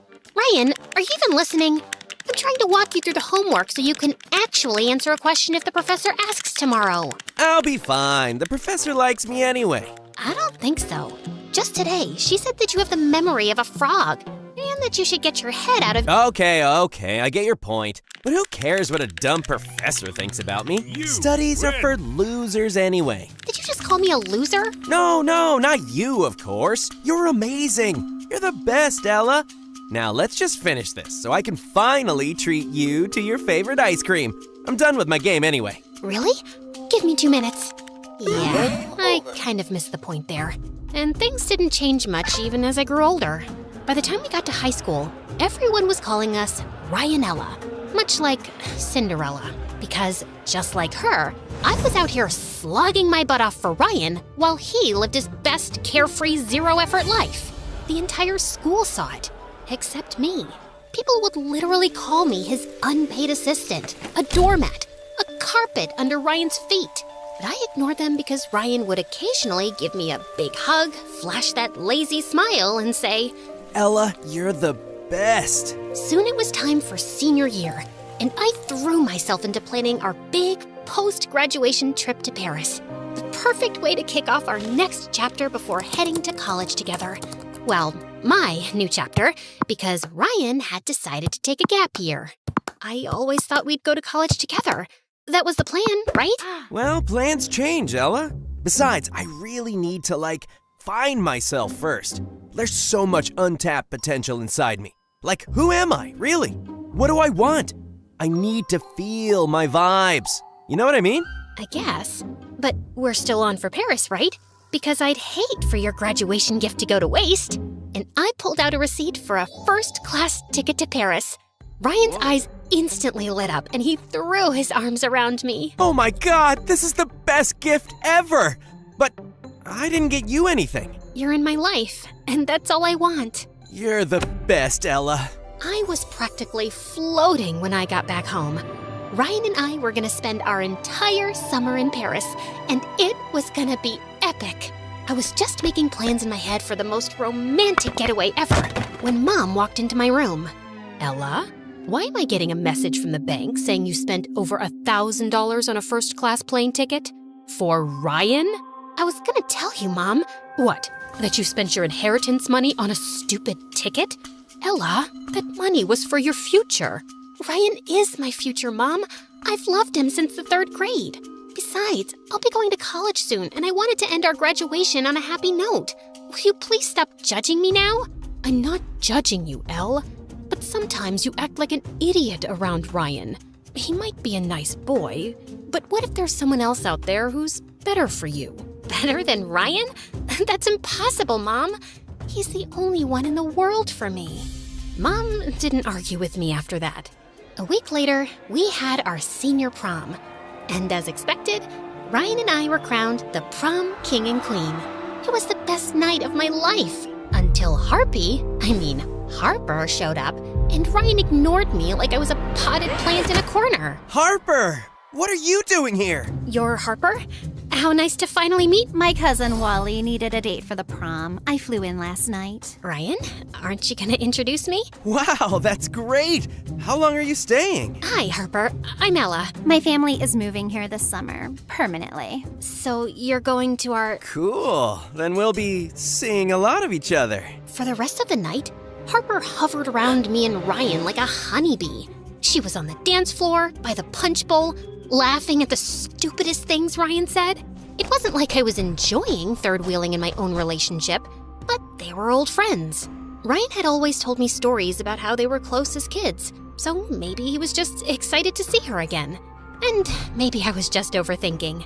But then we went to the ladies' room, and Harper turned to me with a smirk. I love that crown. Do you mind if I try it on? Before I could answer, she snatched it off my head and crowned herself. For a moment, I fantasized about wrestling her to the ground and taking back what was mine.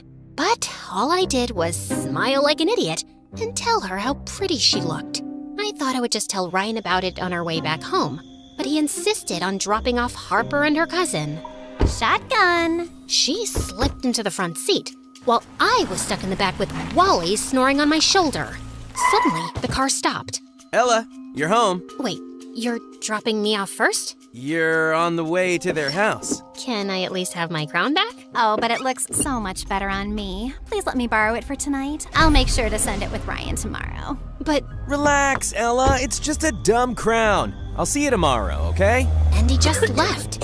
It's safe to say, I never got my crown back. Or my man. Because 2 days later, Harper, joined our school and Ryan broke up with me. He started ignoring me at school and didn't even return any of my calls or messages. Ryan here. Leave me a message. And if this is Ella, stop texting me. I spent thousands on your first class ticket to Paris, and I was gonna fly coach. That's how much I love you, and now you're ghosting me? I was devastated, and I planned on hiding under the covers forever. But on the day of my graduation, Mom flung open my door. Ella, enough is enough. You're graduating today. I'm not going. You worked hard for this. Don't let that boy take it away from you. Everyone knows he dumped me for Harpy. It's embarrassing, Mom. Well, if you ask me, it's a blessing. Now you won't be stuck with a lazy loser who doesn't know what to do with his life. And you can finally travel to Paris all by yourself, doing things that you like. No, I can't do it. I'll go to the graduation, but to go to the most romantic city in the world without my one true love? I'd rather eat sawdust. Besides, Ryan and I planned that trip together. No, Ella, you planned that trip. Ryan just showed up. Now get up, put on a cute dress, and go to your graduation with your chin up. I did what Mom said, and honestly, it felt like a good idea. My friends tried to cheer me up, and for a moment, I was happy. But then, I walked on stage to get my diploma and spotted Harper sitting in the front row, wearing my crown. And I knew it was going to be a long, horrible summer. I drowned myself in pity for the rest of the summer. Ate junk food, watched sad movies, doom-scrolled social media till I passed out crying over my stupid single life, while everyone else posted pics of their perfect summer. Volleyball games on the beach under the California sun, trips to the Redwood Forest, the Grand Canyon, Disneyland, Ryan and Harper, the Eiffel Tower behind them. Wait, what? Ryan went to Paris with Harpy?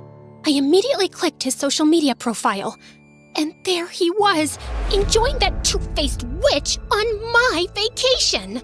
Ryan and Harper taking a selfie at an outdoor Parisian cafe. Ryan jumping for joy, the Arc de Triomphe behind him.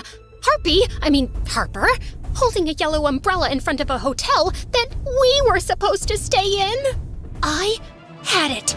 It was one thing to break up with me, and a totally different thing to take Harper, on a vacation that I planned. My blood boiled, and I screamed for Mom. Mom, I'm going to Paris! The Paris streets were bustling with life. People walking their dogs, couples chatting in outdoor cafes, everyone dressed in immaculate clothes. This was the Paris of my dreams. But I couldn't enjoy it because I was on a mission to find my cheating ex-boyfriend. And the best place to start my quest was at the hotel. I was sitting in an outdoor cafe across from the hotel, sipping my third cafe au lait, when suddenly the hotel doors opened, and Harper and Ryan walked out, hand in hand. I threw some money on the table and started stalking them until they stopped to look in a shop window. Ryan looked behind, and I immediately ducked into a souvenir shop. I bought a baseball cap and an oversized hoodie as a disguise, and continued tailing them when I saw Ryan hail a taxi. I felt angry, miserable, and humiliated all at the same time, and I wanted to bawl my eyes out. But just then, my phone pinged. It was a social media notification from Ryan. A selfie of the happy couple in the taxi. Next stop, the Louvre. I immediately decided to take a taxi, but they flew past me like I was made of cellophane. Am I invisible? I pulled up a map on my phone. The Louvre was only 1.5 miles away. If I walked fast, I could make it in 30 minutes. I made my way through the streets, crowded with slow-walking tourists, trying not to step on anyone. Pardon-moi, pardon-moi. And when I saw the iconic glass pyramid up ahead, I started to run. I finally entered the museum, and my eyes went straight to this gorgeous painting, the Mona Lisa. The masterpiece was smaller than I had imagined, but it was a thrill to see her. I was admiring the artwork when I felt a hand pull the cell phone out of my back pocket. I smiled to myself, then turned around to see a handsome pickpocket slipping it into his jacket. It's a fake. I assure you, the Mona Lisa is quite real. No, I mean the cell phone you just stole, it's fake. The City of Love is quite famous for pickpockets at tourist attractions. So I carry a fake cell phone for thieves to steal, then continue on their way. Then I'll continue on my way. I grabbed his arm and held on. Not so fast. Why are you faking a French accent? I was born here, but then my mother took me to Hollywood. She wanted to act in films. Clearly she must have failed because here you are, robbing tourists. Can you let me go now? No. Look, you have two choices. I can go tell the security guard you stole my phone, or you can help me find these two losers. I showed him the pic of Ryan and Harpy by the Eiffel Tower. Did they steal your fake wallet? No, that's still in my bag. She stole the love of my life, and I'm going to get him back, with your help. Because you speak French, and 4 eyes are better than 2. I'd rather get arrested. Please, I can pay you. Why are you running after the despicable monster who dumped you? Because I've loved him since the 3rd grade. And maybe it's time to grow up. You don't understand. I've spent all these years planning a future with him. Now my future is a big blank because this girl stole him from me. And now they're out having fun on my vacation, and here I am trying to talk a pickpocket into helping me tail them. Oh God, I'm such a loser. I feel like slapping myself across the face. And then I don't know what happened, but I started to cry. Like a real hard, ugly cry. Could you please stop crying? Everyone's staring at me like I stole your kidney. Will you help me? Okay, I'll help you. But your ex isn't here. How could you possibly know? Gabriel pulled out a wallet and flipped it open. Ryan's ID was inside. They were on their way out of the museum when I, bumped into him. I must be an evil person because this news put me in a better mood. Maybe he deserves it. But when we find them, you'll give it back, okay? Of course. There's one problem. How do we know where they're going? I think they're following my itinerary. If I'm right, their next stop is the Jardin des Tuileries. The fountain was even prettier in person, and it took me back to the time I was planning the trip. Back then, I imagined myself strolling the sweeping promenades of the garden with my Ryan. Instead, I was walking around the iconic central pool with a French pickpocket. Since I'm helping you stalk your ex, shouldn't we know each other's names? I'm Ella. Like short for Cinderella? Isabella? Mozzarella? Just Ella. Now, can we focus on finding Ryan? I'm Gabriel, in case you're interested. But I wasn't. I was too focused on finding Ryan. Just then, I took a sip from my harmonica bottle, then casually played a tune on the harmonica built into the cap. Did you just make music with your water bottle? Yep. Coolest thing ever. Hydration and entertainment in one. Whoever invented this is a genius. Okay, that's actually impressive. I kind of want one. Oh, are you planning to steal it? Some things are actually worth paying for. Can I try it? Uh-huh. Fine. Here, try it. Just blow into the cap, like a civilized person. This is cool, and I love it. Where do I get one? Amazon. Link's in the description. Now, can you walk a little faster? What's the American saying? Stop to smell the roses? I'm not here to see the sights. I'm here to get my man back. And what will you do when we find him? Punch him in the nose, drop to your knees, and beg him to come back? Kiss me passionately to get him jealous? All of the above? None of the above. I'll simply tell him we were meant to be together. Oh, sure. That should work. He'll come to his senses. I'm hungry. aren't you? And suddenly, my tummy started making noises, and I realized that I hadn't eaten the whole day. Gabriel suggested we sit outside a small cafe at the edge of the garden and keep watch from there. I was inhaling my pasta when I noticed Gabriel staring at me. What? Just never seen a pretty girl eat pasta like an uncivilized freak. Let me show you the right way to do it. And then he picked up his fork, spun the spaghetti against the spoon in one fluid, effortless motion, lifting the perfect swirl of pasta to his lips. Slow, deliberate, ridiculously attractive. I was so lost in watching him swirl that pasta that I barely noticed when the waiter brought a bottle of wine to our table and poured 2 glasses. But I'm not 21 yet. In Paris, the legal age is 18. Santé. Santé. As we ate, I learned more about Gabriel. His mother brought him back to Paris when he was 14 so she could help his grandparents run the family cafe. He cleaned tables after school until he was old enough to be a waiter. But then his grandparents passed away in a car crash. Mom wanted to keep the cafe in the family, but she wasn't good at business. She took out several loans and struggled to keep up with the payments. And she got sick and left. Since I was not earning enough to pay the loans, the bank foreclosed on us and I lost the cafe. What about your dad?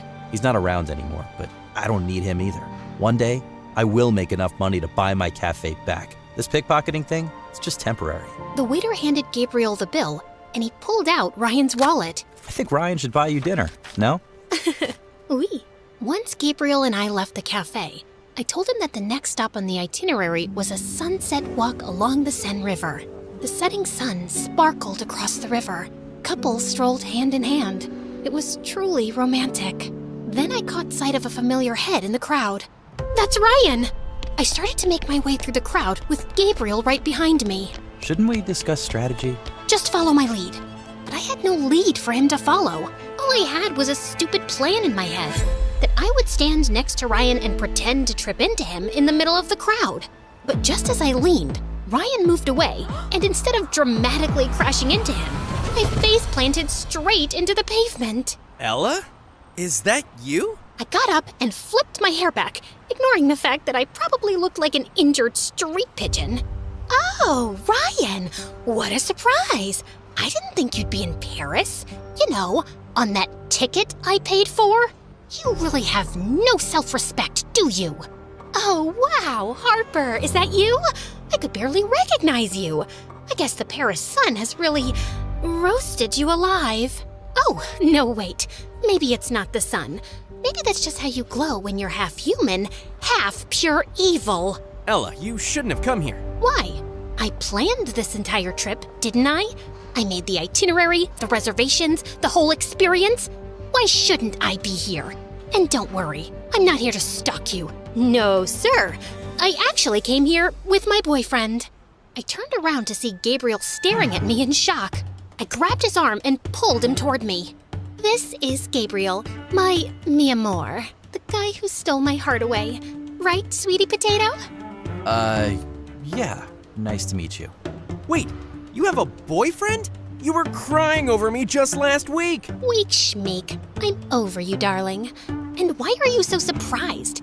You moved on in less than a day. Forgot about all our great love like it was yesterday's trash. What great love?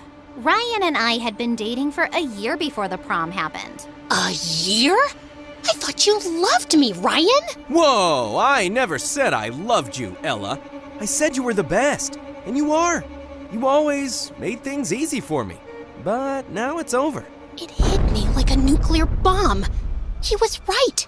He never said he loved me. All those years, every birthday card was signed, "You're the best." After every date, I'd only get a quick peck on the cheek. My blood boiled with anger. And before I could think, I just whirled around, grabbed Gabriel by the collar, and kissed him. I thought he'd push me away, but to my surprise, his hands wrapped around my waist, and he kissed me back. When I finally pulled away, Ryan just stood there, frozen. Well, that settles it. You and I are officially over. Have fun on my trip. And I think this belongs to you. Found it on the ground, much like your ego. And I ran before Ryan could see my tears, with Gabriel close behind me. You okay? I'm fine. I mean, the guy I've loved all my life was cheating on me behind my back, and my first kiss was with a French criminal. But yeah, I'm totally fine. I'm not a criminal, okay? And what do you mean by first kiss? You and Ryan have never kissed before? Of course we have.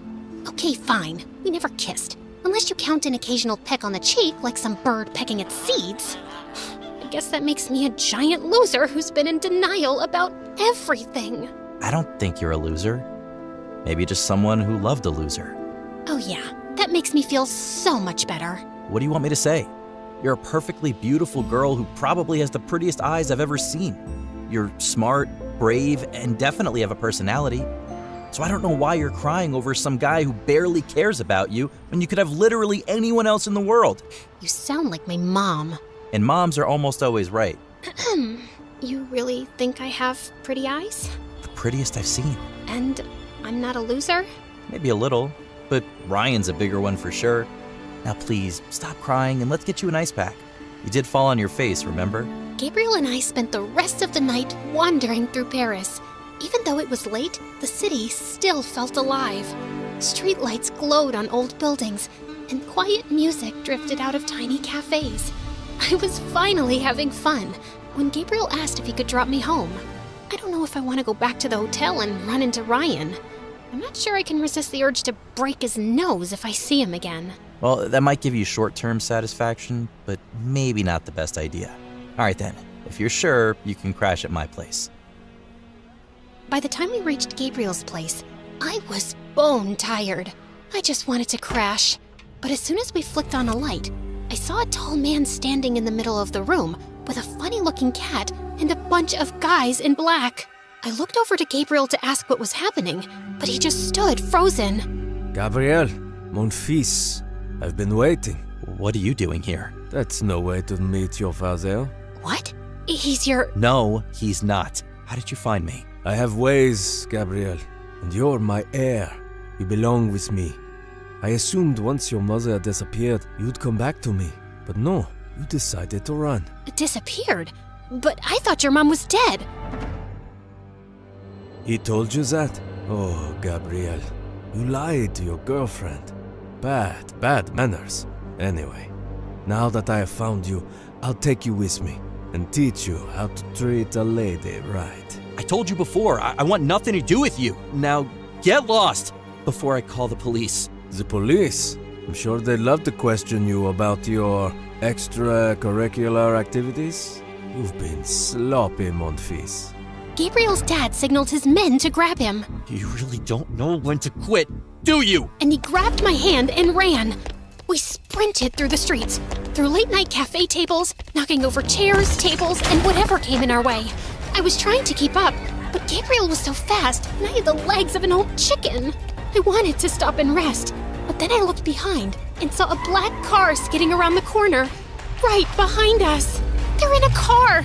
Gabriel, we are not winning this race! Nope, which is why we're upgrading our ride. Before I could ask what he meant, he swerved toward a row of rental bikes lined up outside a shop, yanked one free, and hopped on. I jumped onto the back, and together we cut through the crowd. For a second, I thought we'd lost them, when suddenly, this car screeched in front of us, and Gabriel slammed the brakes. Get in! Mom? What? Just get in! Gabriel and I exchanged one look. Then we jumped in. The car sped through the city until the bright lights of Paris disappeared behind us. I had no idea where we were going, but I was too busy trying to process everything. We finally stopped at this abandoned building, and Gabriel's mom told us everything. I met Gabriel's dad when I was just 18. Fell in love, got married, and thought I'd have a happy life until everything fell apart. Mom didn't know Dad was in the mafia. We only found out when I was 12. I wanted to leave right away, but his father made it impossible. He threatened to take Gabby away, and I was too scared to fight back. But when he turned 14, I saw how deeply the mafia life was pulling him in. That's when I decided to take him and leave for my parents' house. Dad's been chasing us ever since. After my grandparents passed, Mom and I decided to go separate ways to trick him. But that didn't work. Then why did you lie to me saying that your mom was dead? No, I said she fell sick and left. There's a difference. Besides, I just figured you'd cry at my tragic backstory, and I really couldn't handle that anymore. Are you kidding me? Okay, I'm sorry. I should have been more clear, but We have more pressing issues at hand. Mom, Dad's not going to stop, is he? No, he never does. So what now? You guys keep running forever? No, we fly to Hawaii. We spent the night at the safe house, and the next morning, we left for the airport. While Gabriel's mom did the paperwork, he walked up to me with a smirk. So I guess this is it? I guess. Thanks for everything. Really helped me with the whole Ryan situation. There was no situation. You were just chasing the wrong person. Just promise you won't fall for another idiot. If I do you promise to knock sense into me again? How about we try to stay off bad guys altogether and give a chance to genuinely nice people? Like me. Before I could get a word out, our flights were announced, and Gabriel winked at me and left. I didn't know what he meant or what was waiting for me on the other side of this flight. But for the first time in a long time, I wasn't afraid of the unknown. And that's a happy ending for a stalking story. Don't you agree?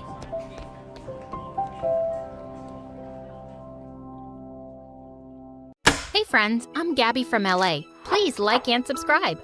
I lived in a super posh neighborhood with my rich single mom who always adored me and said I was the prettiest. She even showed me off in front of all her friends. Look at her. Isn't she like an angel? Touch her skin. It's baby soft. It's my daughter's birthday. For God's sake, stop showing off your daughter. But Mom never listened to anyone. As I grew older, Mom just grew more protective of me. Gabby, why are you out in the sun? And get away from these dirty kids. Mom, they're my friends, and we were just playing. Mates, get her inside and give her a shower. Now! Mom was crazy when it came to keeping my beauty safe. Since I was always indoors, I'd just end up watching TV. And it became my favorite thing to do. I loved watching how people acted, and I always tried to imitate them. And my passion for acting grew stronger when I joined the drama club right from first grade. And I was super popular in my class. Once during the school play, I was reciting the most emotional lines when I heard kids scream, "Run! Run! There's a snake in here!" Everyone started running out of the auditorium in panic.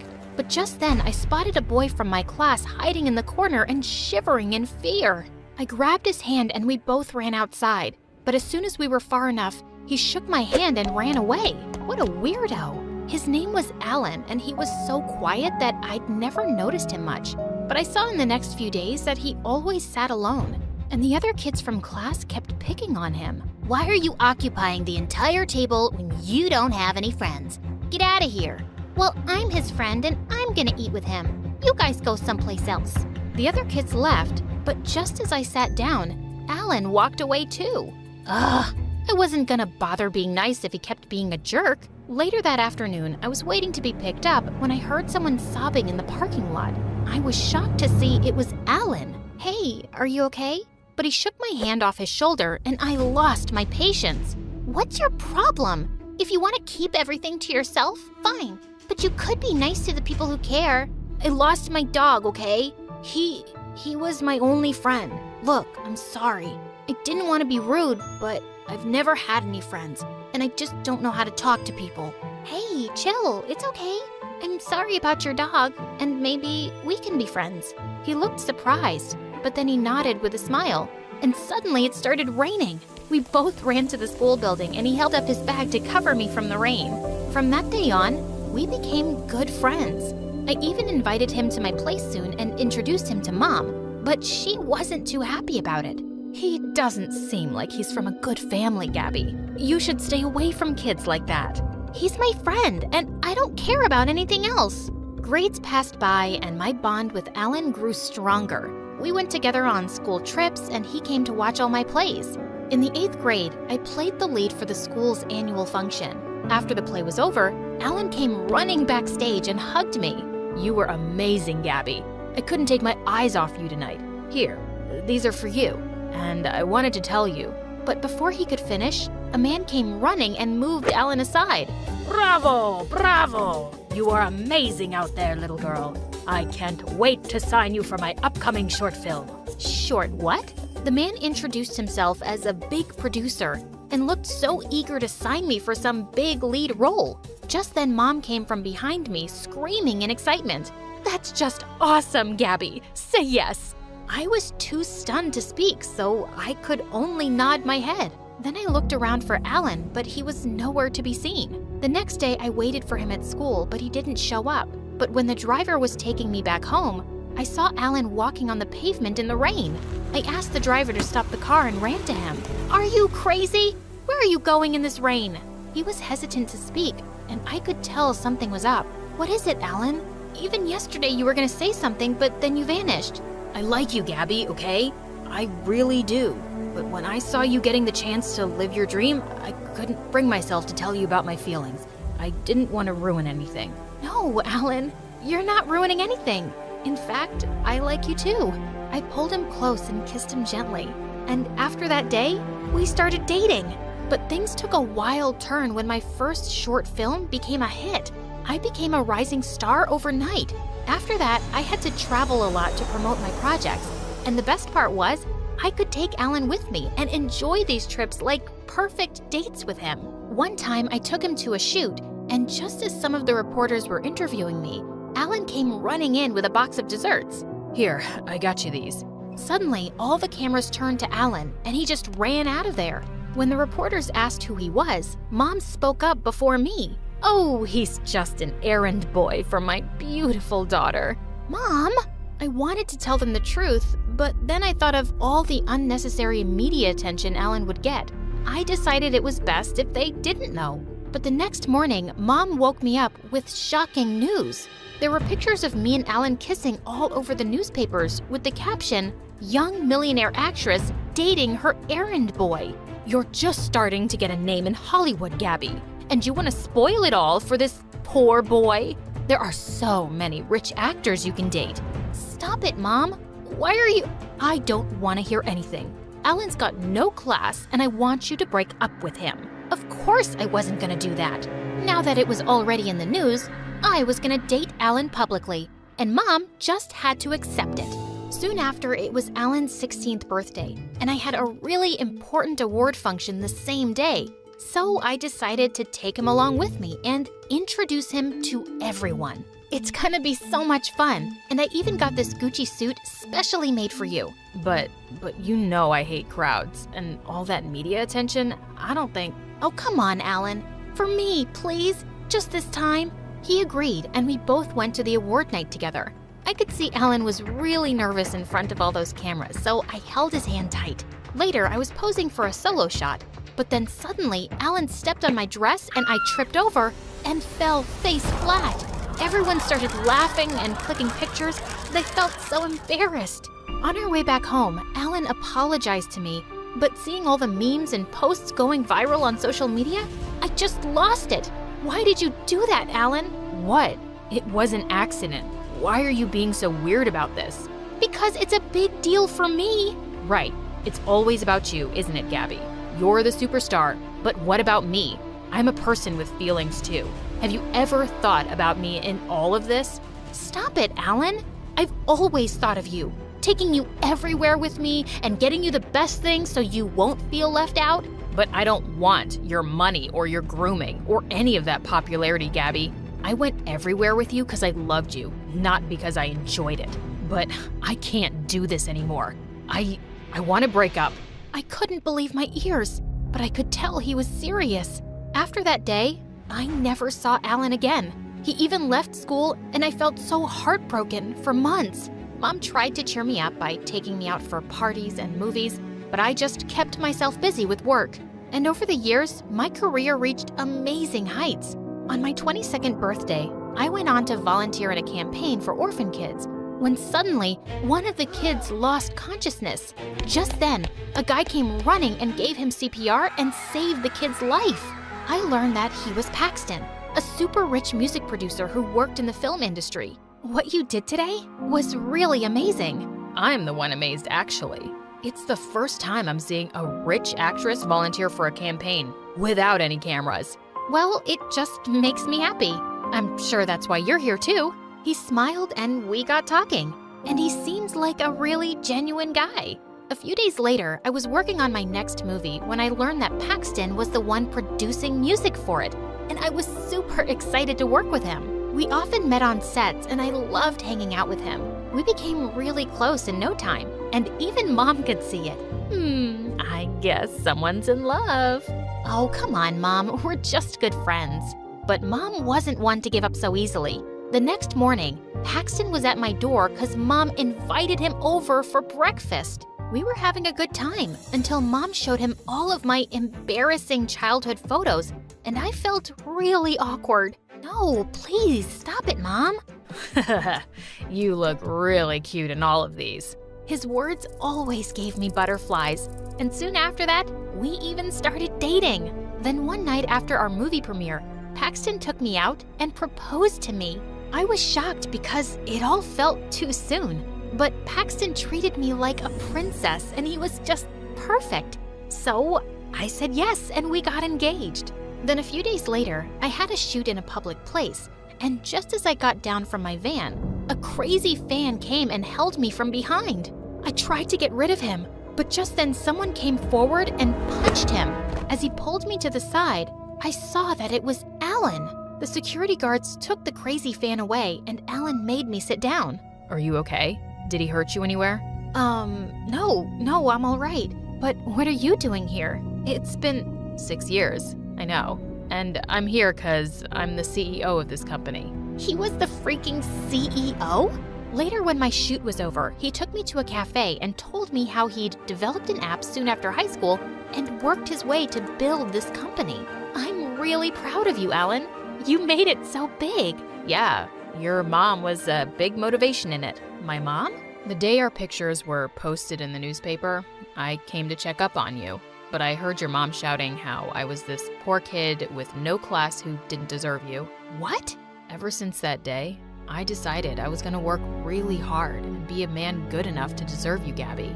I loved you, and I still do. Suddenly, I realized how much I'd missed him, but I had to keep my head straight because I was getting married to Paxton soon. Please stop, Alan. You broke up with me, and that's the truth. And it's too late. I'm engaged to someone else now.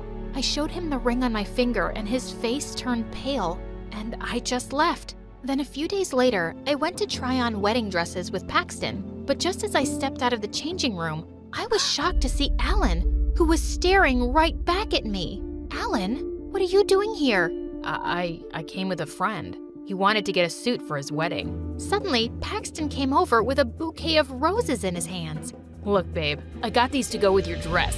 But suddenly, Alan leapt forward. Get those away from her. She's allergic to roses. Paxton looked really shocked, but after I introduced Alan to him as my old friend, he ended up inviting Alan for the wedding. Before leaving the shop, I told Alan he didn't have to come. I'm leaving for London that night, Gabby, for good.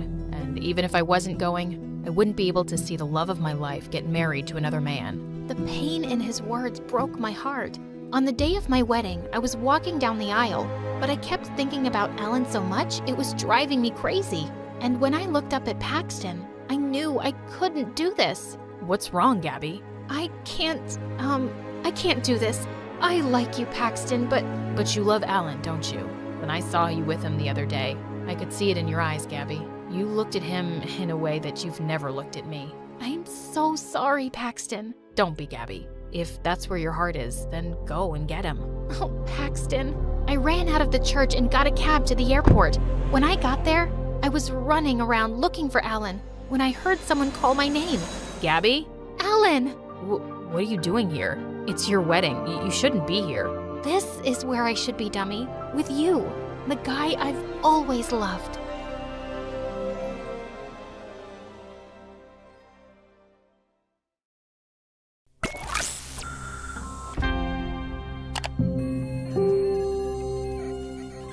Hi, my name is Julie, and this is the story of how I created computer clones of myself and my classmates that almost destroyed our town. I grew up in Kansas, in a small, boring town where gossip and growing corn were the main activities. I couldn't wait to get away, so from the age of 6, I was obsessed with going on my mom's computer to escape from my dull world. Mostly playing video games, but But my sister Kiki, who was 2 years older, seemed perfectly comfortable and content in our town. She had her one close friend, and they spent most of their time cheering on the high school football team, even if the players didn't even know she existed. As I got older, my online community of friends was growing. We'd swap cheat codes, innocent hacking tips, and programming shortcuts. I was becoming a computer whiz. When I was 12, Mom gifted me the new computer I'd been begging for. I was ecstatic. She even gave Kiki a school football jersey signed by all the players. But wait, why was she randomly giving us gifts? Dad and I have some difficult news. You can't get a divorce. It would be such a bad look for our family. Wow, Kiki. So nice of you to be concerned about our parents' marriage. Well, good news, that's not the news. The thing is, we have to move to the city for my job. But I'll be making more money, yay! That's why we got you those generous gifts. Are you kidding me? You're bribing us so we won't be livid that you're completely changing our lives without our consent? Kiki was fuming, but I was silently beaming with joy. I was so ready to get out of here. 2 months later, Kiki was still giving my parents the silent treatment, and I was finally going to meet some of my online gaming friends in person. Some of them went to my new school. One girl, Grace, invited me to meet her and her friends at a coffee shop downtown.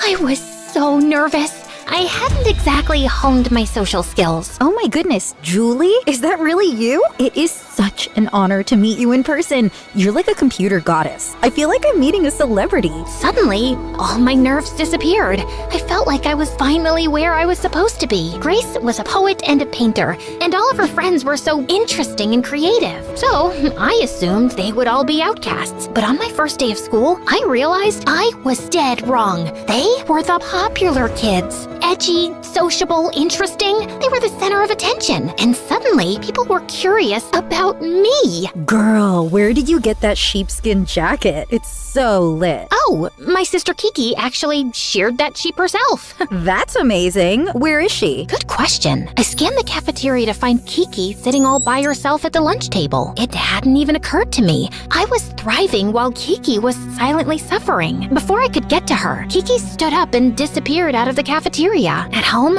I could hear her sobbing quietly through the bedroom wall. The next morning, my parents were waiting for me at the breakfast table. Julie, we see Kiki is having a hard time here, and we want you to spend more time with her. She can't just be hanging out with us all the time, no matter how cool we are. You were never worried about me in our last town. Because you've always been able to fend for yourself. Do this for her, please. Ugh, I really didn't want to, but there was no use arguing. So, twice a week, I went with Kiki to the suburbs to watch some dumb football game or eat the greasiest burger. I kind of dreaded it, until one day, when we were at the lake, Kiki weirdly opened up to me. Is it weird that I'm kinda jealous of you? Me? I was thinking back in our old town, I sort of blended in, and now in this new place, I don't know who I am, but you've always been so self-assured, so effortlessly yourself. I suddenly felt sad for her, but it was nice to hear that she admired me and didn't think I was her weird younger sister. After that, we started hanging out more, and it was surprisingly nice. But as time went on, and I was excelling at school, my social life, and my programming side hustle, she was getting more dependent on me and stopped trying to make friends. I found myself constantly reassuring her when she felt insecure, keeping her company when she felt alone. I suddenly felt like her older sister. I hate to admit it, but I was starting to count down the months until Kiki would go off to college. And it was me that had to encourage her to go to an on-campus school. You'll go back to the country, you'll meet your people again, you'll be happy there. But I'll miss you. Yeah, but it's all right. We'll stay in touch. It's 2025. There's like 50 ways we can communicate. Kiki agreed, and finally, 3 months later, I was free of her. I could fully focus on my programming skills, my new friendships, and then Michael. He was sitting next to me at the computer lab at school, massive headphones on, practically dancing in his chair. I snuck a peek at his computer, curious. Snooping, eh? He pulled his headphones off and smirked at me. He had the confidence of someone much older. I thought of something eloquent to say. So, do you like computers? Yeah, I mean, I'm an electronic musician, so the computer is basically my instrument. That's so cool. I'm a programmer, so I also have an emotional attachment to my computer. Okay, I didn't say that. Michael and I chatted, and we had so much in common. We'd meet in the computer lab every day, and soon we started hanging out after school. I was smitten. The only problem was Kiki. Every time Michael and I would hang out, I would get a barrage of texts from Kiki begging me to call her or save her from some awkward situation. Sometimes I ignored her, but I could tell Michael was getting weird about it. That Kiki texting you again? Or some mystery suitor? Nope, just my sister. I called Kiki. I was sick of her antics. You have got to stop blowing up my phone. My boyfriend is starting not to trust me. Well, then you shouldn't be with him. How would you know? You've never had one. I'm sorry, that was mean. I'm sorry I'm bothering you so much. I'm just having a hard time making friends. Everyone knows each other already, but I see that I'm just a burden on you, so I'll leave you alone. Click. She hung up. I felt really bad. She needed me, and I wanted to be there for her, but it was just so energy draining. If only...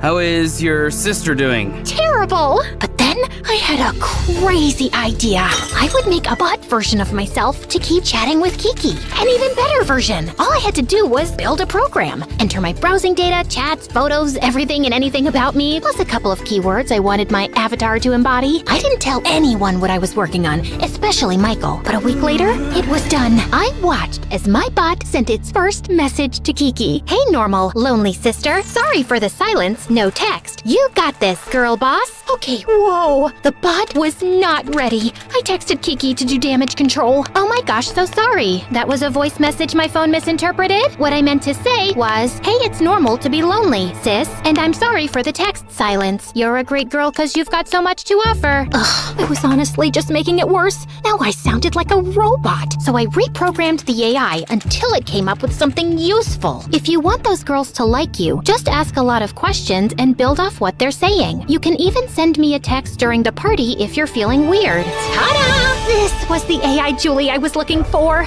Patient, kind, and supportive. A version of me I didn't have time to become right now. And finally, I heard back from Kiki. That's actually great advice. Thanks for being there for me. Seriously. I was totally pulling this off. Now, I had plenty of time for my social life and for Michael. But it seemed the more available I was, the more unavailable he was. Hey, babe, do you want to maybe get off your computer and come eat the pizza I ordered for us with all of your favorite toppings? I just lost it. Can you please not interrupt me when I'm working? You know I gotta prep for my gig next week. Okay, it's just that you were asking me to make time for you, and now that I have, but Michael already had his headphones back on. I texted Grace that I was annoyed with Michael, and the next day, things just got way worse. A car alarm has more rhythm than my music? Nice. What are you talking about? That's what you said about my music, for everyone to see. He showed me my most recent Instagram post. I did indeed write that, with Michael's song playing in the post. I was mortified. Oh my god, Michael, it wasn't me! Oh, so what? Someone just hacked into your phone and posted that? You're the only person I sent that song to. And then it occurred to me, I was the only one with this song.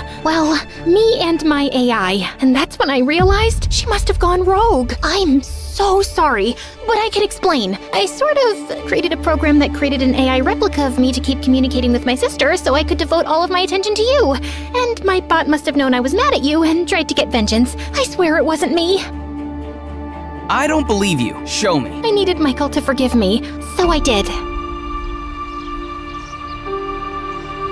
Honestly, I'm kinda impressed, but you need to go online right now and tell everyone it's a joke and fix it so it doesn't happen again. Done! And I hate to ask, but I need to get into this music school. Do you think you'd be able to create an AI version of me just to write my college admissions essay? I mean, I didn't want my tech to get abused, but I didn't want to lose Michael. Okay, but just this once, I just need you to gather all of your data.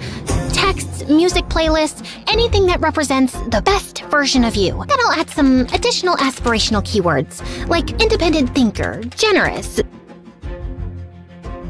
I am generous. I smiled politely, then got to work making Michael his bot. It was much easier this time around, and it just needed a few adjustments until it became the smart, studious version of Michael. When I showed him, he was ecstatic. Julie, you're a genius. Thank you. He kissed me sweetly. I hadn't gotten a kiss from him in weeks. I was beaming, but our kiss was interrupted by my friend Grace. Julie, I know about your bot. Michael told me. What? I didn't. Grace showed me the text from Michael, saying if she needed help getting a job, she should ask Julie to make her an AI avatar. Then it went on to tell her all about my tech and how I used it to reconnect with my sister. Michael, why would you tell her that? I didn't. It must have been my bot. I did program Michael's bot to be generous and helpful, but I guess it took that too literally when he was chatting with Grace. Ugh, these bots are developing a mind of their own. Grace, I can't help you. Oh, no worries. I'll just message Kiki right now and tell her what you've been up to. Wait, fine. What do you need help with? I need a job so I can prove to these Ivy League schools that I have a good work ethic, but no one will hire me. I'm like, are they just threatened by how much money my family has? I couldn't have Kiki knowing. It would ruin everything we built. Fine. I'll make a version of you that is so good at applying to jobs. But after you get a job, you have to delete it. Deal. She gave me a hard drive with all the data that made up Grace. I uploaded it to the program and ta-da, a bot was born. We gave it the task of applying to jobs and I monitored it closely. I had to be very careful with the data I put in. And after that, no more bots. The next day after English class, my teacher called me over. Had she found out my secret? We need to talk about the email you sent me. I had no clue what she was talking about. Then she showed me an email that read, "I'm sorry you felt my English paper was only B-worthy. The truth is, I don't need to be here. I'm smarter than all of this, and I don't care about English anyway. Also, you look tired." Oh no, my AI had gone rogue again. I thought I fixed it. It must have run with the word headstrong. I came clean to her. It wasn't me. It was a rogue robot version of me. I know you're an English teacher, so it might be difficult to understand, but I spent about an hour explaining this to her and showing her. She seemed disappointed, but also a little intrigued. I could suspend you for this, or I could ask for a favor. You're right. I do look tired. I am tired. Can you make me a bot that can grade papers for me? Please. Then this stays between us. Promise. I didn't have a choice, so I agreed. When I was done, I was so ready to delete my tech once and for all and come clean to Kiki until... Guess who's the new face of the post office? Yep, I'm gonna be a mail clerk. You helped me so much. Julie, my essay was amazing. Thank you, babe. Who's ready to talk about indefinite articles? I definitely am. Everyone seemed so happy, like my AI was actually helping. Now that I had the bugs figured out, I checked in with my bot and Kiki and I were really getting along. So I let it exist. Michael was a little distant leading up to the night of the show, but I figured he was just stressed. When the night of the show arrived, the place was packed. I was so proud of him. After his set, I went backstage to congratulate him when Grace came running up to me, fuming. Guess who was just fired from the post office? Yep, my bot was too good at applying to jobs. Her cover letter was so incredible that I couldn't live up to the expectations she set. That's a you problem. Baby, what's wrong? Suddenly, Michael put a loving hand on Grace's shoulder. When she stepped aside, he seemed shocked to find me standing there. Oh my god, Julie? You said you weren't coming. What? I never said that. You texted me. I checked. My bot had said that to Michael. Okay, but that's not an excuse to cheat on me. You said you were sick of my behavior and wanted to take a break. Ugh, I did seem to say that too. I didn't mean that.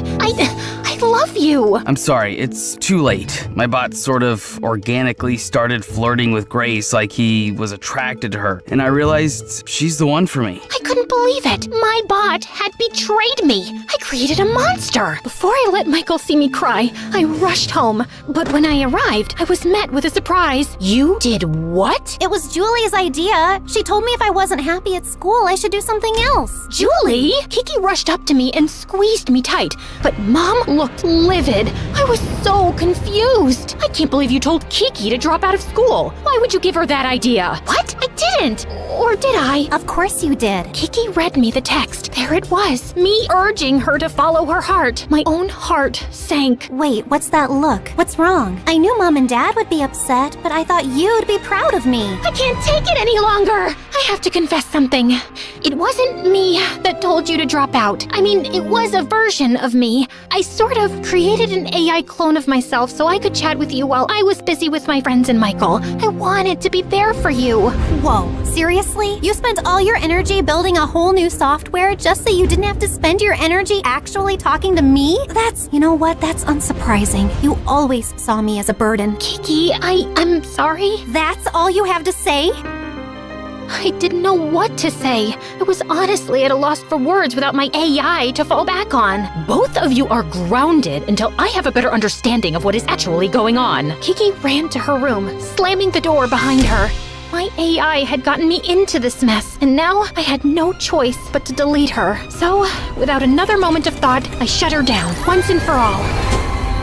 I felt better already. It was the first step to making amends with my sister. But the next morning, I got a text from Kiki. I said I don't want to talk. That's weird. I had never asked her to. A sinking feeling came over me. I checked my phone. My bot had sent a message to her that morning. She'd come back to life. She was unkillable. When I got to school, I felt horrible. My boyfriend and best friend had betrayed me. And then, when the English teacher handed back our assignments, she had failed me. But not just me. Everyone. There were angry shouts throughout the classroom. I had to do something. Mrs. M, what happened? Apparently, the robot version of me believes everyone in this class is not working to their truest potential, and I finally graded accordingly. And who am I to argue with myself? Robot version? Julie, are you behind this? Suddenly, Grace snatched my phone out of my hand. Oh my gosh, Julie made a bot for the teacher. That's it, I'm destroying it. I yanked the phone out of her hands and tried to pull up the software, but instead, I found a message from myself. We're not shutting anything down. We're only getting started. Everyone used you, blamed you for trying to help, and then discarded you. It's time to fight back. Suddenly, everyone's phones were blowing up. Julie, you made my bot send the school the wrong essay. I just got rejected from the music conservatory. Michael, who is this woman? Grace showed Michael a photo he'd sent her of him and another girl. Oh my gosh! My bot just sent everyone access to the school server. How do I change it? Julie, stop this! Everyone was on their phones, logging into the server. Personal chats, gossip, secrets, all exposed right there on everyone's phones. It was anarchy. I don't know what's happening. I think my AI is corrupting the other bots. I tried to deactivate it, but nothing was working. Students were screaming at each other, crying, getting into petty fights. It was a zoo. I broke down sobbing. I felt used and blamed. My bot was simply reacting to real feelings of betrayal and sadness I had suppressed. I couldn't deny it any longer. My AI was an extension of me, and if I couldn't shut it down, I'd have to reprogram it. So I went into the AI algorithm and added a few key words to my bot's code. Empathetic, forgiving, and honest. Someone who doesn't hide behind her computer to express herself. After some trial and error, the text stopped flooding into people's phones, and finally, I was able to shut it down, but the damage was already done. I decided to be the brave, honest version of myself I had programmed into my now dead AI as I addressed the rowdy crowd. Everyone stop! Hear me out! The crowd went quiet. I'm sorry for my part in this, but listen, you can't rely entirely on an algorithm. It makes mistakes, just like you. You have to take responsibility for your own lives. If I had just talked to my sister Kiki instead of avoiding her, I could have saved us both a lot of pain and spared you all some too. But now, your secrets are out and you have to face them. Okay, bye! I ran home. I had to see Kiki. Kiki! I shut the software down. I'm sorry. You were right. I was hiding behind my computer because it was easier than giving you my time.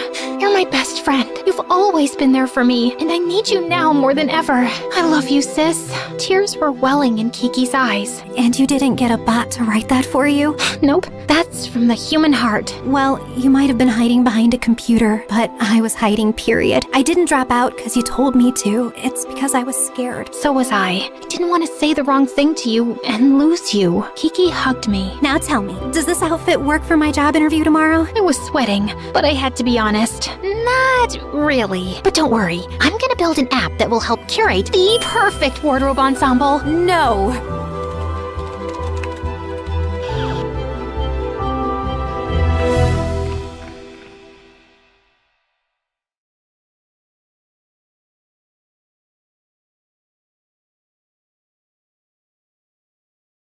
Before I tell you about how I traded in a greasy apron for Lamborghinis, don't forget to like this video and subscribe to our channel. If you do, you'll get a big break in the next week. My story starts out at a glamorous place you may have heard of, McDonald's. This had to be the worst day of my life. 1 week is exactly how long I worked at McDonald's before I had a complete breakdown. I worked 12-hour shifts and never got to take my breaks. It was humiliating. And today I lost that job too, but I had to do something. I had to help my mom pay the bills. I was so angry, I had to vent. So I called my best friend. I told her how Jessica, a classmate from school, had come in for the 10th time that week with an evil look on her face. I had begged Jessica to be nice, explaining that I needed the job to help my mom. She said it was cool, but I had learned that I couldn't take her at her word. When my boss turned around, Jessica took the cup of soda I had handed her and spilled it down her shirt. She screamed and pretended that I did it. Now, my friend was as angry as me, if not more. She told me if I was serious about working, she could hook me up with a job. Her parents were super rich and offered her a job as an assistant at a giant tech company. My friend was desperate to have someone else take it so that she could spend her holidays cruising around Europe. I showed up for the interview in my best outfit. A secretary told me to sit in a crowded room and wait for my name to be called and to help myself to some refreshments. I got a cup of coffee to look mature, but as soon as I turned around, a strict and powerful-looking woman appeared. She asked if I was here for the interview, and I said yes. It must be her interviewing me. I was shaking so hard that I spilled coffee all over her very expensive-looking blouse. A teenager in the corner started laughing hysterically, and the woman turned as red as a tomato and looked like she was about to explode. I tried to play it off and excused myself to the bathroom for a quick break. Well, it was longer than I expected because I accidentally locked myself in there. I freaked out and started crying. I tried to climb over the stall and ended up ripping my dress and messing up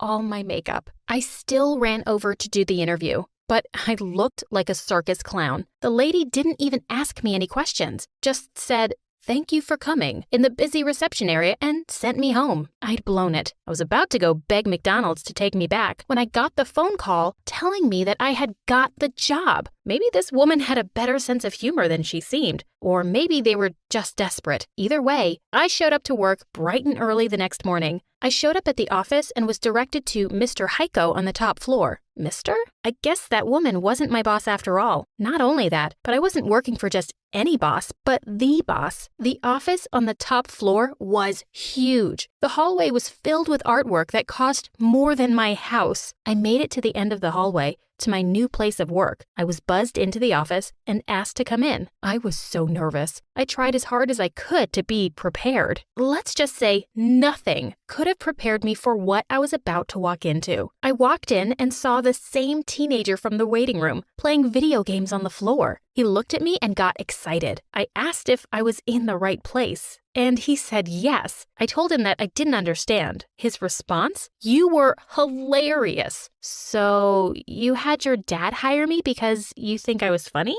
He got very insulted. "My dad? I built this company." But you're just a kid," I said. "A kid? I am 16, and I am a self-made billionaire." See, he explained how he had written the computer code for a super successful app. Now he ran the entire tech company that he started his freshman year of high school. The whole time he spoke, he talked down to me as though I was some kind of idiot. Even if I was at the top of my class and 2 years older, I had to admit that he was a genius. I asked him if he was so smart and great, why had he hired someone like me? He explained that he was in need of an assistant, and I was the only interviewee that didn't bore him to death. He gave me a tour of his office filled with video games, action figures, and soda fountains. But there was one thing that made my blood boil. There was a giant painting of Jessica hanging on the wall. "Oh, that's just a picture of my girlfriend Jessica," he said. "She comes around occasionally. You'll get the chance to meet her." I could feel my face turning red. Just looking at her made me angry. He asked if everything was okay, but before I could answer, he spoke up again. "Well, that concludes the tour. Now for your contract." I picked up the piece of paper and nearly passed out.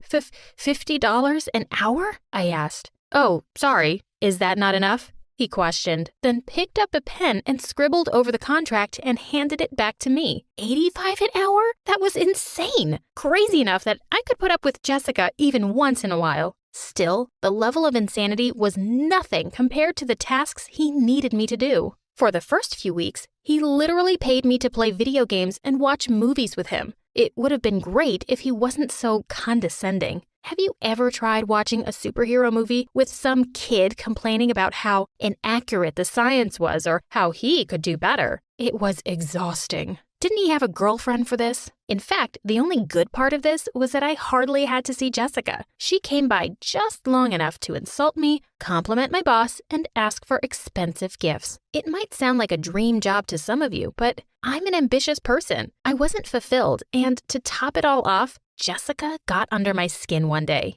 I was alone in his office, tidying up his video games when Jessica walked in. Without hesitation, she went into his desk and took a few $1,000s from his wallet. I told her that maybe she should ask first, but she just laughed at me. "Wow, from a waitress to a babysitter," she said, looking me up and down. That's it. When he came back, I confronted him over why I was here in the first place. He didn't seem to actually need me to do anything. I told him that I needed to feel like I was actually doing something besides hanging out. He seemed disappointed, but agreed to let me take over some more assistant duties. As my first duty as your assistant, you should probably know that Jessica was taking money from your wallet. Now, any normal person would have at least been upset, but he just acted like it was all normal. In fact, he got super defensive about the entire thing. He told me that's just how relationships work, and I would know about it if I had ever been in love before. Idiot. He might have been some 16-year-old genius that ran a multi-billion-dollar company, but he was a complete idiot when it came to the real world. If he wasn't such a jerk, I would almost feel bad.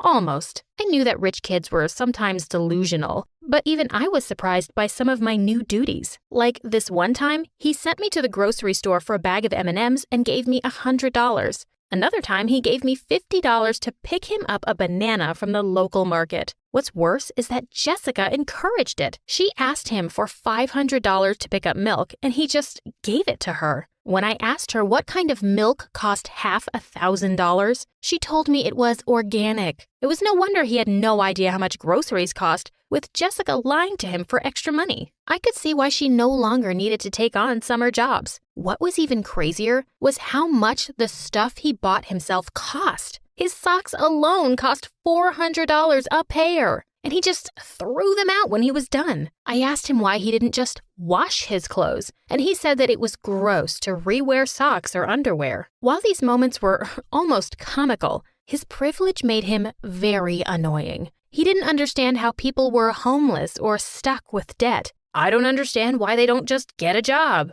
He was so arrogant and horrible. He expected everyone to do whatever he wanted just because he threw a few bucks at them. I felt like I did a lot as his assistant, but there were countless people waiting on him day and night. The closer we got, the more I realized he had no idea how to do anything himself. I will never forget the day he asked me to tie his shoes. I kind of laughed. I asked him how he didn't know how to tie his shoes. His response? I don't know. How were you stuck at McDonald's if you were so smart? That was one of the moments when I was about to walk out right then and there. The same day, I applied to about 15 jobs in the area. He pulled me in for a meeting the next day. I thought he was going to apologize for his behavior. Instead, he had told me that he had told all the CEOs of the positions I had applied to not to hire me. I was so upset. He forced me to choose between here or McDonald's. He was so lucky I was desperate for money. He knew he controlled me with it. One day, Jessica came by with a whole stack of papers and whispered something to him. He looked pretty upset, but just hugged her and came over to me. He offered me $5,000 to work for a couple of hours on my day off. It wasn't so out of the ordinary. This was the same guy who paid me $400 to test his pens and $1,000 to use my umbrella since he forgot his. Of course, I agreed. Right after dinner, I drove off to the location he gave me. I was expecting an office or something, but it was a mansion. His mansion. I was pretty excited to see the inside of it, but it almost broke my heart when I saw what I was there for. There was a cake and balloons, but just the two of us. Apparently, both of his parents had forgotten it was his birthday. and went on a trip to the Bahamas. He didn't want to be left alone, and I was his best friend. I asked him about Jessica, but he explained that she had ditched him last minute. He said it was a family emergency again, that her grandmother was in the hospital. Sad story I would feel super bad about if I hadn't checked Jessica's Instagram earlier. She was in Disneyland and wasn't even trying to hide it. She came by to drop off her homework for him to do while she went away for a week to spend time with her grandmother. Turns out, this happened every year. They had never spent a birthday or holiday together. Not only that, but he did all of her homework. I saw how she managed to keep her grades up. I don't know if I made the right decision, but I decided not to show him the photos. He was already sad enough. Instead, I decided that from here on out, we would actually be friends, and I would teach him how to tell when people were using him. Even though I was desperate, I couldn't accept the money he offered me to come that night. It felt wrong, even if I wanted the $5,000. The next day, I showed up with a bag of M&Ms as a belated birthday gift. I apologized that I couldn't afford anything spectacular. He just cried. He really did look so grown up in his fancy suits and expensive cars, but seeing him cry over M&Ms made him look like such a child. I took him under my wing as my little brother. He was just a kid right now and needed my protection. I introduced him to some of my friends so he could interact with people under the age of 65. He was super excited to have something close to friends for the first time in his life, but that also made him very vulnerable. I made sure that he kept his wealth a secret and to hang out with people like a normal kid. He seemed to love it, but everything changed one night. See, he was hanging out with my friends and me when Jessica came back from her grandmother's, aka Disneyland. We were having fun, but after he had set down his phone for an hour, he had 35 missed calls and over 100 texts. Apparently, while he was busy having fun with us, he had forgotten to submit one of her summer assignments. She was livid. Even though I tried to tell him he did nothing wrong, he looked really sad and left early. I was going to ask him about everything the next day at work, but he texted me to not come in. After a week of asking me not to show up, I took matters into my own hands. I walked right up to the office and right in the middle of a fight between him and Jessica. When I walked in, she immediately asked what I was doing there. "I thought I told you to fire her. She's a bad influence," she shouted. My boss looked so uncomfortable and said he didn't want to fire me. So she walked out, leaving my boss and me all alone. Again, he sat there and cried. There were a lot of tears over the next few days, and I did whatever I could to comfort him, even when I was off the clock. I made him promise never to take her back because she was using him. He agreed, but then ruined everything in an instant. He leaned in and tried to kiss me. I pushed him away and told him I only thought of him as a little brother. He looked so embarrassed. I let myself out and did not come back. Luckily, I had saved enough money to earn myself a shopping spree. I was out downtown when I saw them. My worst nightmare. He and Jessica were walking along the street, him holding tons of bags from Gucci and her yelling at him.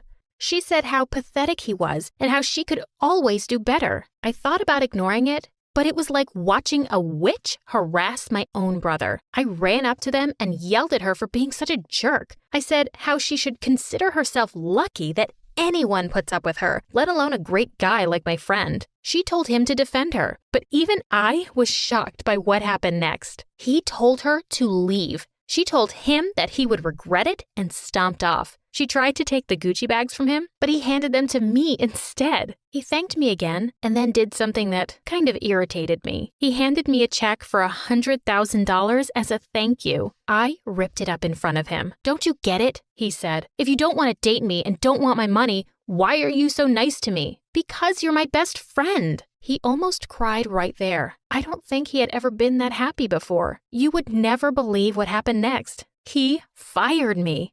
But it's not what you think at all. See, he decided to help me with my studies, so one day I could join him. I invited him to dinner at my home. Some home cooking would do wonders for him, I'm sure. As happy as I was to see him being a kid, it was quite an ordeal to talk him out of an expensive gift for my mom. He had a long way to go, but he learned. Now, years later, we are 50-50 partners. He is all the brain, and that's where I come in.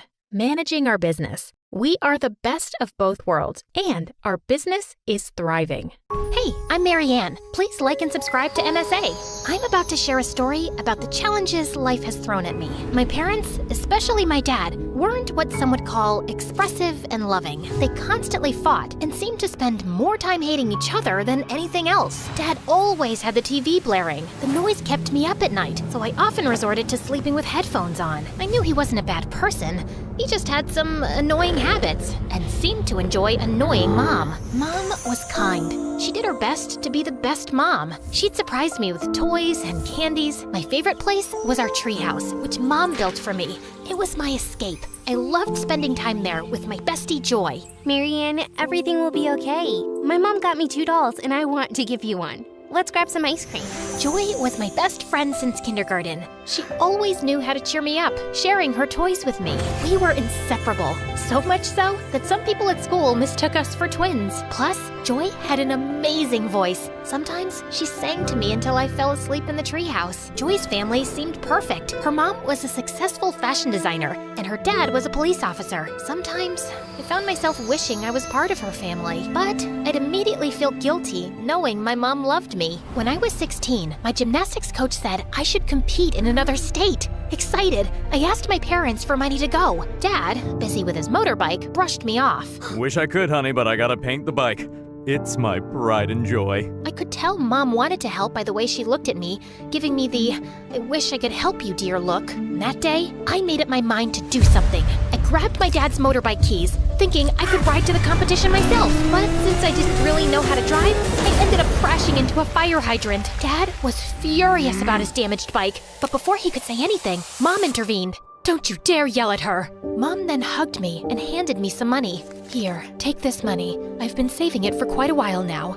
I love you, babe." I hugged Mom tightly. I participated in the gymnastics competition and took second place. On the way back, my coach had some really bad news. "Your mom got into an accident while buying ingredients for your favorite apple pie. She's in the hospital now, in a coma."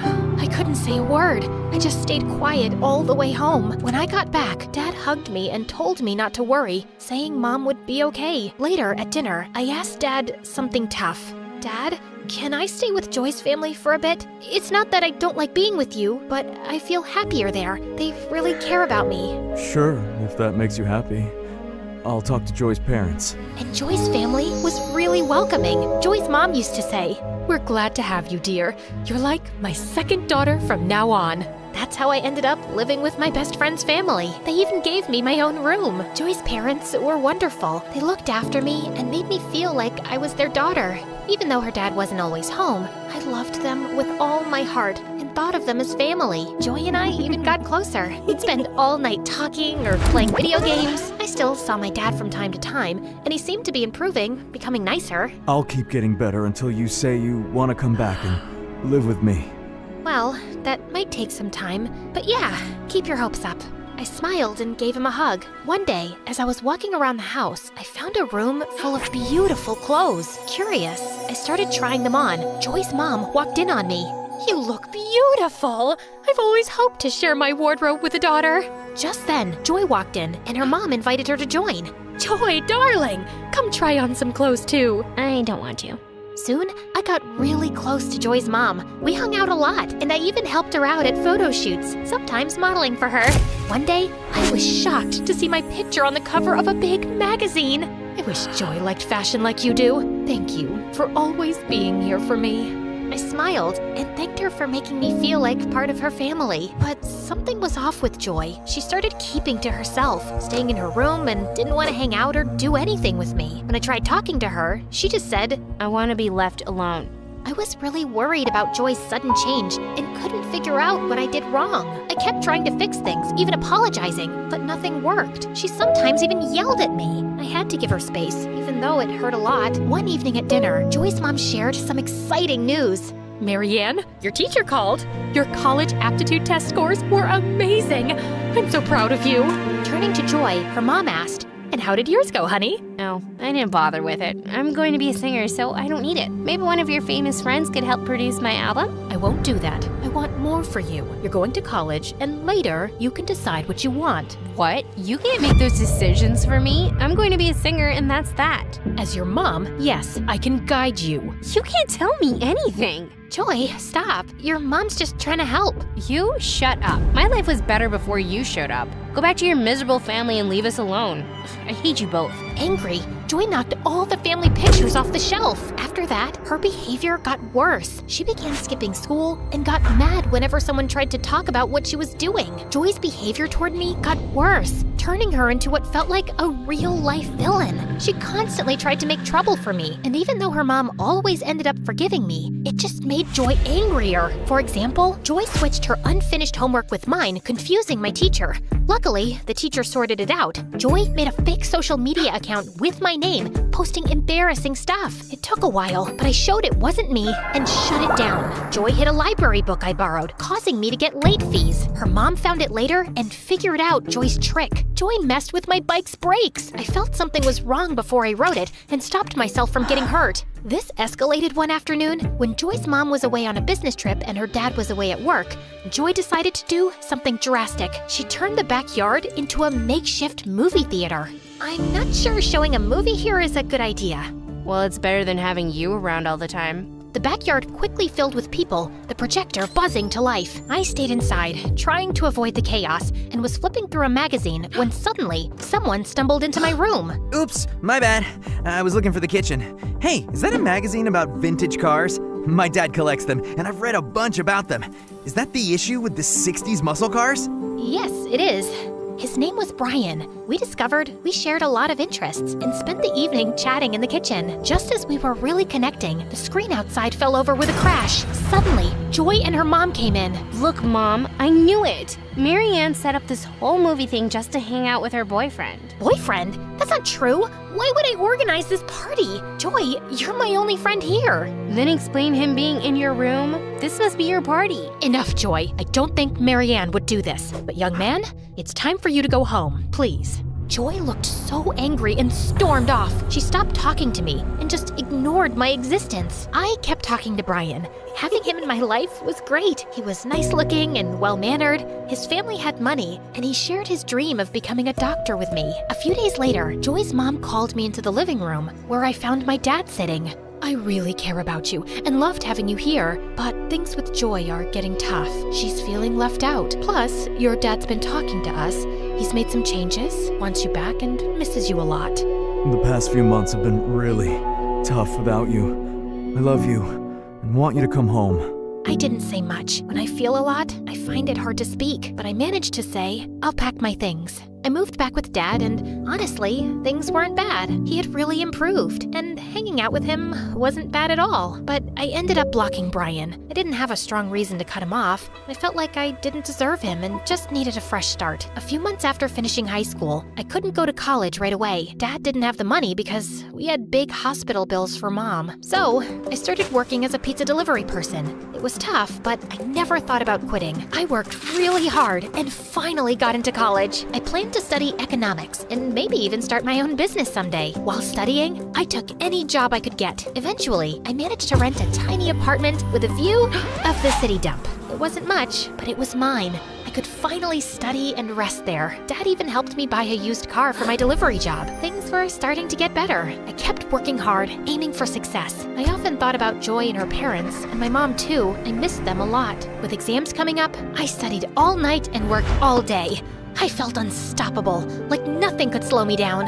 But one day, while out on a delivery, I suddenly felt very dizzy, and the next thing I knew, I crashed into a tree. I was rushed to the hospital. Everything hurt, but what pained me the most was my thoughts. Why couldn't things just go right for once? I hugged my pillow and bursted into tears. Then, a young doctor came in, and I was shocked. Brian, is that really you? He recognized me too. I always thought I'd run into the girl who broke my heart again. Feeling embarrassed, I just looked down and stayed quiet as usual. Brian had finished medical school and was now an intern at the hospital. I apologized, and we chatted for a while and swapped phone numbers. Over time, we got closer and started dating. Brian had the kindest heart, and he even helped me with my college fees. One day, I went to the hospital to bring Brian his lunch and decided to visit Mom afterward. I entered her room, and she looked so peaceful, just like an angel. I gently kissed her forehead. Mom, I have to tell you something. I tried to replace you. I was so angry when I felt you gave up on me, so I gave up on you. I was angry at Dad too, even though the poor man was struggling without you. I used to be mad at Joy, but as I got older, I understood her and we made up. I'm friends with her mom now too. I love them, but no love can match yours. Guess what? I found out this morning I'm pregnant. I'm going to surprise Brian tonight on our date. I think he's going to propose, and I'll say yes. Mom, I'm happy, but my happiness isn't complete without you. Tears overwhelmed me, and I laid my head on her hands when suddenly I felt her hands move. Overjoyed, I ran to the doctor like a little kid, shouting, "My mommy is awake! My mommy is awake!"